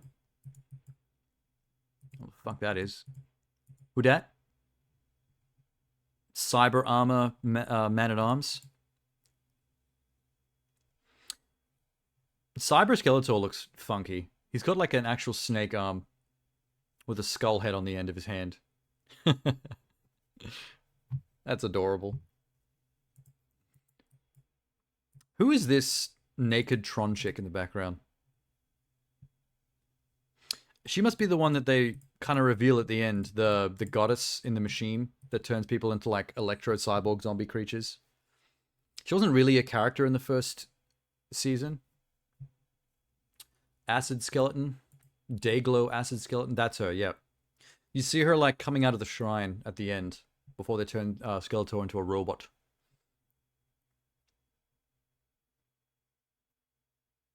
You wrote a short story the other day and you're looking for a critique. It's a page long and gay. By gay, do you mean like it's an LGBT story, or is that the 90s slur for I don't like my story? Not explicit, just gay? Ah. It can't be nearly as explicit as... I don't know if any of you are around for this. Someone in this chat right now must have been around for this. Back when I played the Paw Patrol games on my stream, I did a Paw Patrol week and I played all those kids' games. And one of the digital stores, people wrote the dirtiest fan fiction for Paw Patrol as their reviews in the store. And we read them on stream. And it was disturbing. Minx remembers. It's probably clipped. I bet some of it. I bet that's clipped on my channel somewhere. Link doesn't work. I'll try it in a second. Let me just. There's an orc, a cyber orc. There's that metal chest plate. There's not too many. There's not too much in the way of Easter eggs to glean from this. Hordak's army showed up, Star Wars style. That's dope.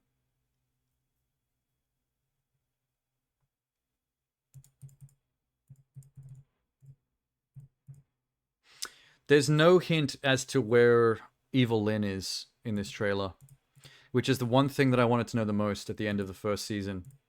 Because Evil Lynn goes through one hell of a character arc in that show. And the last time you see her, she's like a sexy, long-haired, platinum blonde sorceress with a scepter. And she's kind of going on some like journey of self-discovery by herself in the wasteland. And I want that show. I want the Evil Lynn show, man.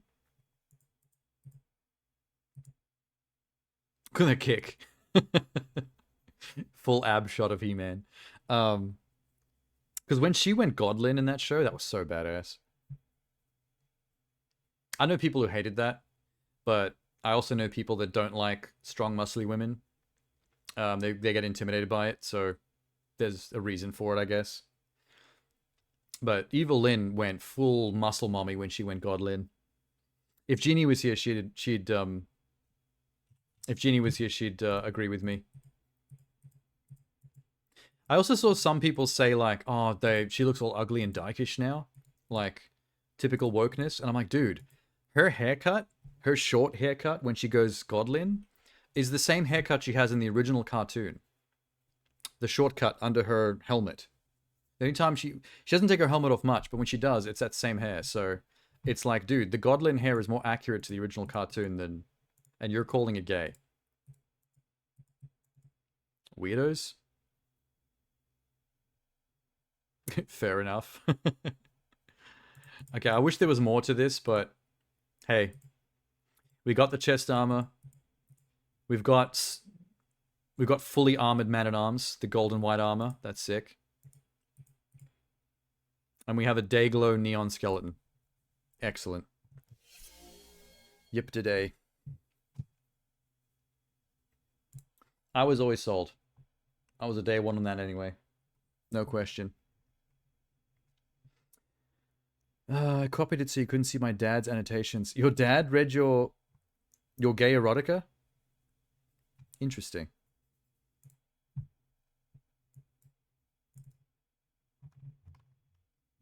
I kind of want to see your dad's annotations as well. That would be kind of funny.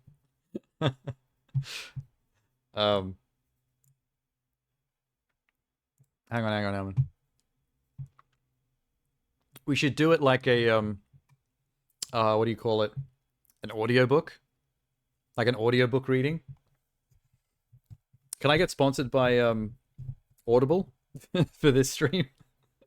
You know, I know someone who does that as a job. I'm friends with an actor who, his job is literally to, voice record entire audiobooks, like entire novels into audiobook form, and then sends it to his, manager. He does all the voices and stuff. I don't know if I know how to do Audible-style audiobook readings, although it's not long. Why are we shown as anonymous readers in the document when both of us are signed in? Am I signed in? Oh yeah, I am signed in. How do you see anonymous readers? Anonymous capybara, anonymous jackal. Which one are you, Elizabeth? The jackal or the capybara?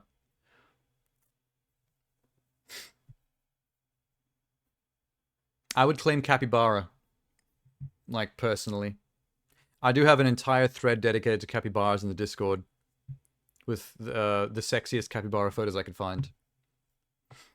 If you know, you know. Okay. Wait, where's my water? I haven't actually had this all night. Minx, you've been dropping the ball. You're normally the hydration queen.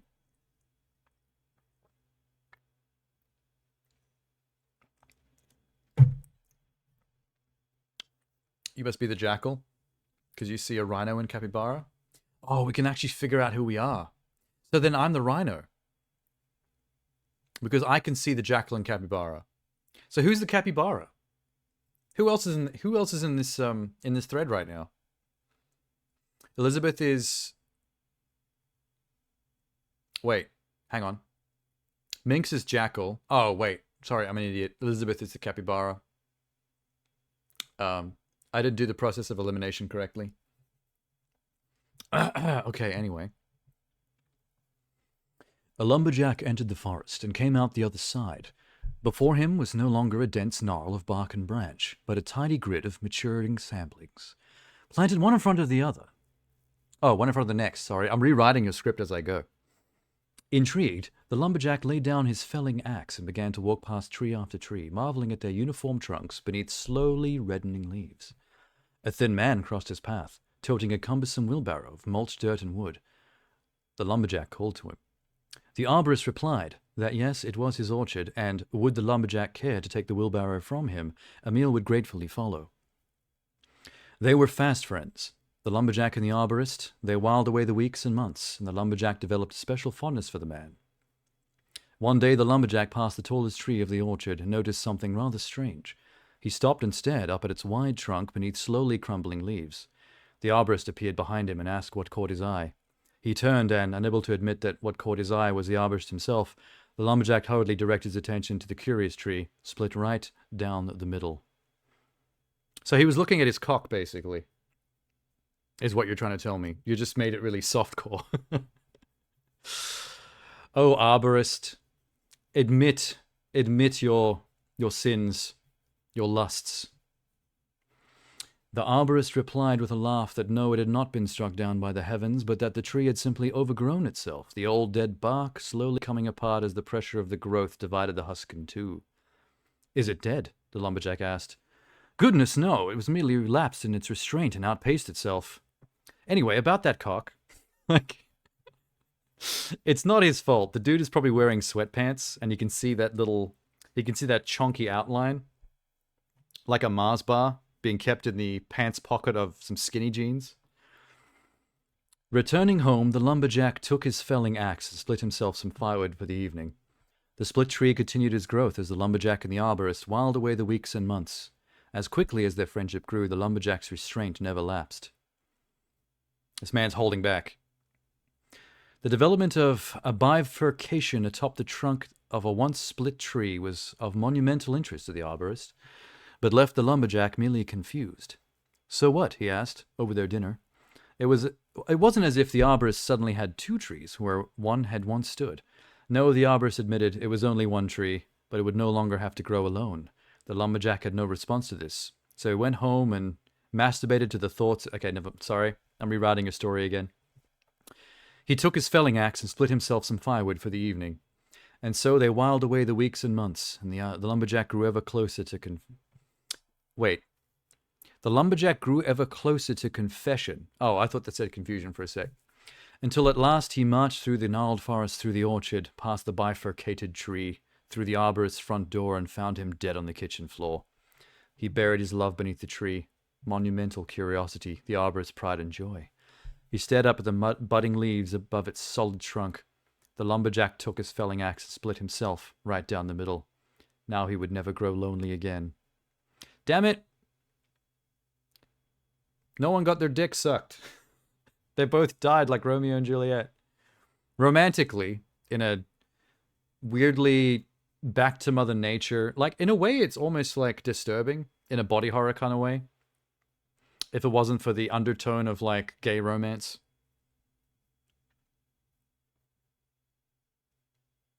I mean, it could be... I mean, it could have been more horrifying. Like, it could have ended with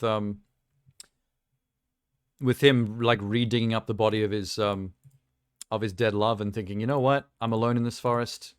There are no laws out in nature about necrophilia. Let's make this happen. I'll do it in a romantic, respectful way, at least. I'll light a candle. Yeah, let's not add my annotations to the story, by the way. That's I'm sure your dad's critique was probably a lot more useful.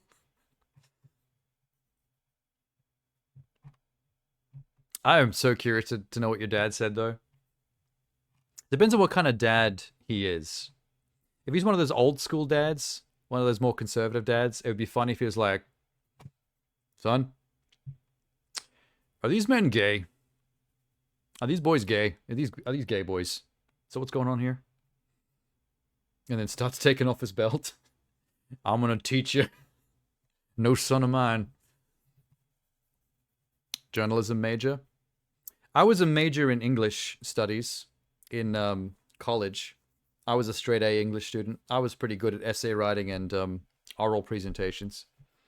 Presentations, Elizabeth. Before you make the obvious good at oral joke, I could see it coming.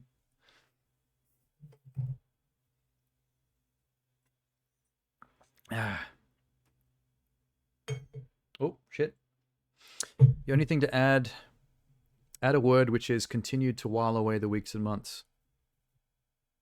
You mean something... Oh, more Biscoff. Okay. You mean something alternate to that? So it's not a sentence, it's more just one word to mean that? Is that what you're saying?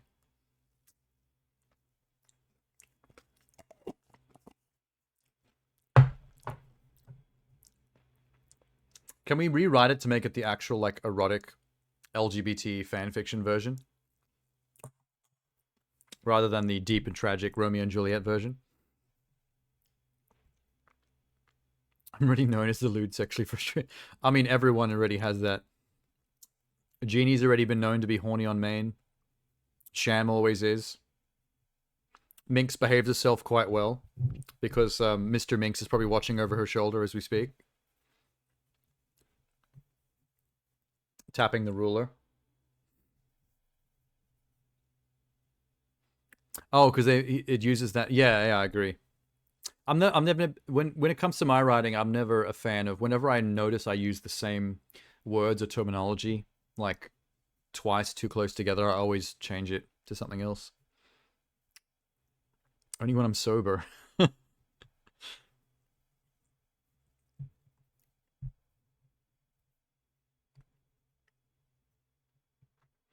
Let's see if I can live rewrite this from 3 paragraphs before.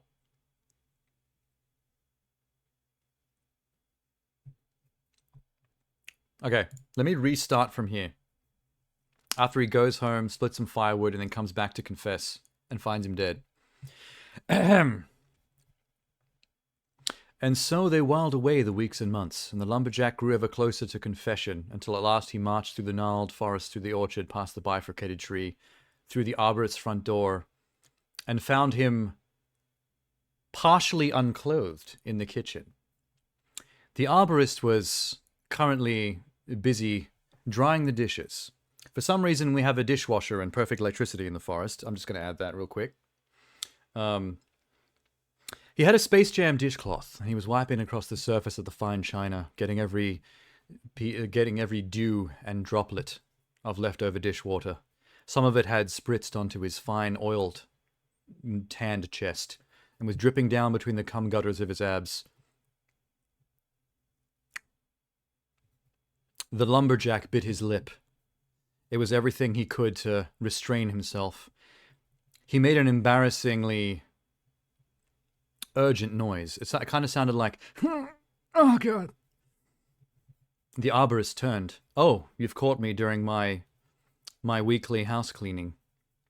I've just finished vacuuming. Once again, they've got electricity in this forest, by the way. I've just done vacuuming the living room. The kitchen is clean. I need help in the bedroom. The bed covers need folding. Need the mattress protector. It's a 2-man job. You also need to do it shirtless, lumberjack. Unfortunately, it's very hot in my bedroom. We do not have air conditioning in here. We have electricity, but we're not that fancy. The lumberjack and the arborist returned to his bedroom. He indeed had not made the bed yet. They grabbed each individual corner of the sheet. They pulled it across the mattress, taut one corner, then taut the next. Something else in his skinny jeans felt taut. The lumberjack's wearing skinny jeans today, by the way. Any more engorged, and he might explode from the jeans, which had barely any room to move in them as it was. He crouched down near the edge of the mattress, hoping he wouldn't see the the lump of love that had grown in. I said lump of love. But the arborist knew. He'd clocked it since the kitchen and pretended he didn't notice. But he had. He was mopping sweat from his brow. More sweat dripping off his pectorals, down his abs. Both of them now sweating profusely. It was a sweat fiasco. He leaned to pull his corner to the edge. He couldn't quite get it there. The mattress protector was too taut. The arborist decided to help him. He leaned over. They both pulled the same corner.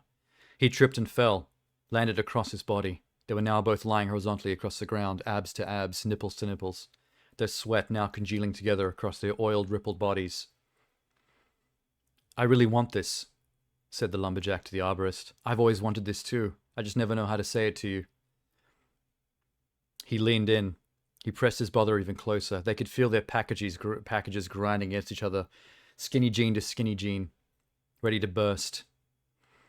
He flipped him over. They were now facing the same direction. The arborist's face now pressed into the carpet. He could feel the breath of the lumberjack on the back of his neck. He moved in to take his lover. He split his man, finally, with his manhood, right down the middle. He would never be lonely again. The ending's still the same. I still use the same text as your ending. Except he got a different kind of splitting right down the middle. If you know what I mean. I like the juxtaposition of the split tree being a kind of metaphor for homosexual sex. I think that's tight. A little rough. Hard to improv everything into perfection, but we can refine that. The lump of love. I had to have a little bit... One of the keys to fan fiction erotic romance writing is you have to have some kind of terminology in there that's cringe.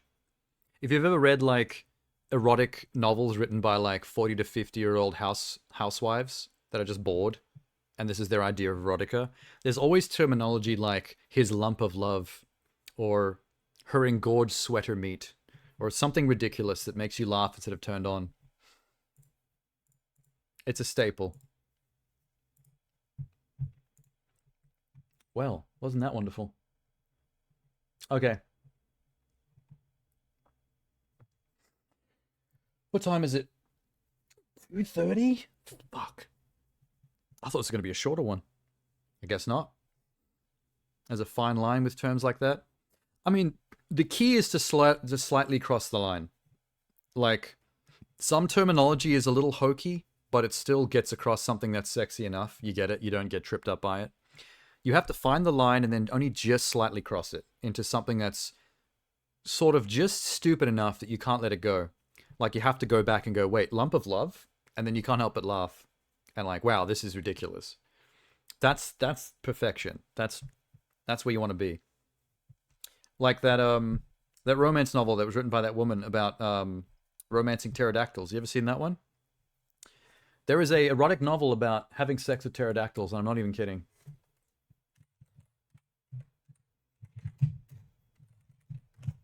I'm not gonna wait. Let me not put this on screen because you're gonna see some pictures you're not supposed to. Oh, she has a whole series of these, by the way. There's not just one.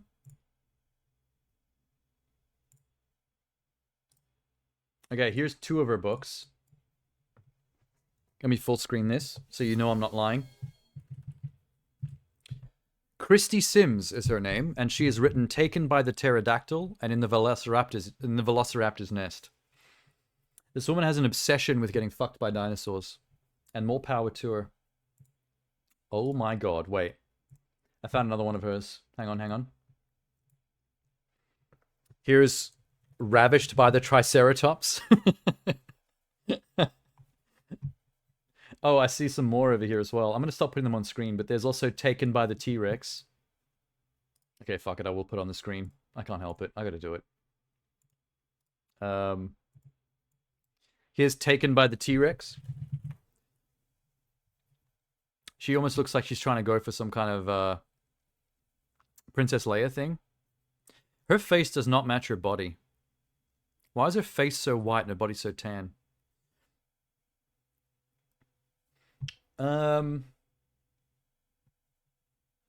Oh, it doesn't end there. Holy shit. Wait a second. That was the work of Christy Sims. Now let's go over to LGBT gay erotica with some Hunter Fox books. Hunter Fox brings you Pterodactyl Turned Me. I don't know what it turned him into. Gay for pterodactyls, maybe? Are you fucking kidding? I found another female writer for pterodactyl erotica, Olivia Quinn, ravaged by the pterodactyl. Are you? This is more than I remember finding before. This has escalated. We've actually got more erotic dino writers than ever before. Because I looked at this like 2 years ago, and this has gone too far. Here's more Christy Sims, T-Rex Troubles. Why pterodactyls? I don't know. There's all kinds of dinosaurs involved in this, but the pterodactyls are the ones that come up constantly.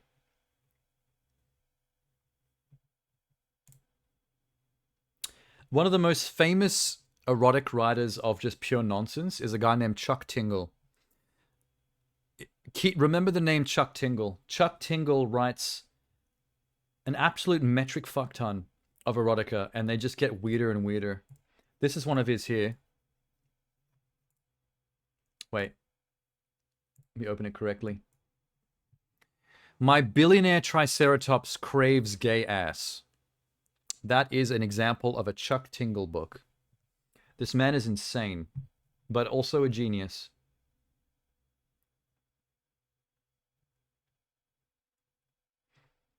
There's another book by Chuck Tingle called The Stegosaurus Turned Me Gay. Holy shit, you have to see this one to believe it. This one's called Donald Trump Pounded in the Butt by the Handsome Russian T-Rex who also peed on his butt and then blackmailed him with the videos of his butt getting peed on. From Hugo-nominated author Chuck Tingle.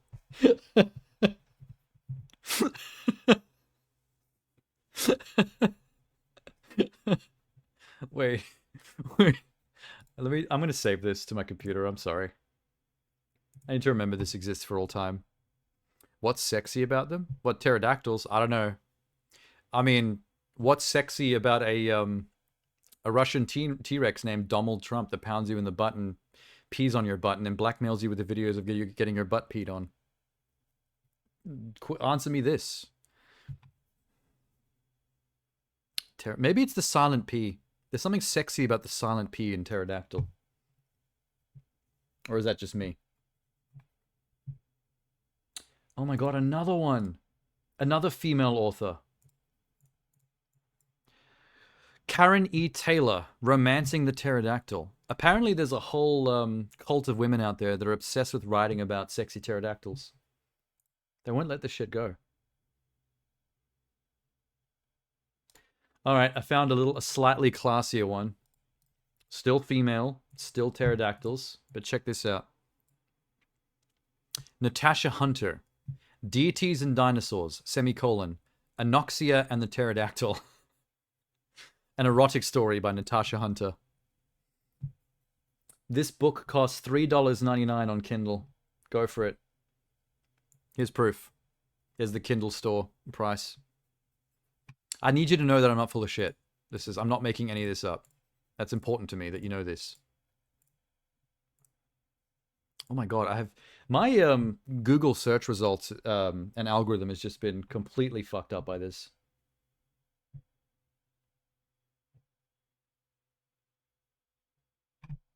Tentacle insemination. Oh no. Oh, here we go. Chuck Tingle is dipping his toe into the pterodactyl obsession. Also for women. Anal lesbian pterodactyl rodeo. And one of the women seems to be half pterodactyl. She has a pterodactyl face. I mean, You had me in the first half. I was kind of on board with the anal lesbian, but then it turned into a pterodactyl radio. You lost me slightly. I'm lying. You gained me more. What the hell? Anally yours, the unicorn sailor. Well, that's definitely Chuck Tingle.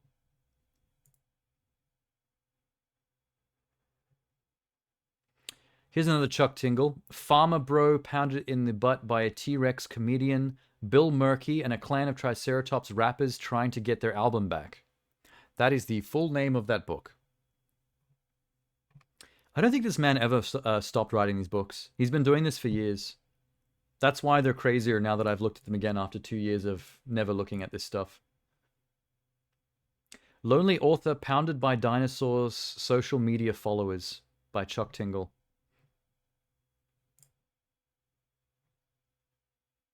I want to read maybe 2 or 3 of them. I just want to understand the quality of the writing. I need to know what's actually in these books.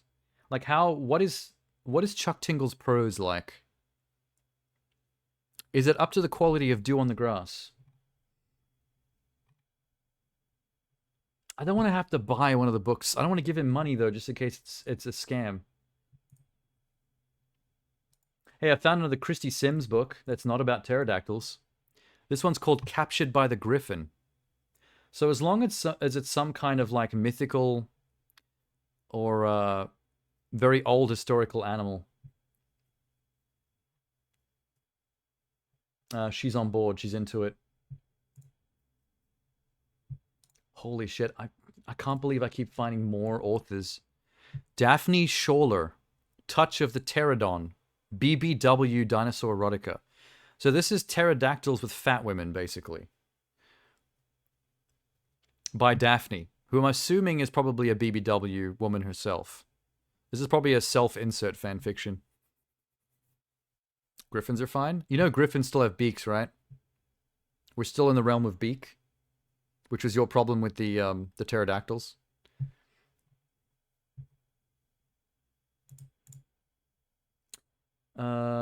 Eden Red wrote Lustful Raptors. That one's more basic.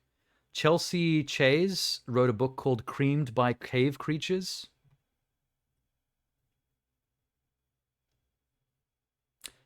Man, what is wrong with women authors? Apparently there's a lot of women out there that have very intense sexual fantasies. Very surreal sexual fantasies. Taken by the Megalodon? How do you even fuck a Megalodon? That's a giant underwater shark. You'll drown. Immediately. They have huge dicks, though. So basically, you can boil this all down to just the huge dick crowd, the size queens. It's a size queen thing. It's an interesting take, because you by considering it a size queen issue, you're basically lumping all of these into one bucket that explains everything all at once, which is probably too convenient. I doubt it's that simple, but I mean, I like simplifying things just so we can understand this shit.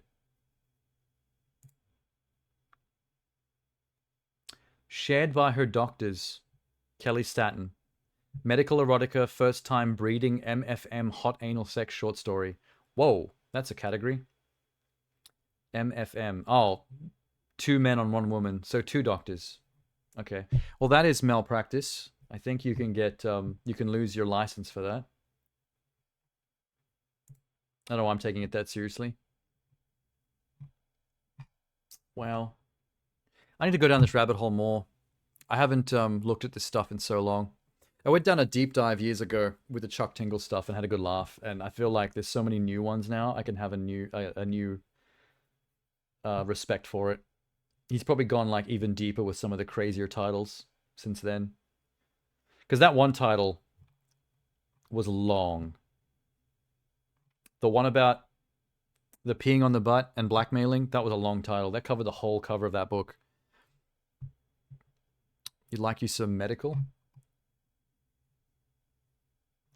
I haven't mentioned this yet, but the Google search that helped me find all this, it actually has brought up some porn pics from some live action pornography of like actresses being fucked by dudes in pterodactyl suits. Really bad, shoddy, cheap pterodactyl suits, but with human penises sticking out of them. So there's actual real porn coming up in the search, which is why I left it off the screen. So that's real. That's there. Oh, shit. Wrong one. If you find yourself fascinated enough, there you go. I think we should probably call it a night, huh? That's enough pterodactyl porn for one night. It seems cult-like. It probably is cult-like. We can't leave it on that note, though. We have to go out on a high note. Let me just see if I can grab something big. I need something big deal enough to... Here we go. I haven't watched the final trailer for the Marvels yet, which just came out 2 nights ago in the theaters. Yeah. This will be my going out trailer. Sex with pterodactyls is a low note. I guess it depends on if you're into it or not. I feel like if I got taken by a pterodactyl, which is actually one of the titles of the books we just saw, I don't think I'd be having a great time. I think I would be a low note in my life's journey. I'd make the best of it, just, you know, for the hell of it, because you're there, and it's against, I mean, you got no choice, but, you know. Hopefully this is a good trailer. Heroes. It's an old-fashioned notion. But the world can still use them. Yeah, please go buy one of those books and let me know how it goes. Whatever it takes. Are they worried that people We aren't going to want to go destroyed see Thanos. Captain Marvel again, so they're But it's not over. trying to milk the popularity of the older movies that people did like? There will always be more to finish it. I'm really curious what her deal is. They haven't explained This is just the beginning. what her goal is. She tore a hole in space. There's a different reality leading into ours. Well, they're still riffing on the multiverse stuff. Trying their best to do the most with it. What are you prepared to do? I'm invincible. Your powers only make me stronger. So you can't be matched. Blast her in the face. Can't be controlled.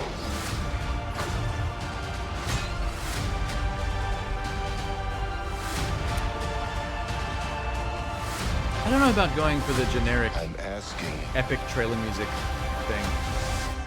for one last fight. I guess this is the one where they want people to take it seriously. Monica! But fuck those people. I like the fun ones.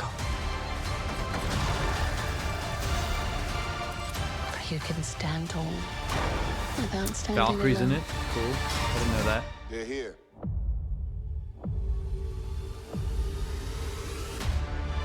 That was kind of just a VFX show reel for the Marvels. Monica, you gotta fly. No. Black girl magic. Yeah, Black Girl Magic. In theaters Friday. Get tickets now. Samuel Jackson's so funny. That didn't do too much for me, but not because I don't think the movie looks alright. I just really love the Beastie Boys trailers. The first 2 trailers were to that Beastie Boys track, and it made it look really fun.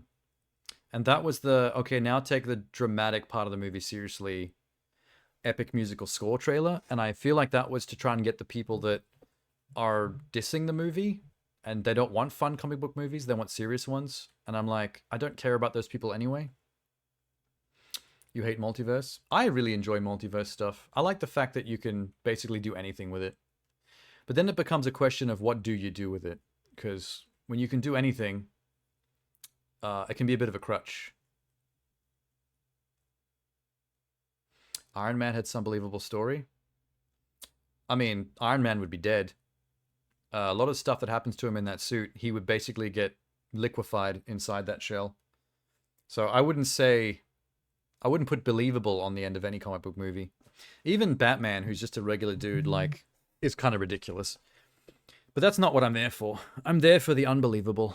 I'm there for the heightened Greek morality tales that superhero movies have taken the place of from the old stories.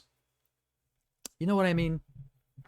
People don't often realize that about comic books, but back in the old days when people looked at heroes like Hercules and stuff, like the various tales of the Greek gods and the Vikings and the stuff that they believe, like all that stuff, this is what's taken over. These are the new heightened morality tales disguised as popcorn entertainment shit. Because the same kind of stuff that Shakespeare was doing. Even though people pretend like Shakespeare was like some amazing thespian classy thing, whereas he was actually like playing to the cheap seats guy. He was the Michael Bay of his time.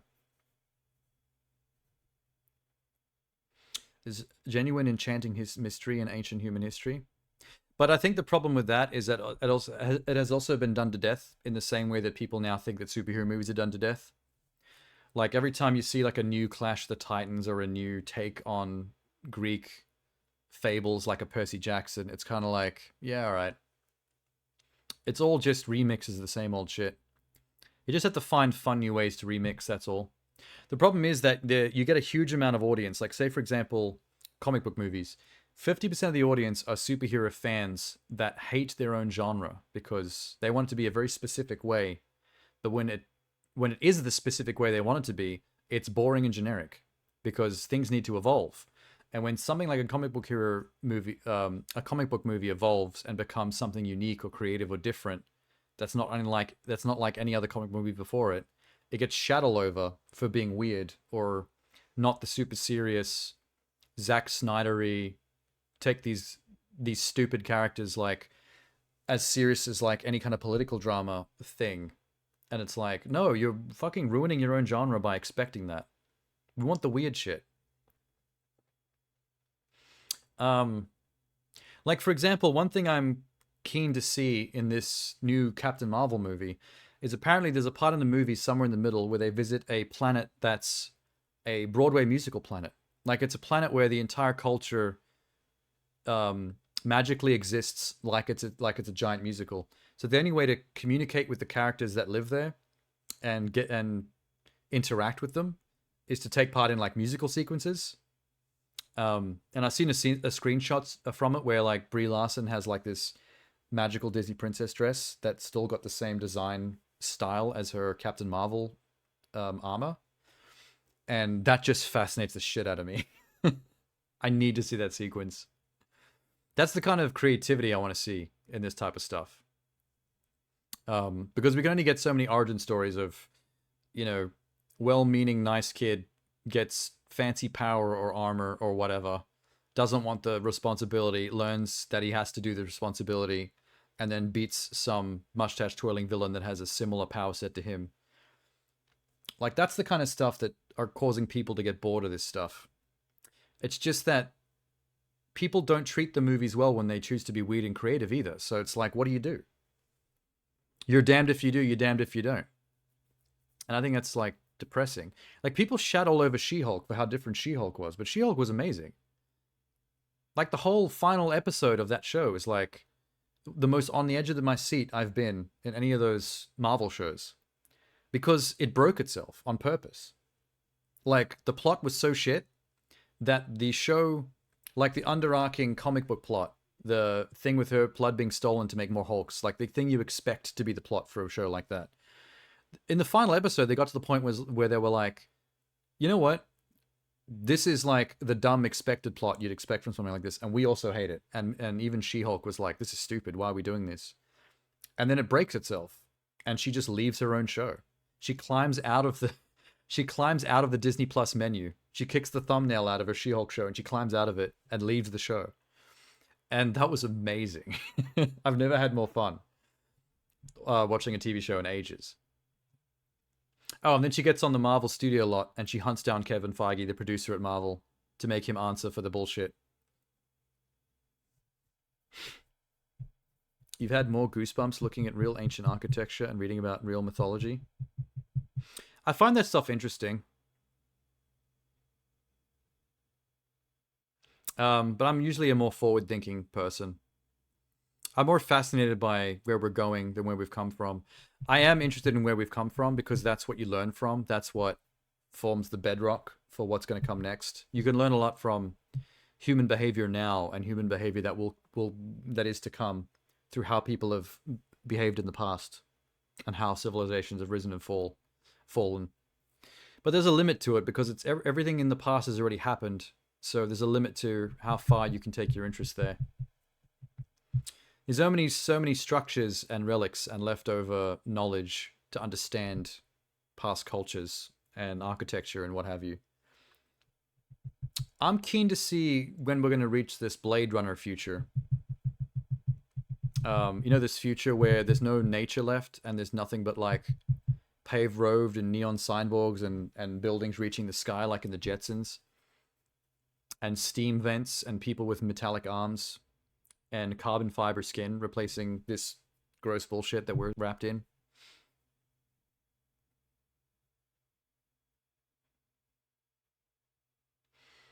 It is kind of cringe when someone tries to put spins on old ancient stuff that completely falls apart. Remember when Alex Proyas did Gods of Egypt and tried to make like what felt like a superhero movie toned thing out of Egyptian mythology? And the whole final sequence felt like watching a cheap Power Rangers movie. That was ick. That didn't work at all.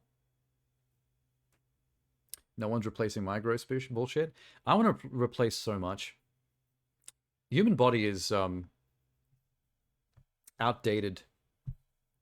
I feel like this is a design that has been around for too long. We need to perfect this. And we're kind of in the point now where we have the technology to do so. Fleshy and slimy and proud to be. Nah, there's a lot we could fix about this. I'm feeling carbon fiber replacing skin at some point. I'd like that. I want the frontal lobe upgraded with RAM chips so that we can power cycle and not need sleep anymore. That would be good. That's probably on the top of my list. I want a chip embedded in my palm that lets me swipe over everything. FBOS machines, the bus terminal. Like everything that is swipeable and scannable in real life, I want it tied to one government ID that's chipped into my hand. We're not the apex of evolution, but I still think this is a really beautiful benchmark. I mean, as far as we are currently, we are the apex of evolution as it stands. This is the current apex. But we could take control and do better. The problem is there's too many humanists and naturalists that don't want that. And I'm like, no, we need another level to this. This has gotten boring. We need cyberpunk robot arms already. That one's a bit cheesy.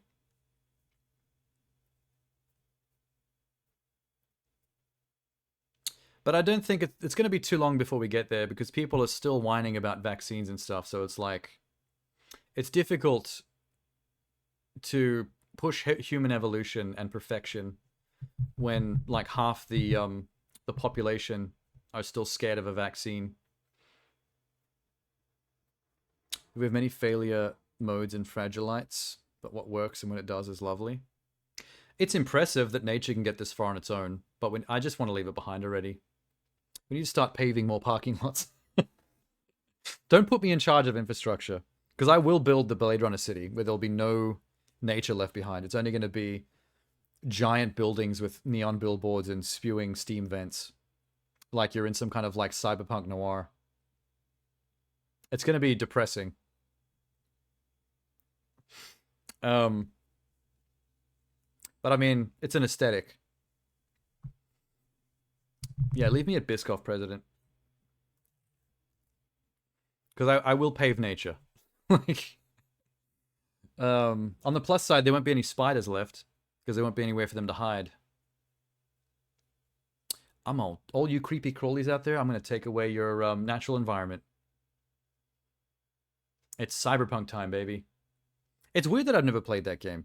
Still, to this day. You'd think it'd be right up my alley. With the aesthetics that I'm cherishing here. I want to go swimming in nature. Yeah, I don't like the way that sounds. That actually made my skin crawl a little bit. Have you ever laid down on grass? It's itchy. I can feel the grass infecting my pores. Like things are crawling on you. It's very unnerving.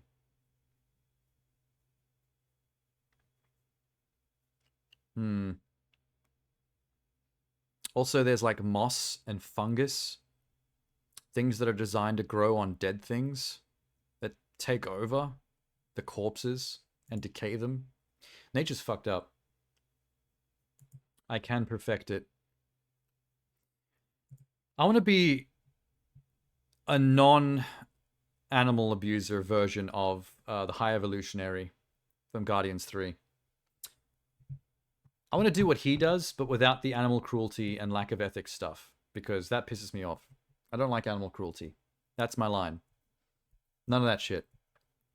I'm going to start swinging on that one. I want to find a tree stump and bend over it. If you can find one in my Blade Runner future, there are gonna be no tree trunks in the dark cyberpunk alleyways. Just steam vents and parking lots and neon signs advertising mysterious products you've never seen before and will never see. Capitalism has taken over. But I've got my carbon fiber skin and my overclocked frontal lobe.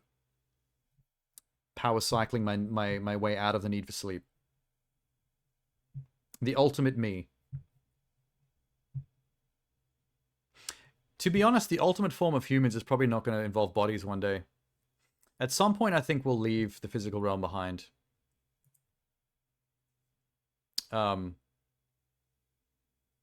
Personalities digitized as if we were human AIs. The Earth turned into one big server.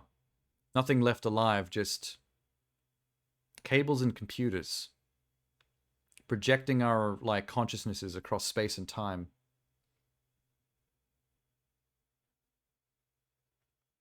Yeah, see, that's what I'm also getting at. Sleeping and eating, I feel like setbacks. Like evolutionary flaws. Like, the fact that we have to eat to power ourselves, and it can't be anything, it has to be certain kinds of things to get the right proteins and vitamins, and then we also have to turn it to waste and poop it, is disgusting. We need to fix the pooping issue. I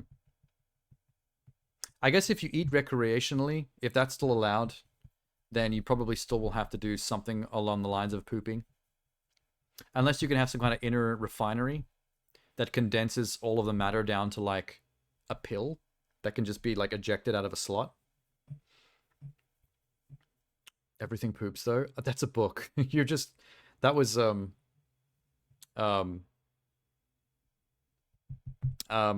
sorry, I'm tired. It's 3 in the morning. What's the word for plagiarism? That was plagiarism. Everybody poops is already a book. Almost everything. We need to find a way around it. Maybe if we could absorb our nutrients and then expel it as energy, so that there's never any like waste matter.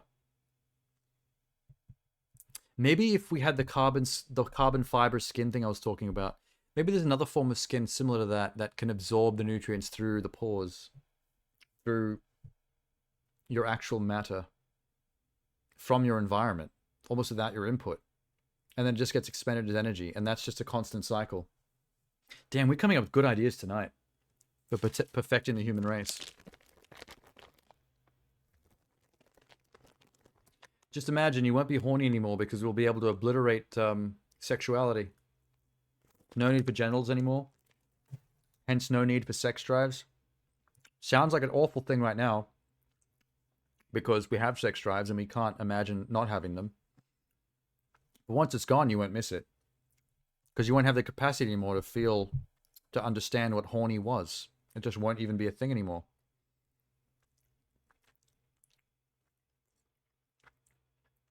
Why is that everything nature leans towards? Well, that's evolution. Evolution leans towards the things that works. That's the simplest way to describe it anyway.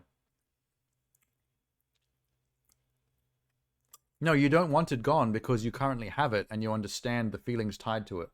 Once it's gone, once it's eradicated, you will no longer have those feelings, so you won't miss it. That's the difference. You can't understand the impulse. You can't understand it right now because you currently have it.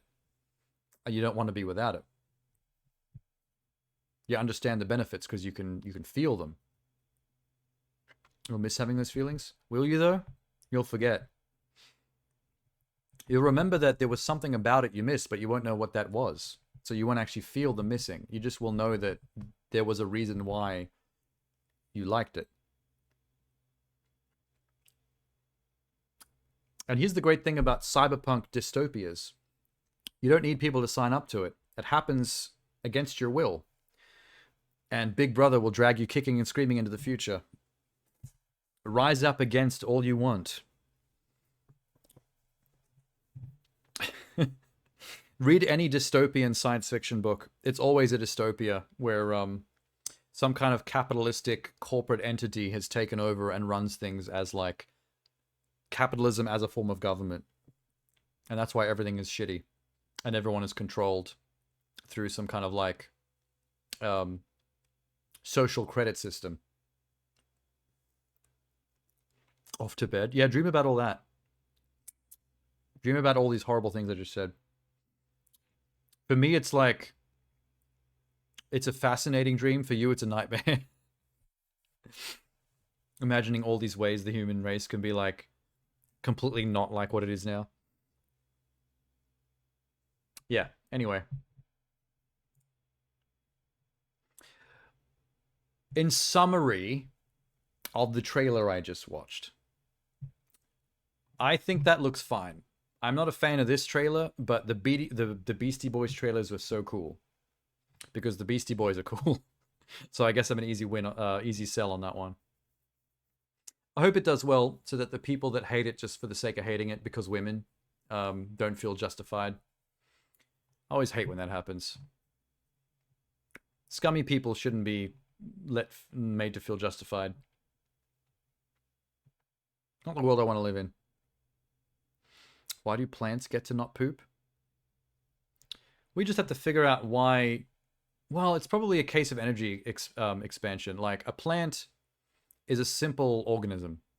It doesn't have a brain to think and make choices. It simply exists to absorb and synthesize.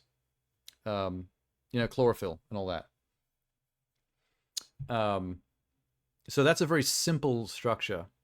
We're an actual mobile, sentient meat creature. There's a lot in the engine that needs to be powered there. The same things that power a plant to simply exist and absorb sunlight and create oxygen, like, will not run a dog or a horse or a human. Because these are creatures that walk around, make choices, have impulses, you know, expend an incredible amount of energy to basically have mobility. Peeing is fine. Keeps the OnlyFans afloat. Do they allow that on OnlyFans? I never actually looked at the fine print. I mean, they should. It's not actually that gross, to be honest. It's sterile. You could drink it technically, and there's nothing, it wouldn't do anything to you. Pooping is gross.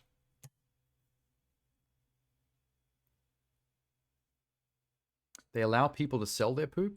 They do. I know of people selling their bath water. What's her name? She hasn't been active on the internet a lot lately. Probably because she's too rich to have to do anything anymore.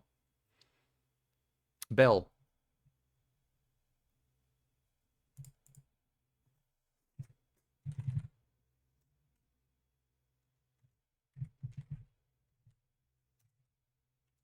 Belle Delphine, that was it. Selling farts. Yeah. There was some woman who was selling her farts and then she had to go to hospital because her diet and the amount she was making herself fart to bottle it was like, it made her sick. It gave her like a physical problem. Belle Delphine, on the other hand, is the one that was selling her bathwater and is now a millionaire. Not just from the bathwater, from like all her shenanigans, because she's, you know, been viral for a while. for all her nefarious antics, of which there are many. Good for her, though. She got her millions. She can basically spend her whole life living off that. She doesn't have to ever do anything else in the public eye if she doesn't want to. Bathwater, imagine. I wonder what men have done with that bathwater. I really hope they don't drink it, because that's that'll make you sick. Someone's old bathwater. I'm pretty sure that's got some bacteria in it, dude. I could be a millionaire. I just need money to run a bath. Some money for the water bill. It's only the rich people that get to be rich because they've got the money to make the money. That's what you're saying. You have to make the money to make the money. I love listening to millionaires talk about pulling your socks up by your bootstraps and putting in like the hard work to make your millions, when it's like, you started out with money. You had a rich family. You invested millions to make millions. It's not the same. Invest in a bath. I should invest in my own bath. I can sell some bath water. Mostly to gay men that probably think I look a little twinkish. In my cute Space Jam Oodie. It'll be me, a picture of me in the Oodie on the bottle. Sell my bath water. I dipped my balls in it. I hadn't bathed for a week before I got in here, so you know it's got that ball sweat. Alright.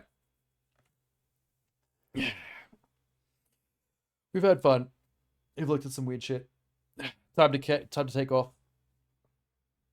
We've turned a 4-hour stream into a 5-hour and 20-minute stream. Good effort. Strike me as quite the alpha. Well, what does that even mean nowadays? That word got ruined by cheesy men on the internet. Every Andrew Tate wannabe for the last 10 years has gone on and on about themselves on the internet being an alpha. And you know, don't fuck with me. This is alpha male shit. It just like ruined the concept. Not that the concept was any, it was that classy to begin with. It was always kind of a silly. I mean, it used to mean something in terms of the animal kingdom when you're talking about like the headline of a pride. Like we'd use the term like alpha, but I feel like humans have ruined that shit. They've made it cringe.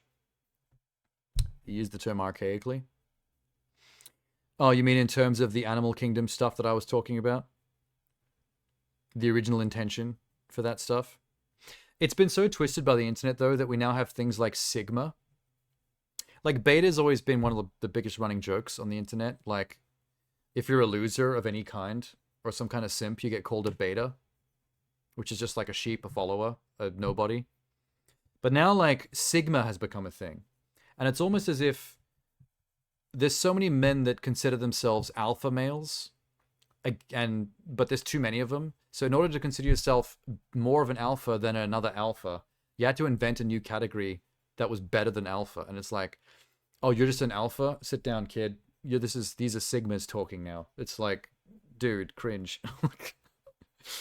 What's a Sigma? You should look it up. There's probably some decent definitions online. It's silly shit, but you know how the concept of an alpha male was always about taking charge in terms of everybody else? Like, when there's a group of guys, you're leading the guys. When there's chicks, you are the guy who gets the chicks. You're the one who goes for the chick, has the best, chance, is the hottest dude, the most confident, and, like, the most game to basically score the chick. That's the alpha mentality. Sigma, they often use pictures of Patrick Bateman, which is weird because he's a serial killer. But the idea of a Sigma is a man that is so confident in himself and about his own shit and like self-betterment that you don't fall into the trappings of needing to be seen as an alpha by the group or even lead the group. It's like the lone wolf mentality. It's like, you don't even need girls. You don't need to be a simp. Like, a Sigma sees an alpha as a kind of a more confident simp. Like, you're still, like, the alpha is still at the behest of the female race because they're still trying to get their attention, still trying to, get that ass, so to speak. Except the alphas are the ones that normally do get it because they're the ones at the game. So the idea of a Sigma is someone that's like so their own man and so above all that stuff, they don't even need the attention of women or to chase women. They're just like, leave me all out of it. I'm that like tough Sigma male that just like goes out there and does my own thing, runs my own business, or creates my own content, or there is no level of what's the word, peer pressure involved. See, an alpha is usually the one that's peer pressuring other people, right? But in a way, the alpha is still the idea of an alpha is still weak to the concept of peer pressure, because the alpha is still conducting themselves in a way that is conducive to what others expect of them. They have to be seen as the leader. They have to be seen as the guy that gets the girls. Like, that's still a way that your peers are pressuring you because you feel you need to fulfill that role. So the Sigma is essentially the idea of manliness, but with that stuff stripped away and just like being your own dude. How's that working out for them? It's the same. It's working out for them the same way as the whole cringy alpha thing works out for dudes that follow Andrew Tate types. Like, it's a meme. Like, everyone makes fun of like normal people make fun of the concept because it's just another layer of, men trying to seem superior to other men by going, oh, that's what you're about, and that's the coolest way to be a man. Well, let me just come up with a new category that's even cooler above that, with excuses and reasonings for why the things that made you cool are actually not cool. You know what I mean? Like, give it another 5 years, and there's going to be a new one above Sigma, I bet you. I don't know what that would be. It's getting more difficult to come up with reasonings for these things, but it is disturbing how a lot of Sigma memes have like... Let's just type in Sigma meme and see what happens.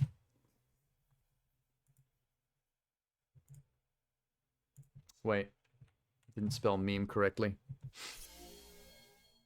What did I tell you? Look at this. Patrick Bateman, Patrick Bateman, Patrick Bateman, Patrick Bateman, Patrick Bateman, Patrick Bateman, Patrick Bateman.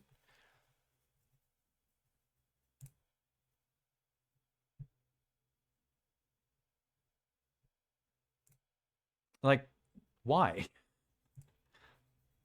The picture of him in his suit with his headphones on, minding his own business with a suit and tie, and just like walking to his office is like meant to be a Sigma vibe, I guess.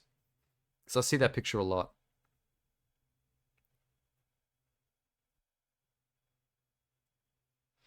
A real man, just like real women, admits vulnerability to... No, see, all of these ideas of masculinity, whether it's Sigma or Alpha or whatever monarchy you want to put on it, none of them involve vulnerability.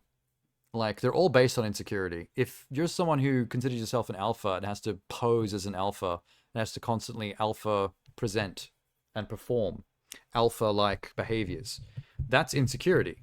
Like, that's you needing validation from others. Not just women, but other men. You want the other men to see you as the best man. Like, that's an obsessive, tragic level of insecurity. There's no room for vulnerability and all that. What you're saying is how people should be. That's outside of all that stuff. That's just actual people, understanding and accepting their emotions and their vulnerabilities and insecurities and, like, dealing with them like a human being, like, in healthy ways. None of this stuff applies. This is all pretense. This is all the highest level of masculine pretense. Look at that shit. Oh my god. The Sigma grind set. Okay. Must get strong. Not for the ladies, but to help mama with the groceries. So they're trying to be wholesome there with the Sigma grind mindset.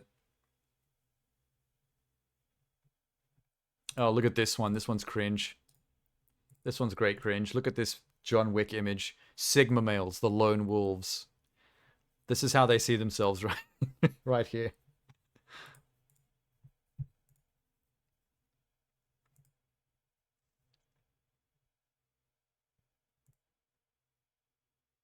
What Sigma males think they are. Sexy guy in suit, keep minding his own business. What they actually are. Sad loner in bedroom.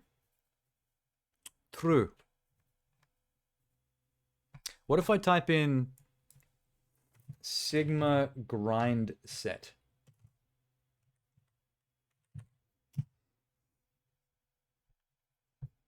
The Sigma Male Bible? The Lone Wolf Rules for Life? Sigma Mindsets, Personalities, Characteristics. The Grind Set. The Sigma versus Alpha Dating Strategies. Oh my god. Written by Will Wilde. Of course his name is Will Wilde. Fuck you.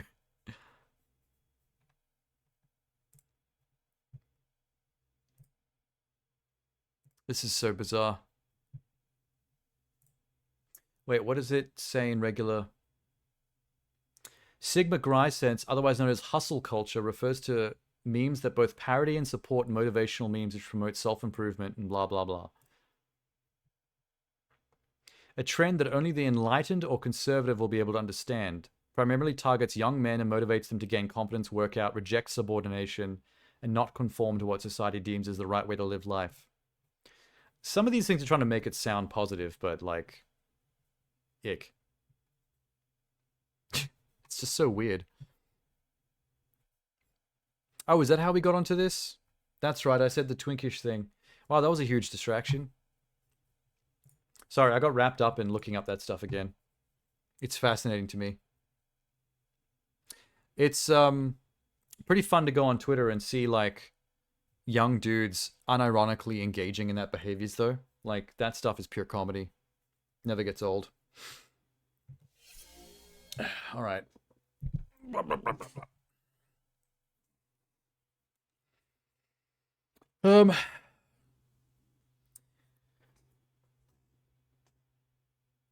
Talk about us like it's unhealthy.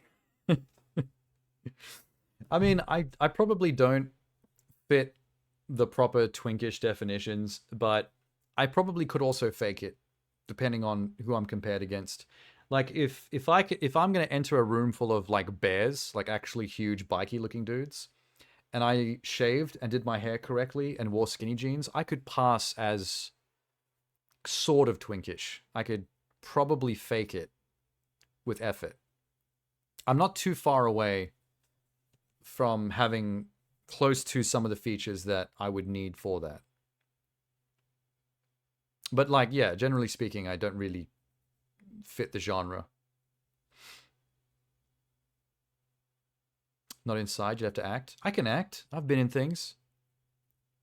I've acted in commercials, both local and international.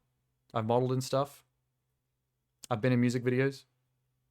I've hosted events where I had to be up on stage in a suit and introduce guests to speak and introduce musical acts and stuff. I can act. I wish Biscoff commercials. Although they never would have got rid of me. I'd still be somewhere in the factory living in the walls like a gremlin. Once I'm in there, I'm not getting it. I'm not leaving. I can hear him scritching in the walls again. They hit the wall with like a broom every time they hear me scritching.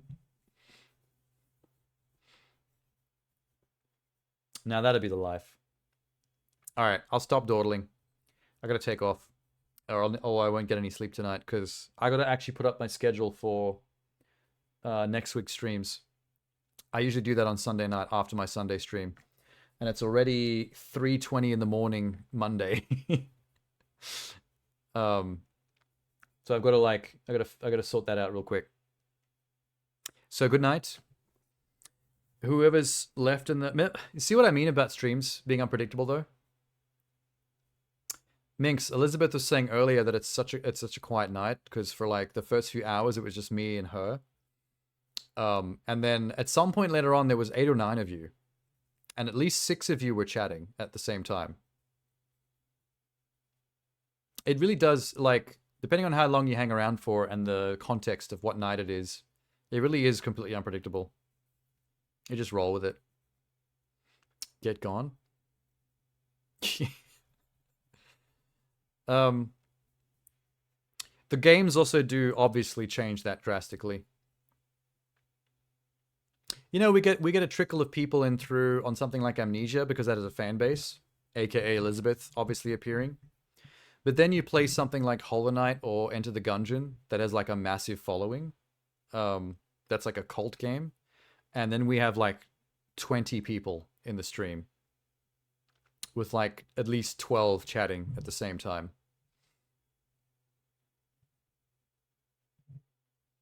Minx just works. Yeah, but that's one of the fun things about streaming is just seeing the differences and what different types of streams cause. Like 1 minute you're on Hollow Knight and there's like 20 something people there because the game has got a cult following. And then next night you're playing something that's like an amazing 10 out of 10 story driven game and you don't see anybody. Like the thing's basically empty. There's not a single person ever types in chat the entire night. You never know. Like I was shocked when I played, remember Plague Tale? Innocence? Plague Tale Innocence, about the two medieval orphans that had to survive during the rat plague. I was shocked at how unpopular that game was. Like when I played that, I had a ball. I loved that game. But like, I think I only saw like 1 or 2 people for the 4 or 5 nights. I think it was 4 nights. Maybe 3 or 4 nights that I played that game straight. Like, no one cares about Plague Tale Innocence.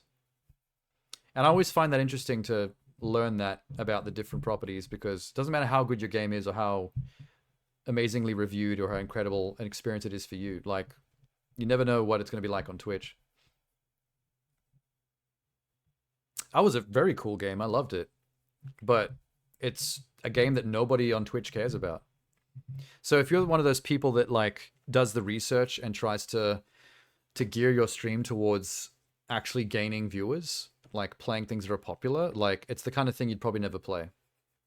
But then again, if you're one of those kind of people, you'd probably just only play Overwatch and League of Legends and Valorant and the online competitive stuff that everyone's always tuning in for.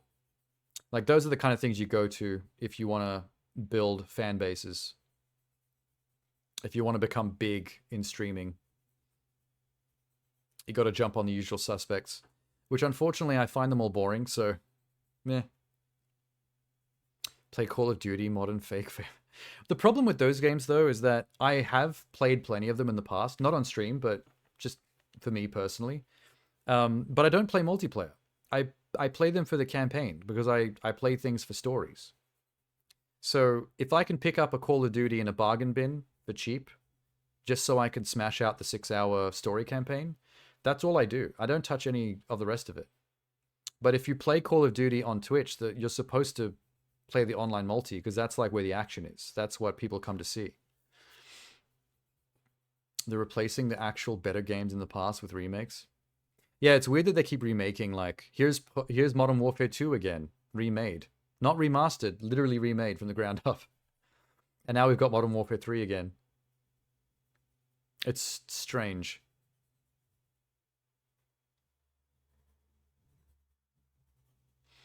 But like I've played I've played Call of Duty 1 and 2 and like not Modern Warfare but actual Call of Duty. And I've played Call of Duty World at War and I've played the Modern Warfares and I've played some of the Black Ops. Like I haven't played any of the new stuff because this is back when I was in the public service, like a 9-to-5 desk job, and I had lots of money. So I could just buy like Call of Duty 2 and smash out the campaign and move on with my life. I didn't have to worry about how much it cost. Not so much anymore. But yeah, I remember playing Modern Warfare 1 on my Xbox 360 and going for the achievements in the single player campaign. I had to play it on Veteran, and I had to beat that final level on the plane in like, what was it, like less than 40 seconds or something on Veteran for a special Mile High Club achievement, which was like a big deal at the time because that was really hard to do. That was an error. That sniping mission was really popular, the one where you crawl through the grass in your ghillie suit.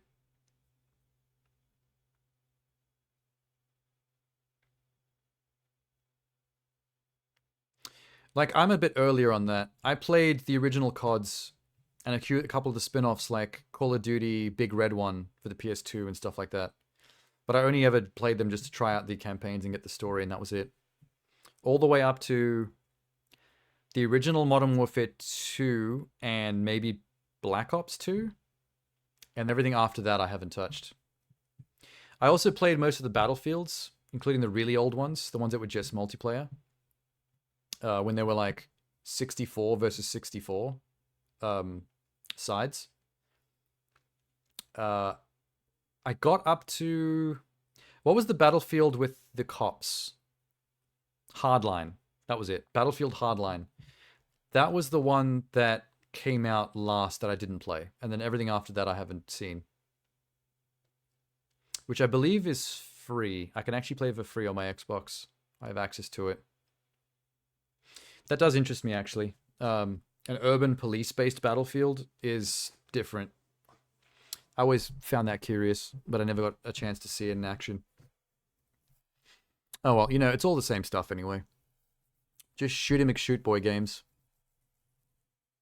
I like weird shit. You know what I had a lot of fun playing on my stream? Minx might have been there for it, actually. Unpacking. I really enjoyed playing Unpacking. I played the whole game through start to finish one night on stream. I love that game. Yeah, see, Unpacking is a very good example of environmental storytelling. None of the story in that game is told to you explicitly. It's all gleaned from how you can read into the main character's changing life through the belongings that you unpack. And there's so much to glean from it too. There's so much story and shifting life detail that you can pick out if you pay attention. Characters that appear in family photos in one unpack, and then years later in another unpack, seeing similar photos but now missing certain characters, like that kind of thing is genius. Black Ops 2 Zombies was your favorite? Because of the dirt and the grime? My only issue with Black Ops Zombies modes was that they were just multiplayer modes. Like, I tried them out, and I saw how they worked, and then I was over it immediately. Like, I would have liked a, like, Black Ops 2 zombie campaign, where there's, like, you following an actual story. Also, the fact that I enjoyed unpacking so much is part of the reason why I want to play that, what was it called? Do you remember the trailer for the game where you have to tidy everything, Minx? It's like an OCD game, basically. Like, one level, it'll just give you a bunch of pencils and doesn't tell you what to do, but the whole game is about OCD organizing, like, neatness compulsion. So you immediately start arranging the pencils in order of length from smallest to biggest, and then the game goes, yeah, you got it. Next level. And then you have, like, a bunch of books on the shelves, and then you have to take the books out and rearrange them so they're in order of either color or size, whatever you think makes the most sense. And then the game will be like, yep, pedantic enough. Good job. I forget what that's called, but we've seen the trailer like 2 or 3 times in different expos that we've watched on stream. And I sometimes think about that game. It just seems like it was made for me. I want to tidy up all the things. Also, there's a cat that sometimes shows up and messes up the screen while you're trying to tidy things, and I think that's really cute. This current state of Call of Duty is laughable. Copy-paste trash, vile how people keep buying it. Well, yeah, it's a trend. Call of Duty doesn't die easily. You know when it became laughable to me? Is when they released Black Ops 3, and then I found out there was no single-player campaign. They boiled down Black Ops 3 to just the multiplayer. I think it's the first time Call of Duty has ever just completely nixed the idea of a solo campaign, and that was gross to me. As someone who only plays solo campaigns and couldn't be fucked about the multiplayer, I thought that was really sad. And I thought that was going to be the way of the future for all Call of Duties, but I think they got enough backlash that they didn't consider doing that again. But I feel like they still phone them in. I keep seeing like bad reviews of recent Call of Duty campaigns for the last few. So I think they're just phoning in like Michael Bay level spectacle and calling it a day. The barely 4 to 5 hours story campaigns before credits. Oh, Genie. I didn't even notice that was you for a sec. Fuck, that's the second time that's happened tonight. Who was the other one? Dew? Dew showed up and just started talking, and because Dew's name was the same color as Elizabeth's, I thought it was the same person for a bit. And then Genie just did the same thing. You're both pink. The thing that gave it away was the Versus badge. I caught the Versus badge and I was like, oh, that's Genie. If I could, I'd change my name to White. Oh, like make your name white. Yeah, well, yeah, I can see why you can't though. Because the actual text that you type is white. So I feel like the names would get lost a little bit. Boo.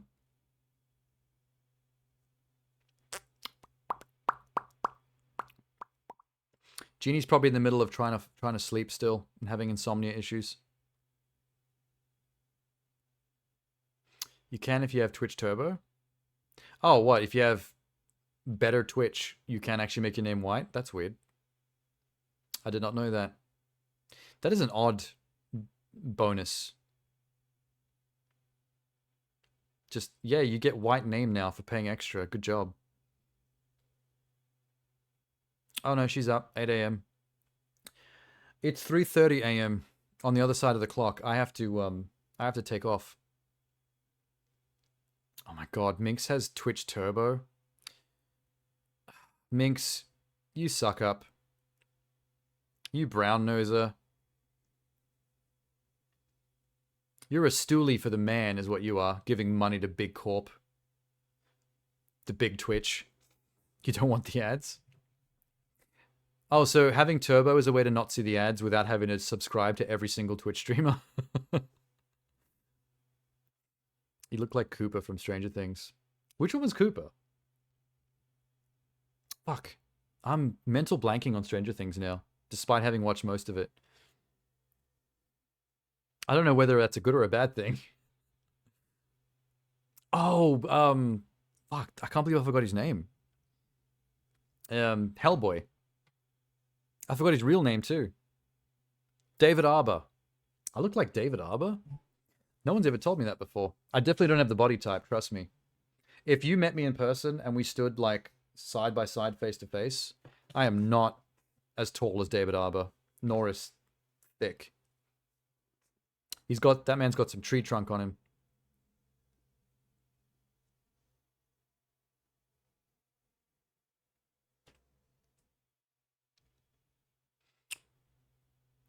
Nikkei keeps referencing Gurren Lagann for Red Hood.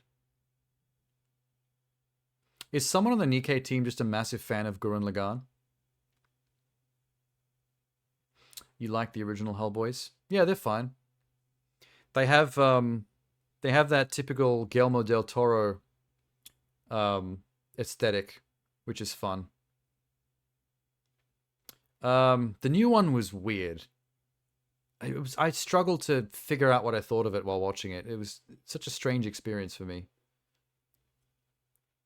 It's the glasses. Oh, because he's like a deep South cop. He would wear stuff like that. I don't remember the last time he wore glasses like that. It would have been an earlier season. You're going to ask if you'd seen them? Oh, Hellboy. Yeah. I have the 2 Guillermo del Toro ones on Blu-ray in a fancy box set with lots of director special extras. You've ordered the new one? It's interesting. I wouldn't call it good, but it's fascinating because, like, there's something very messy about it that doesn't really work, but there's, like, 1 or 2 sequences that are pretty cool that, by themselves, isolated, are neat. There's this one random section in the middle of the movie where he goes to, like, this otherworldly Silent Hill, like, foggy realm in a forest, and he has to find the Baba Yaga house with the giant chicken legs, and he goes inside the house and has to basically fight the Baba Yaga in her own chicken leg house that's running around in the forest. And that was actually really cool. Like, that is such a neat Hellboy-esque sequence that you'd only see in a Hellboy-style movie. But that's something that happens randomly in the middle of the movie for some stretched reason. Like, they're there for a MacGuffin or something. And then the movie moves on to something else. And I'm like, that as its own little short film, if someone made that as a Hellboy short film on YouTube, that would have been sweet.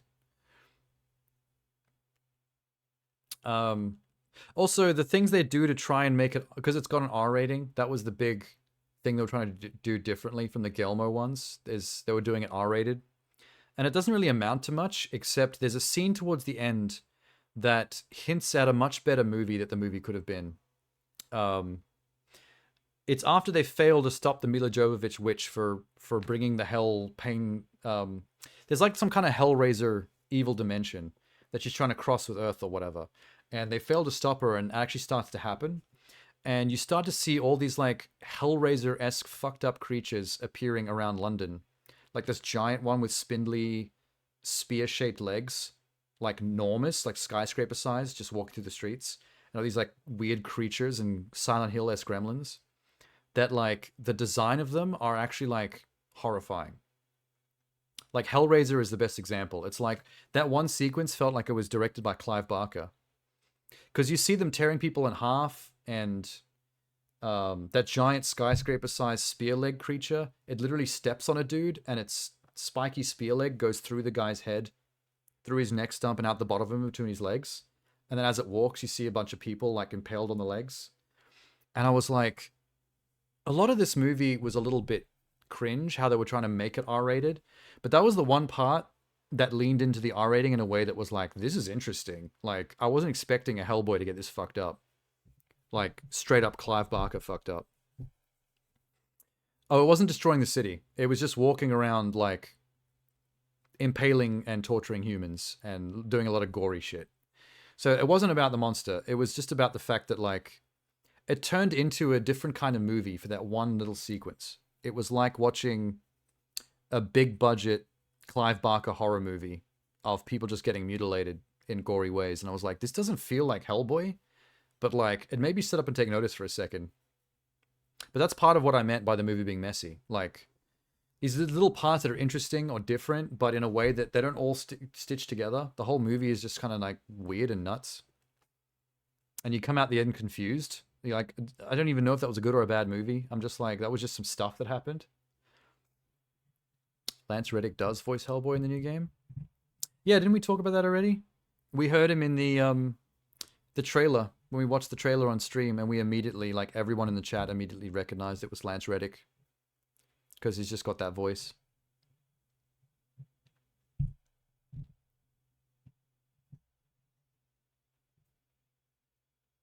Your mobile app won't let you change your color to custom? Well, the mobile app doesn't have any controls for changing the names? The name colors? Kind of like how my stream control window doesn't let me either, for some reason. I had to actually go to my own stream to do it. Did you enjoy Cloverfield? Yeah, it was decent.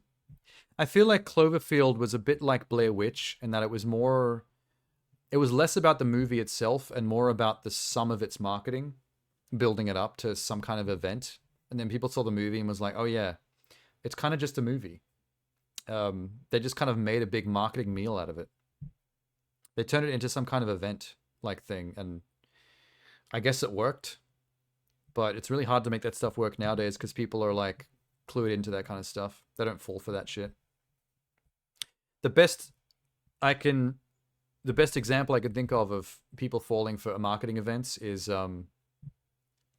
the Barbie X Oppenheimer thing. That became its own like viral entity, and the marketing teams just kind of leaned into it. So they didn't create that, but they did capitalize on it. Lime green.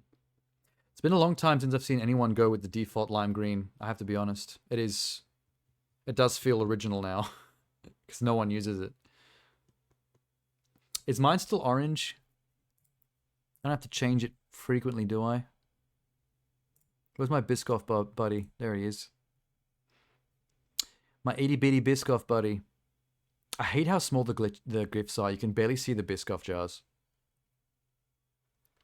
Why am I orange? I mean red. That's not the orange I wanted.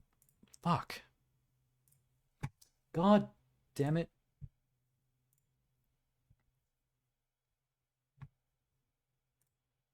Twitch, you're weird. Hang on, let me change it. Oh god, I can see me. Pause that. You can't see it, but I'm just trying to do my thing. How do I do this again? Settings.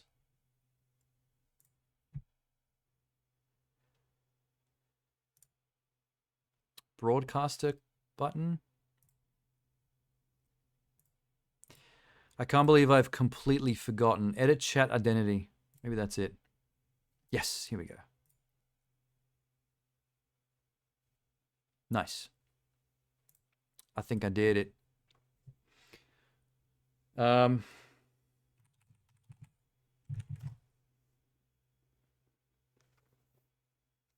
I didn't do it. I'm betrayed.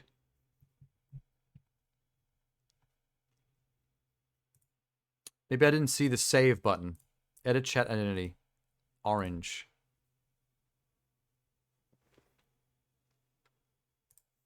Or should I go chocolate? Maybe that's more orange than orange.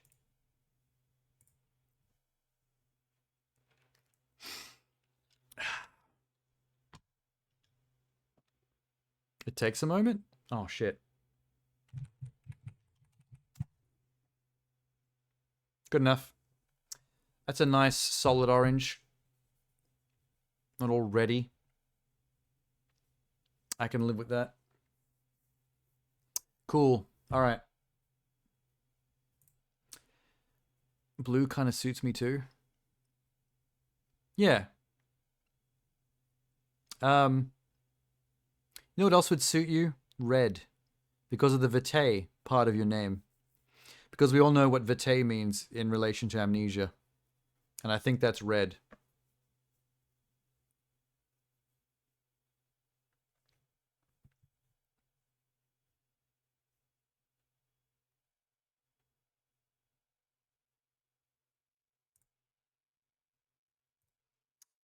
Okay. Cool. Yeah. I'm going to go and do up my timetable for next week's streams. Because I still have a bunch of things like that to do before I can go to bed. So I'm going to have to make a cup of tea to keep me just a little bit more awake to do that stuff. It's depicted as blue in the pipelines, though. Is it? I don't remember that. I just remember a lot of red gore. Minx wants me to eat Biscoff on the way out. That's your parting shot at me. Minx is going to be so happy the day I come back to stream and I'm fat. Because it's going to be all her doing. I feel like 90%, maybe 80%, 85% of all Biscoff redeems is Minx. So when I get fat, it's on you. I'm just going to start blaming you for everything. I was rebuffed by a fair lady today. She said I was too fat for her. This is all your fault, Minx. You're now the reason I'm not getting laid. And not the reason that I am just in my room 24/7. Working and streaming.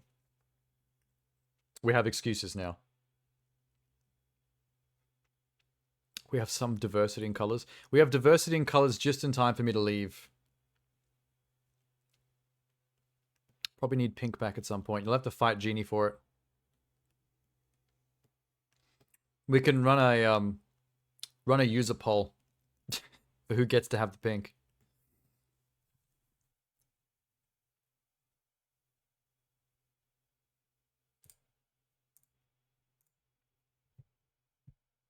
Oh.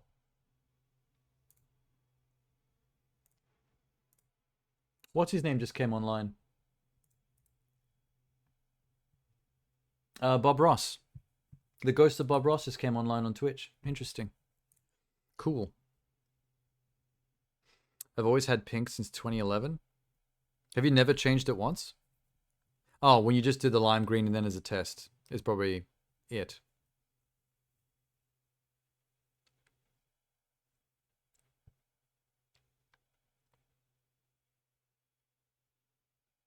I wish you were nicer to yourself and games. That was a very strange sentence, Genie. I agree with the first part, but then again, we all suffer from a lot of that.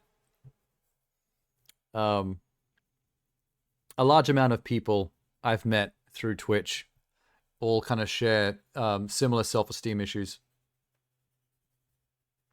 You're half nice to yourself. The forced half, the half that's trying to motivate you to be better. The party that's like, you should go to the gym. Even though the other part of you is like, nah, tomorrow. Let's have cake now. I like that part. I like the cake guy in my head. I like listening to him.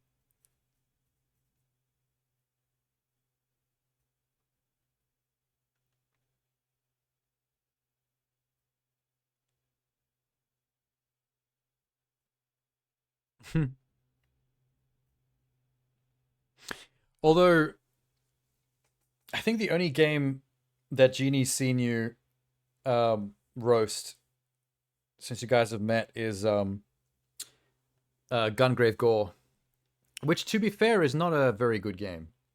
I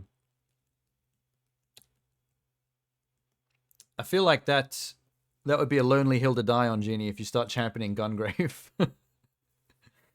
See, the thing is, though, like, for what it is and for the amount of effort I put into it, of just doing one single difficulty playthrough and not doing the multi-grind thing that I could have if I wanted all the achievements, for what I experienced, I had fun with it. Like, it's not a good game, but I got out of it what I needed. I know I would have fun. Yeah, I mean, same as what happened to me. Like, whether you call it a good game or not, you probably would have fun, and I also did have fun. If you have fun, it's a good game. I disagree. That's fair if that's how you look at things, but I vehemently disagree with that sentiment. Because I like things that I know are shit, and I'm fine with them being shit, and liking them regardless. Whether I like something or not is, I don't find to be a very good yardstick of whether something is more objectively good or not. I already eat into your life? Oh, I'm sorry. I mean, I technically currently am, because I'm supposed to be going offline, but I just keep lingering. I'm just being lazy. Because I have to do stuff as soon as I log off. Oh, you know what's a good example? I've brought this up before, Genie. Freddy Got Fingered, the Tom Green movie. It's one of the worst movies ever made. Objectively, it barely qualifies as a film. But I've seen it many times and I find it very funny and I enjoy it. But I would never defend it to anyone that told me it was shit. Because they're correct. It is shit. That's the only difference with our outlooks, I think. I'm okay with liking things and accepting that they're not actually good things. They just happen to appeal to me for some particular me-specific bias. I don't know what technically make things go bad. I can objectively understand why something is good or bad, but enjoy it for reasons outside of that. Like, there are things about how the game plays in Gungrave that I'm like, this kind of sucks. Or the way the game's structured that I'm like, this kind of sucks. I would prefer something different. But on the basis of what it is, not what I'd prefer it to be, I'm like, okay, well, if this is all it is, I'm just going to lean into this and have as much fun with what it actually is as I possibly can. And I did. I ran around, I walked in a straight line, I held down some buttons, dudes exploded into showers of blood. I blood ballooned like 30,000 people. And I had some fun with that. It is what it is, but I can think of a laundry. I could make a list of 100 things that I would change about that game that would make it better to me. I just think there's something way too simplistic about that game's design and structure. And you can take that all the way down to very nitty-gritty things. Like, Tenor brought up a very good one. Right at the beginning of the game, one of the first things Tenor said was that shooting the dudes with the guns is confusing because the guns feel weak like water pistols, but the dudes are exploding like the guns are like mad OP. Which he was correct. Like, immediately I was like, this feels weird. This doesn't feel right. Like, I'm getting some catharsis from how much decimation I'm causing to like hundreds of dudes running at me. But the guns don't feel like they should be doing that level of damage. They don't feel powerful. So there's something weird there. We all know you want to get back to Gungrave. I mean, I don't, but the thing is, like, if for any reason I needed to achievement hunt a game and and bleed some extra points out of it. Let's just say hypothetically. Like, Gungrave would be a fine choice to just go back and keep walking around and blasting everybody. Because it's easy to do. I'm just put on the next difficulty, run through it again. Like, it's the easiest thing in the world, and there's no collectibles, there's no story stuff to have to worry about anymore. It's just walking through every level and just blasting everybody. I could do that if I wanted to, but it's just, you know, there's no reason for me to go achievement harvest that game. I don't need those points. I don't need those achievements. So, like, it's better for me to let it go and just enjoy it for what I've already experienced and not start to hate it from having to be forced to play it 4 times. Because I have a lot of patience for games. I could do that if I just wanted the achievements, but I'm trying not to do stuff like that. I could just be playing another game. I could move on to the next thing. What makes a gun feel powerful? I know what makes melee weapons feel powerful. It's hard to put your finger on, but there's a certain tactileness to it.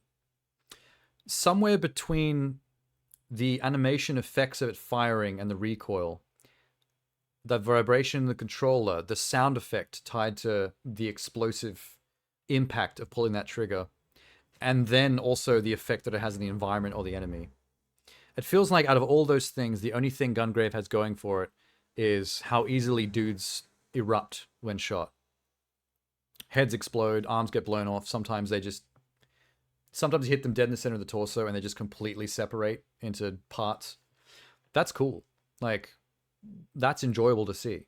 That feels somewhat okay, but nothing else. Nothing on your side of the equation, like the gun itself and its sound effect and its animation, like none of on yours. It actually does feel a bit like a pea shooter, which is weird. So it's like half and half. Like, one element is trying to make you feel powerful, the other is just like bleh, limp.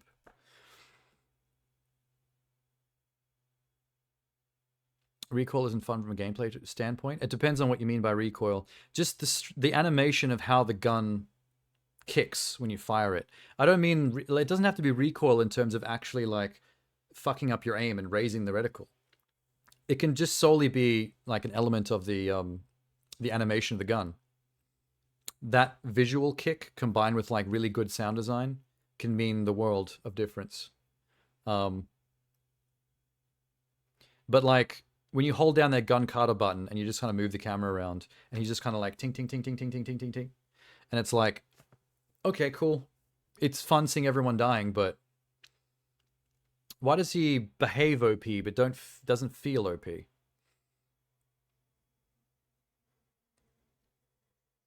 Although I do also like physical recoil. Like, when you fire a rifle in a first-person shooter and it actually does kick your aim up in the air like that and actually affect you, that does feel nice. Like, I don't know if I'd agree that it's not fun from a gameplay perspective, because it's fun feeling the power of a one-shot kill rifle when you're sniping. To really feel that thing go blam and actually move your screen. And then see the person just go bloop, just watermelon from a well-aimed shot. That's good stuff. Like, some people don't find Sniper Elite fun because it's all setting up like a one-shot. And if you fuck it up, well, you've ruined the level. But taking that time and getting that one shot is pretty fun.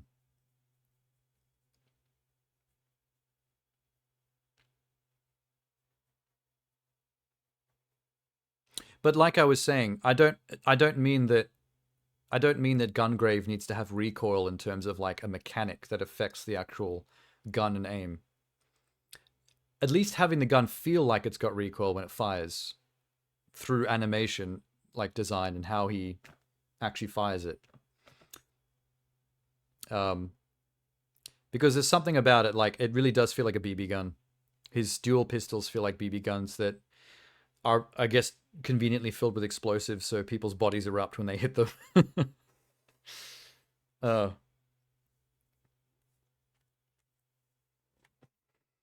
Yeah. It's a tricky thing, game design.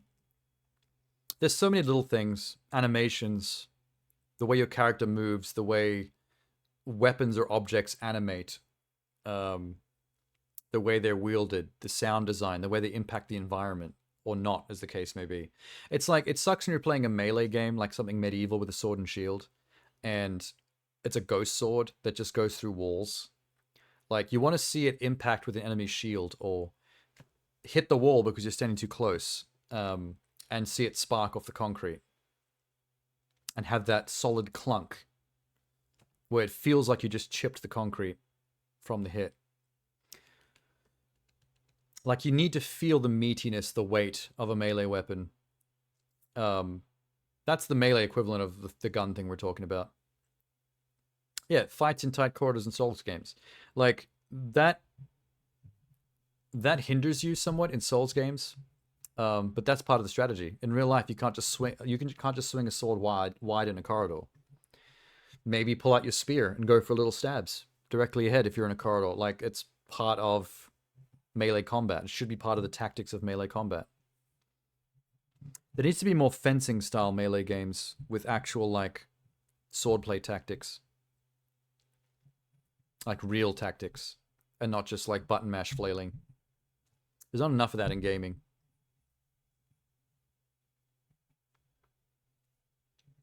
Also, like, I guess, let me just add one more thing to Gungrave. I think the thing that I personally was disappointed by the most with Gungrave is that there's nothing else in the game. Like, from the time you first start, the first level starts, it's cool cutscene, stage 1, kick their ass, pops up on screen. You walk through a bunch of rooms and corridors, just annihilating waves of dudes that keep coming at you. And then it ends, stage 2. Walk through linear corridors and rooms, annihilating dudes coming at you. And it only took 2 or 3 levels of the 31 levels for me to realize, like, there's nothing else in the game. Like, there's no areas you can explore. There's no things to interact with. There's no pickups. There's no collectibles. Like, there's no dossiers or something you can pick up off a desk to get some lore. You know, like, there's just nothing in the game. It's just, they made the combat system, and then they just stitched levels together until they had about 30 of them. And every single room, corridor, door you go through is just monster closets you, with guys sprinting at you. It makes the game feel small. It might have 31 levels, and they do change their look and style. Like, you go to the Vietnam forest at one point, which is interesting. I like that. But the game feels really small when you don't do anything. Like, you just watch cutscene and then go back to walking in straight line through video game level, holding down button until all the balloon bags are popped. I wish there was just anything else to do in the game to make it feel like I was a character in a game world that had things they could actually do. I know I keep saying the same thing over and over again, but, like, I don't know how else to reiterate that point. Like, gotta make mozzarella sticks? See, that would be great. If there was if you were walking through, like, the streets of Hong Kong, blasting dudes, and there were a bunch of kiosks, and you could walk up behind one of the kiosks and actually, like, do a little minigame to make mozzarella sticks. That'd be sweet. Like, I would love that. And then you go back to shooting dudes, but with a belly full of mozzarella. All the happier for it. Gosh nabbit. See, the only reason... Okay. Just to also... Let me just appeal more to Genie for a second. The only reason I'm not harsher on Gungrave in terms of... Like, I don't think it's that great a game, but I don't hate it, and I'm not, like, against it in any kind of way. Like, it is what it is. And it's trying to do one thing and one thing only, and it just does that. And if you have fun with that, and I managed to find some fun with it, then all the better. I have so many nitpicks I could talk about, but that's the be-all and end-all. Is I'm easier when it comes to gaming simply because, like, no matter what I discover or acknowledge about a game that I'm like, this is making it not very good. I don't think this is a very good game. At the end of the day, games are still trying to be specific things. Resident Evil is trying to be a specific kind of horror game. Gungrave is trying to be an auto-aim, S-rank chasing, just level by level, typical, like, 90s style video game. And if that's all they want to be, then that's fine. Like, that doesn't make it a good game compared to other games that I could be playing right now. Like, if I have to arrange these into good, bad, average, whatever, it's going down lower on the list because it's of the myriad of little nitpicks I can make. But it's like, you know, fair to Gungrave. It's doing its thing, and it's got its audience. And I'm not going to hate on it for that. I know the kind of people I can recommend that game to. And I know very specifically who's not going to like it. And I know where I stand, somewhere in the middle of like, I can find a way to have fun with this, but there's a lot of things that are either happening here or not happening here that is lowering the experience for me. Did you ever get rid of the big laser? Yes, actually. Very quickly. I know you don't like it. And I know Jeannie likes it. I mean, that's one of the things about a game like Gungrave. You know exactly who likes it and who doesn't. And why. It's an easy game to think about and to talk about. I simplified my character after you were gone. I hit the button that basically respect my character and gave me all my points back. And then I only bought one level 1, the cheapest level 1 super, what are they called? Demolition Shot. What game? Oh, Gungrave. Gore. Once I had a look at the achievements I still wanted to go for, I noticed that I was very behind on demolition shots for an achievement. So I respect the whole character, and I only bought one demolition shot, the cheapest one, because the more expensive ones, you have to build up the meter higher, so you don't get to do them as often. So I only bought the one, and I just repeated that one demolition shot every time the bar filled up, so I could use it more frequently. And I used the money I saved from not buying all the other special abilities to just up my stats.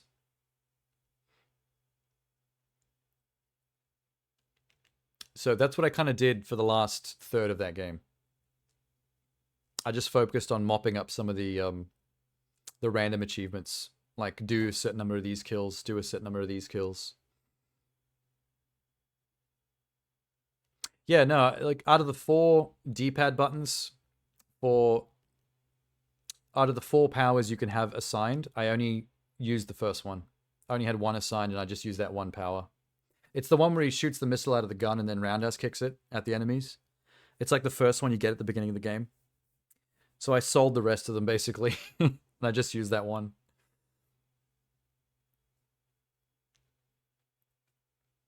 The problem with the laser is that it's one of the most powerful ones, which means I have to build up 3 demolition shot meters to be able to use it. So I only get to use 1 demolition shot for 3 full meters, whereas if I use the cheapest one, I got to use 3 for 3. So it filled up that meter faster of unlocks. You ever walk around your place like it's a minefield? Dogs just pee on the... Ew. Gross. The railgun was decent. The only problem is it's a single shot in the direction you're facing gun, and if you miss, you miss. Whereas the laser, you actually get to aim it, like manually.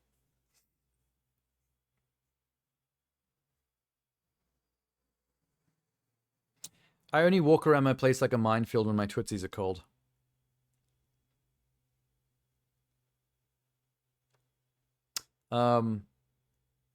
But I've never personally had a dog. I've only ever had cats.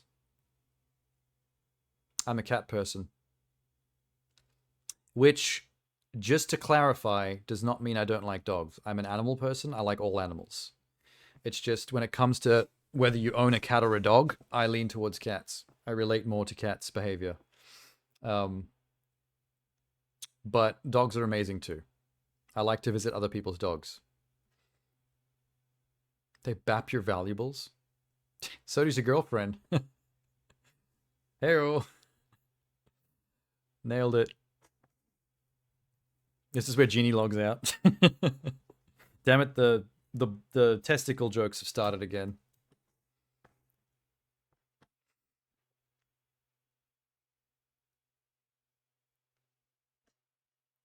They're your mom's and sister's dogs? What are they visiting?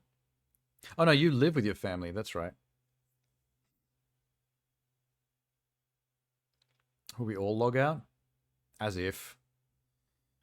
Genie would run away at a mention of dick and balls in a heartbeat. I feel like that makes you stay longer, Elizabeth. That's a way to guarantee you don't log out. Someone talking about dicks? Yeah, see? Ginny's already reacting. I knew it. I know who likes what. If you want to keep Genie in the chat, we got to start bringing up some Google images of fine booba on some muscle mommies. Could say girl dick and that makes it better. Girl dick. I don't know why that term is so funny. Do you think, you know, toxic masculine dudes that act all like alpha and Andrew Tate?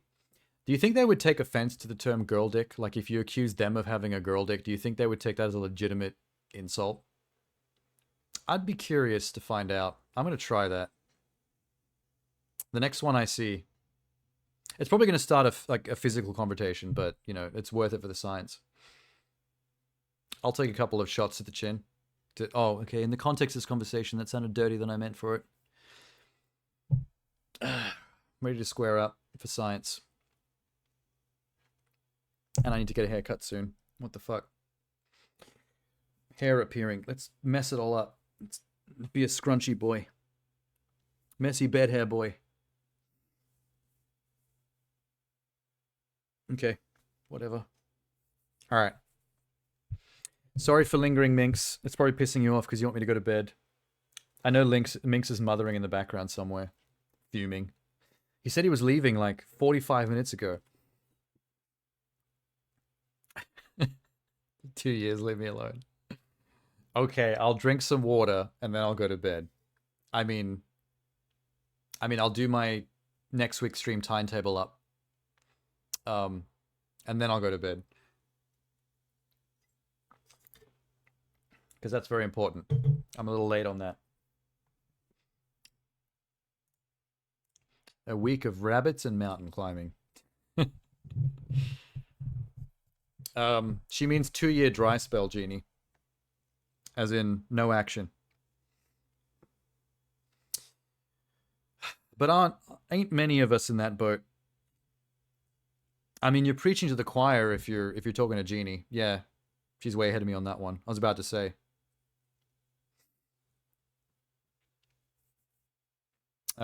She got you beat. She got you beat very well. Also, Sham. I don't think Sham's in the chat anymore. I think he took off a fair while ago. Sham's in that same boat. He's admitted that on stream before. Except Sham is younger than Genie by quite a bit. Do you remember how old Sham is? I think mid-20s. I think it was mid-20s.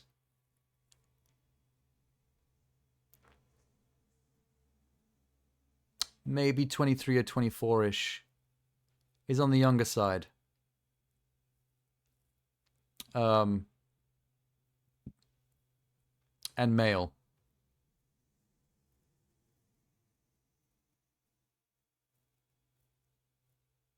No, that's what she's getting at, Elizabeth. She is 38 years old. That's what she meant by the 38 plus.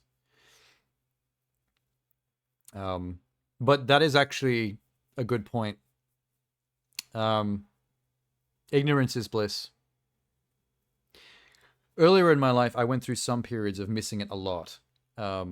Because I'd just come out of like periods where I did it a lot. And it did seem a lot more aggressive. Because I remember when I was younger and I was just curious about it, where it always was on my mind, but not as much of an aggressive way. It wasn't painful. It was just distractingly intriguing, I guess, is one way to put it. But that does change once you've got your fill, and then you stop, and then it's like, oh god, that's depressing. That is a That is a low point in the roller coaster, if ever there was one. But then if you keep it up for long enough, it evens out a bit. It becomes this sort of neutral level of depression where you get used to the distance since the last time. And it's almost like, man, if I did it again now, would that be like a fresh reminder of what I was missing? And then I'm back to being like pissed off about it all the time. Maybe it's good to have distance and just to focus on oneself and be sigmas. Jeannie completely missed the whole conversation we had about sigmas and alphas. That's how we that's how we join the Sigma grind set. Voluntary celibacy. Is there anything more Sigma than voluntary celibacy? The internet would say no.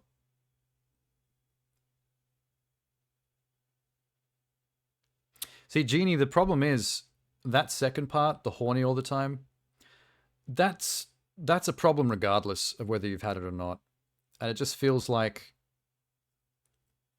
It does feel a bit more like a kick in the teeth when you've been there and it's now, like, gone. And then you're like, man, fuck this. I don't know. Should I go back to ignorance is bliss? Should I MIB mind wipe myself? Better to love and lose. Oh, no, but love is a whole other issue, though.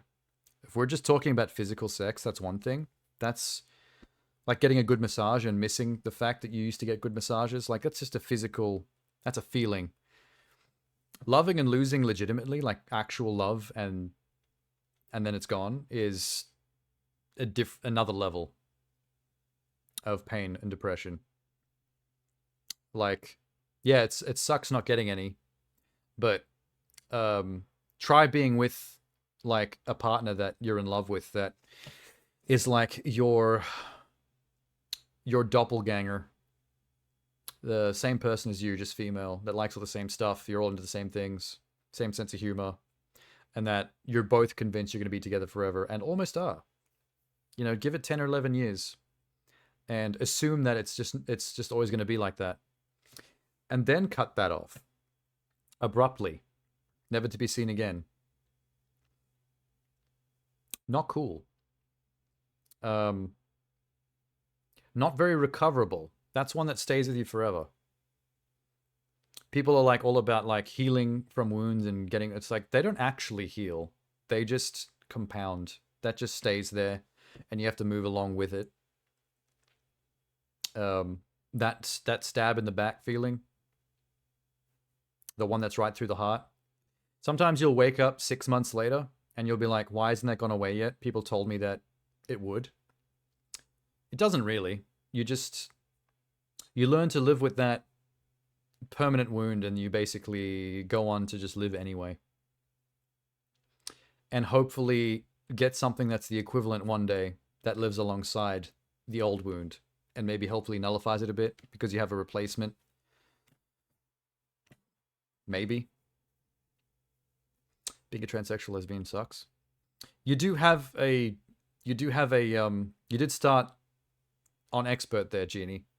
You are on expert difficulty currently when it comes to dealing with that shit. And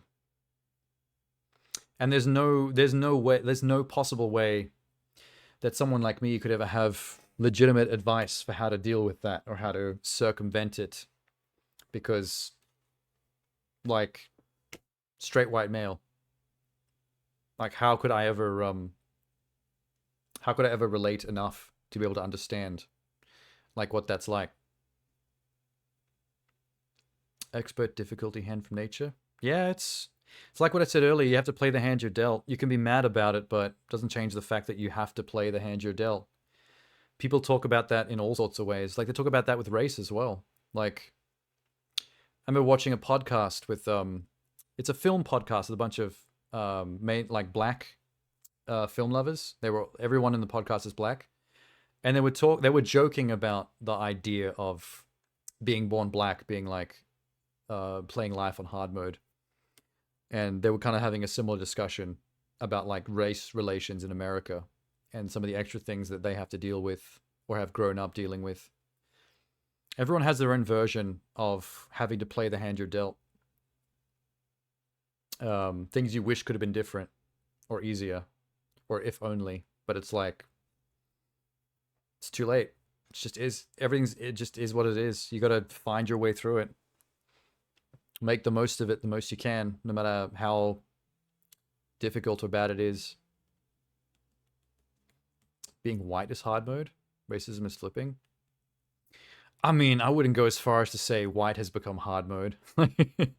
There are a lot of conservatives that would want you to believe that, but I mean, it has become a melting pot of combative cultural issues on the internet.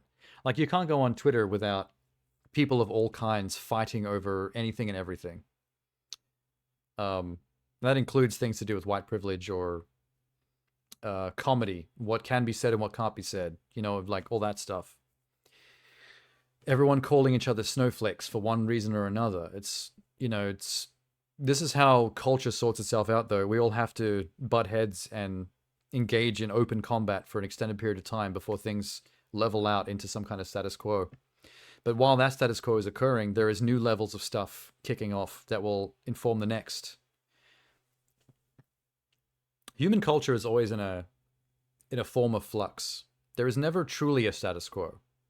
Only what a fairly conservative person might think is a status quo based on what they grew up in the middle of.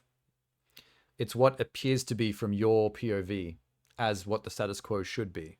But it never is. Things were always moving and changing. It had just changed from something else before you grew old enough to be able to consider what life was like around you as a child. And then by the time you hit your early 20s, you have this understanding how the world should work.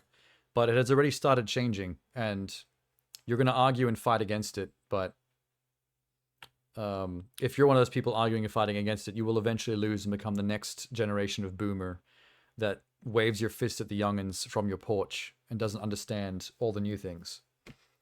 So, you know, adapt or die is what I'll say on that.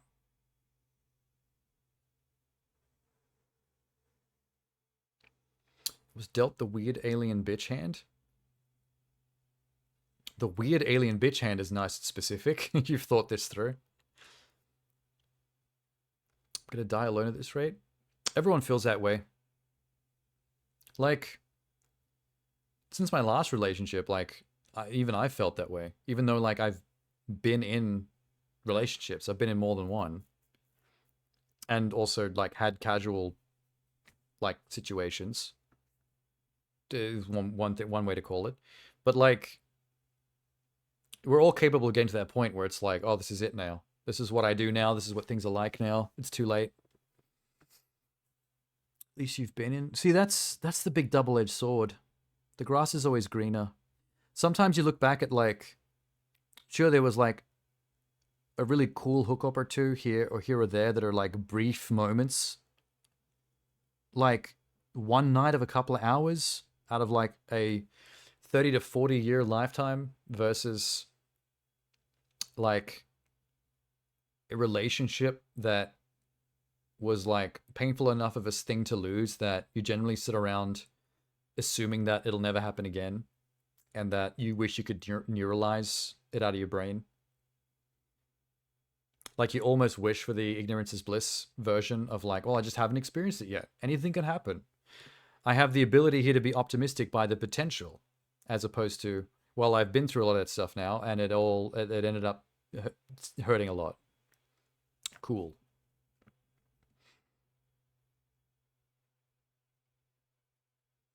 But I mean, that's kind of the trick, isn't it? What Elizabeth just said. We all just keep existing because that's what we're here to do. Keep existing, keep doing stuff, whatever flights your fancy. And the good or bad will come. Both. I was going to say the good will come, but you can't guarantee that.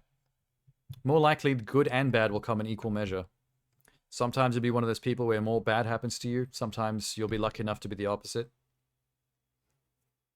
Just keep playing the hand you're dealt and doing the best you can within that frame. Maybe you can bust out of it.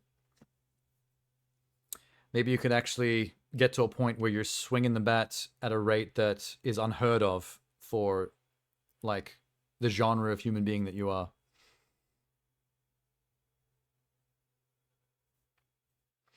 The worst thing people can do is check out. Like, I always never understood the mentality. I understood the feelings that get you there, but I never understood the final decision that some people make to just check out early by their own hand. Like, it's a dark topic, so I don't really want to go into it, but I've never fully understood it because no matter how bad things seem, all you've really got is this, because it's only happening once. This is it. It's happening now. And it's gonna, one day, without your input or consent, it's gonna end, regardless. So you really have to, no matter what, even when you're in the worst of it, you kind of owe it to yourself to ride it till the wheels come off. Like, if everything went horribly wrong tomorrow and I ended up living in a box on the street corner in a train station, like, I've got nothing. I'm now like a homeless man eating bread crusts off the street. I would still be riding until the wheels come off. I'd make the best of it. It'd suck. It'd be a new kind of depression, but I'd still get up in the morning and be like, all right, well, let's shower down at one of those free showers down the beach. That's one way I can stay clean. Where are we getting food from today? This isn't a green screen. Yeah.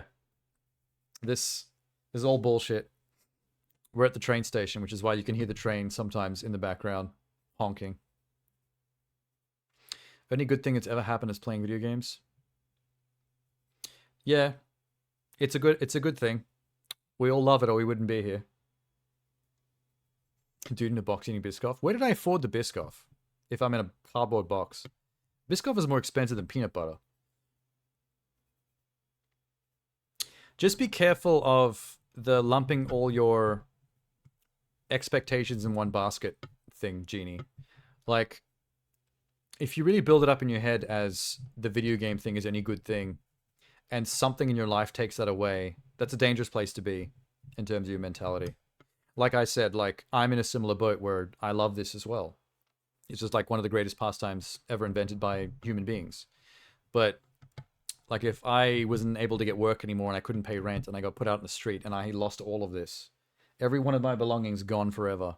I have nothing but the shirt on my back, and I'm literally on the side of the street by the train station. It's like, I wouldn't have this anymore to pass the time and enjoy the way you do as well. Like, I have to still be able to, like, get up in the morning with nothing to look forward to and no idea how I could even turn this around and just still get on with it.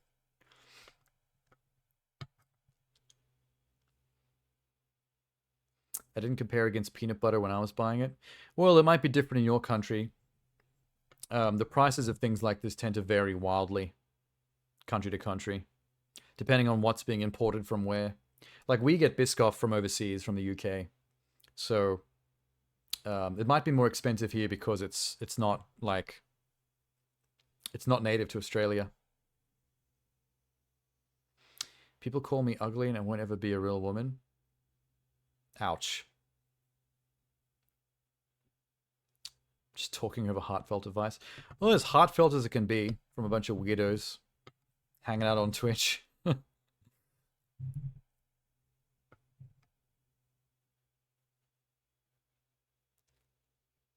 Yeah, fucking TERFs, man. I'll never understand why women who obviously want to be progressively feminist feel the need to tear down another kind of person in favor of what they're trying to rise up. Like, like, feminism is a worthwhile enough pursuit to focus your life on, to not have to also turf it. Like, why destroy somebody else to make sure that, like, your thing is risen? That's a very white way to think about stuff. Are you familiar with Harry Potter, Elizabeth? I mean, that's probably a stupid question, because, like, how could you not be?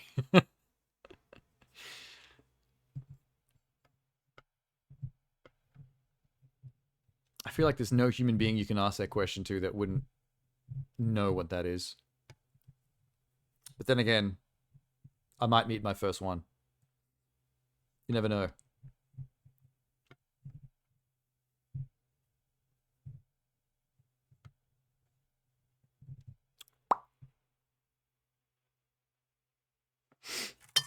Oh shit. Just threw my headphones. Why have I still got this in my ear?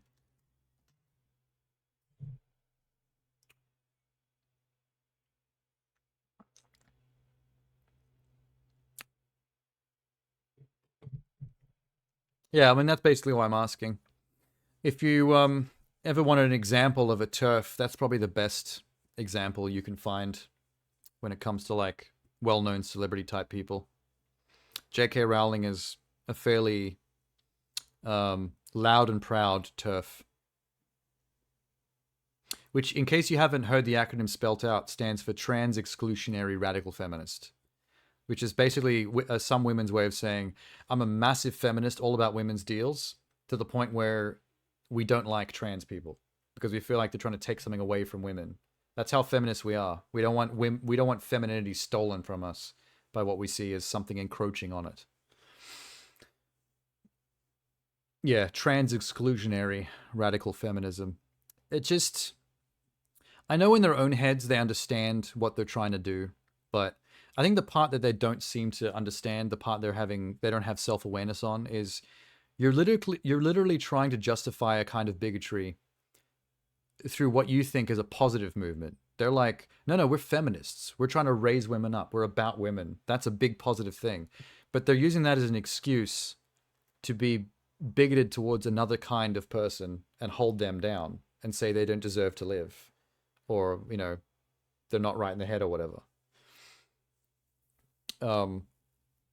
Which is fucked up. It's like, how can anyone be positive about the side of you that is trying to be positive, like the feminist side of you? Like, how can I be positive about that? Yeah, good, do stuff for women, when you're using that as an excuse to try to destroy another type of person. Like, you've just ruined it. It just sounds like you're a bad person using... It's like the people who use the word woke. It's like, the only time you ever use the word woke against something is when it's a kind of a bigotry that you don't like, and you're using that word to mask the fact that you're just being a shithead.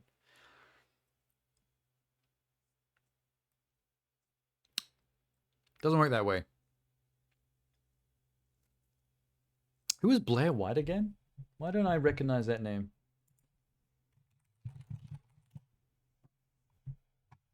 American YouTuber. Oh, young girl.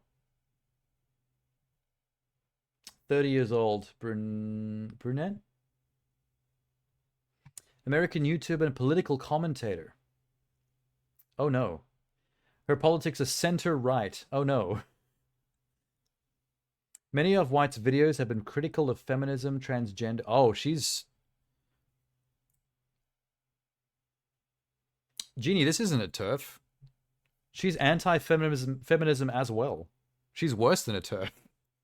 She hates trans and women's issues, despite being a woman. What the fuck's her problem? What is it with women that are anti-feminism? It's very, like, self-defeating, isn't it? She's what they call a... Oh, yeah, no, I understand. I know what a pick-me is. That was going to be the next thing I said. I can't stand that archetype. I know it can sometimes be rude to automatically assume someone's a pick-me, like it's a little... It is considered a bit of an insult, and maybe it might not always be applicable, but there is a lot of pick-me on the conservative side of things. Like, if you're... Oh, like Natalie Wynn, I recognize that face. Yeah, I've seen her before. Redhead? Her and another redhead. They look very similar. They basically rail against, like, feminist stuff, and they agree with the kind of shit that people like Andrew Tate and stuff say about women being lesser and stuff. And I'm like, but you're a woman. Like, why would you want this patriarchy shit to be... Like, do you want the Handmaid's Tale? Are you ready for the chains? Like, what is the goal here? And the only way you can explain it is the pick-me attitude. It's the... They don't really have anything they believe in. They just want the attention from, like, the right-wing men. They want to be seen as the cool chick that's down with the bros. And like, that's just super cringe, man. Like, you'd literally shoot yourself in the face from like male attention from the most toxic possible males that probably would shoot you in the face for fun and shits and giggles and start up a Handmaid's Tale future. The way I understand gender, it's polarity and electrodynamics. Something made the bodies. Something that transcends flesh. You won't get any arguments from me. I've never really even had that much of a stake in the science behind like gender politics and all that stuff, because to be honest, it's never really mattered to me. Like, it's not an issue that I have to deal with because there's no gender politic inherent to me that's affecting my life. Like, if you were like, when you're trans, that's a huge thing because there's all these politics you have to fight through. If you're a straight white male, it's like, we just here, man. Like, we just exist. There's nothing to fight. There's no issue. So like, I've never needed to have an opinion on why things are the way they are, whether gender needs to be this or that, or stringently, like, you know, like science or evolution says that there's male and female, or like, none of it matters. I mean, it's interesting stuff, but as something that affects other people greatly and doesn't affect me at all, I don't feel like I need to have a say or a stake or an opinion. Like, when people tell me how they think things work, or, you know, how many genders there are or why, I'm just like, okay, cool. Like, there's no impact to me personally. There's no stakes applied to me. So it can be whatever it wants, and people can live their lives however they want. And I don't know why certain right-wing talking head types like your Matt Walshes or your Ben Shapiro's feel the need to put these soapboxes up and try to like define the nitty-gritty science of what gender is and that everyone else is mentally ill and you have to believe me. It's like, why are you fighting this? What does it matter? Let it be. Like, you know that stupid old joke of like, I identify as a Apache helicopter? Like, you saw JPEGs of that heaps once the gender identity stuff started on the internet.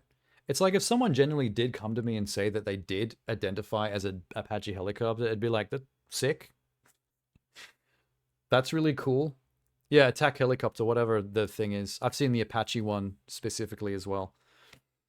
Apache something 216, like the actual full proper name. Like, you can legitimately and with complete sincerity tell me that that's what you are. Like, I identify as this, and it's like, cool. Like, I don't care. Like, that's good for you. I don't need to fight that. You can be that if you want.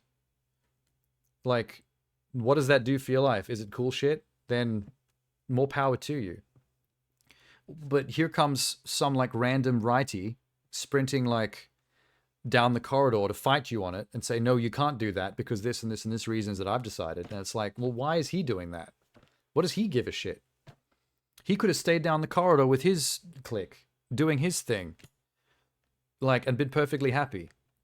Why do you have to come down here and start this fight? She's an attack helicopter. Dope. I was 6 years old once. I think attack helicopters are awesome. I would love to be one. You literally identify as one, and that makes your life more fulfilling. I wish I could be there. But I got to sit around being boring, bland, white toast, you know, straight dude. And occasionally rock the boat by going to a Rocky Horror Picture Show midnight screening dressed in fishnets. Just for shits and giggles. I prefer jets. Starscream, Harrier jump jet, vertical takeoff. Fuck yeah. When I was a kid, my two favorite Transformers were Starscream and RC, because I liked fighter jets and I liked motorcycles. Those are my little boy things that I liked. So there's the two Transformers I lean towards. It occurred to me years later that RC is like one of the few female Transformers, and I just happened to be into that one. So I was like, oh, cool. I was accidentally progressive when I was 6 years old by liking like the only female Transformer. But just because she was a Kawasaki motorcycle. No, it wasn't Kawasaki. It was... what's the one that starts with a D? can't remember. There's a motorcycle brand that starts with a D. I think that's what RC is. Like the sleek, slender ones. I'm guessing you really enjoyed Top Gun Maverick when that came out. Because that was military jet porn. They filmed real planes and they look really nice.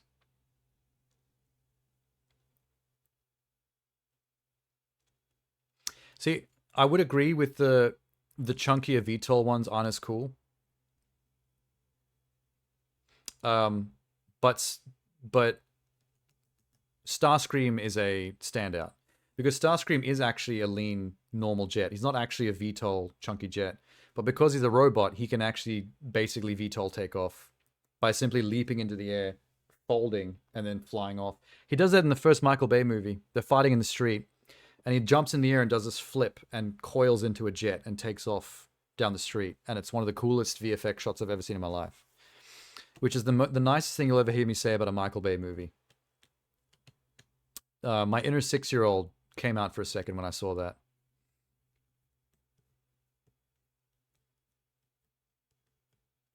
You've played every Wipeout? I've played almost every Wipeout.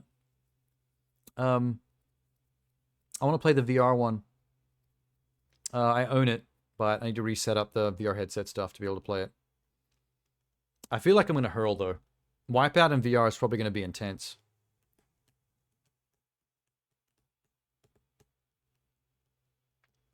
Anyway, we distracted ourselves again by getting super serious. That was a very serious conversation. Out of nowhere.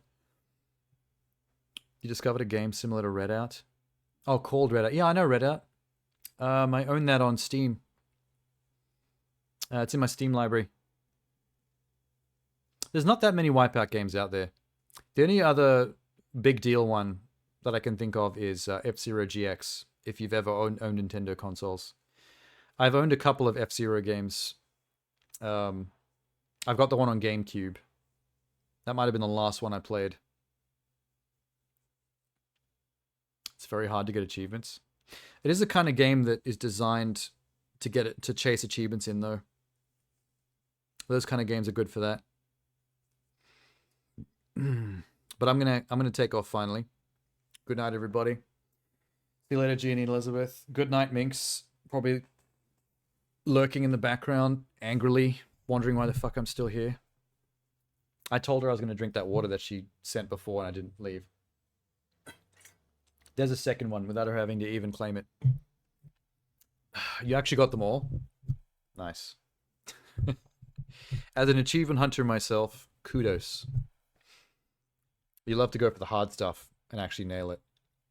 Look at my Hollow Knight achievement for beating the entire Pantheon. It took me close to 30 hours of doing boss rush mode over and over again before I managed to kill every one of the 42 bosses in a row without dying once.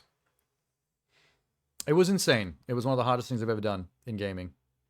But I have the achievement and I'm stoked about it. Alright, good night. See you guys later. I'll put the schedule up in the next hour or two. If anyone cares about what's coming next over the next week. See you later.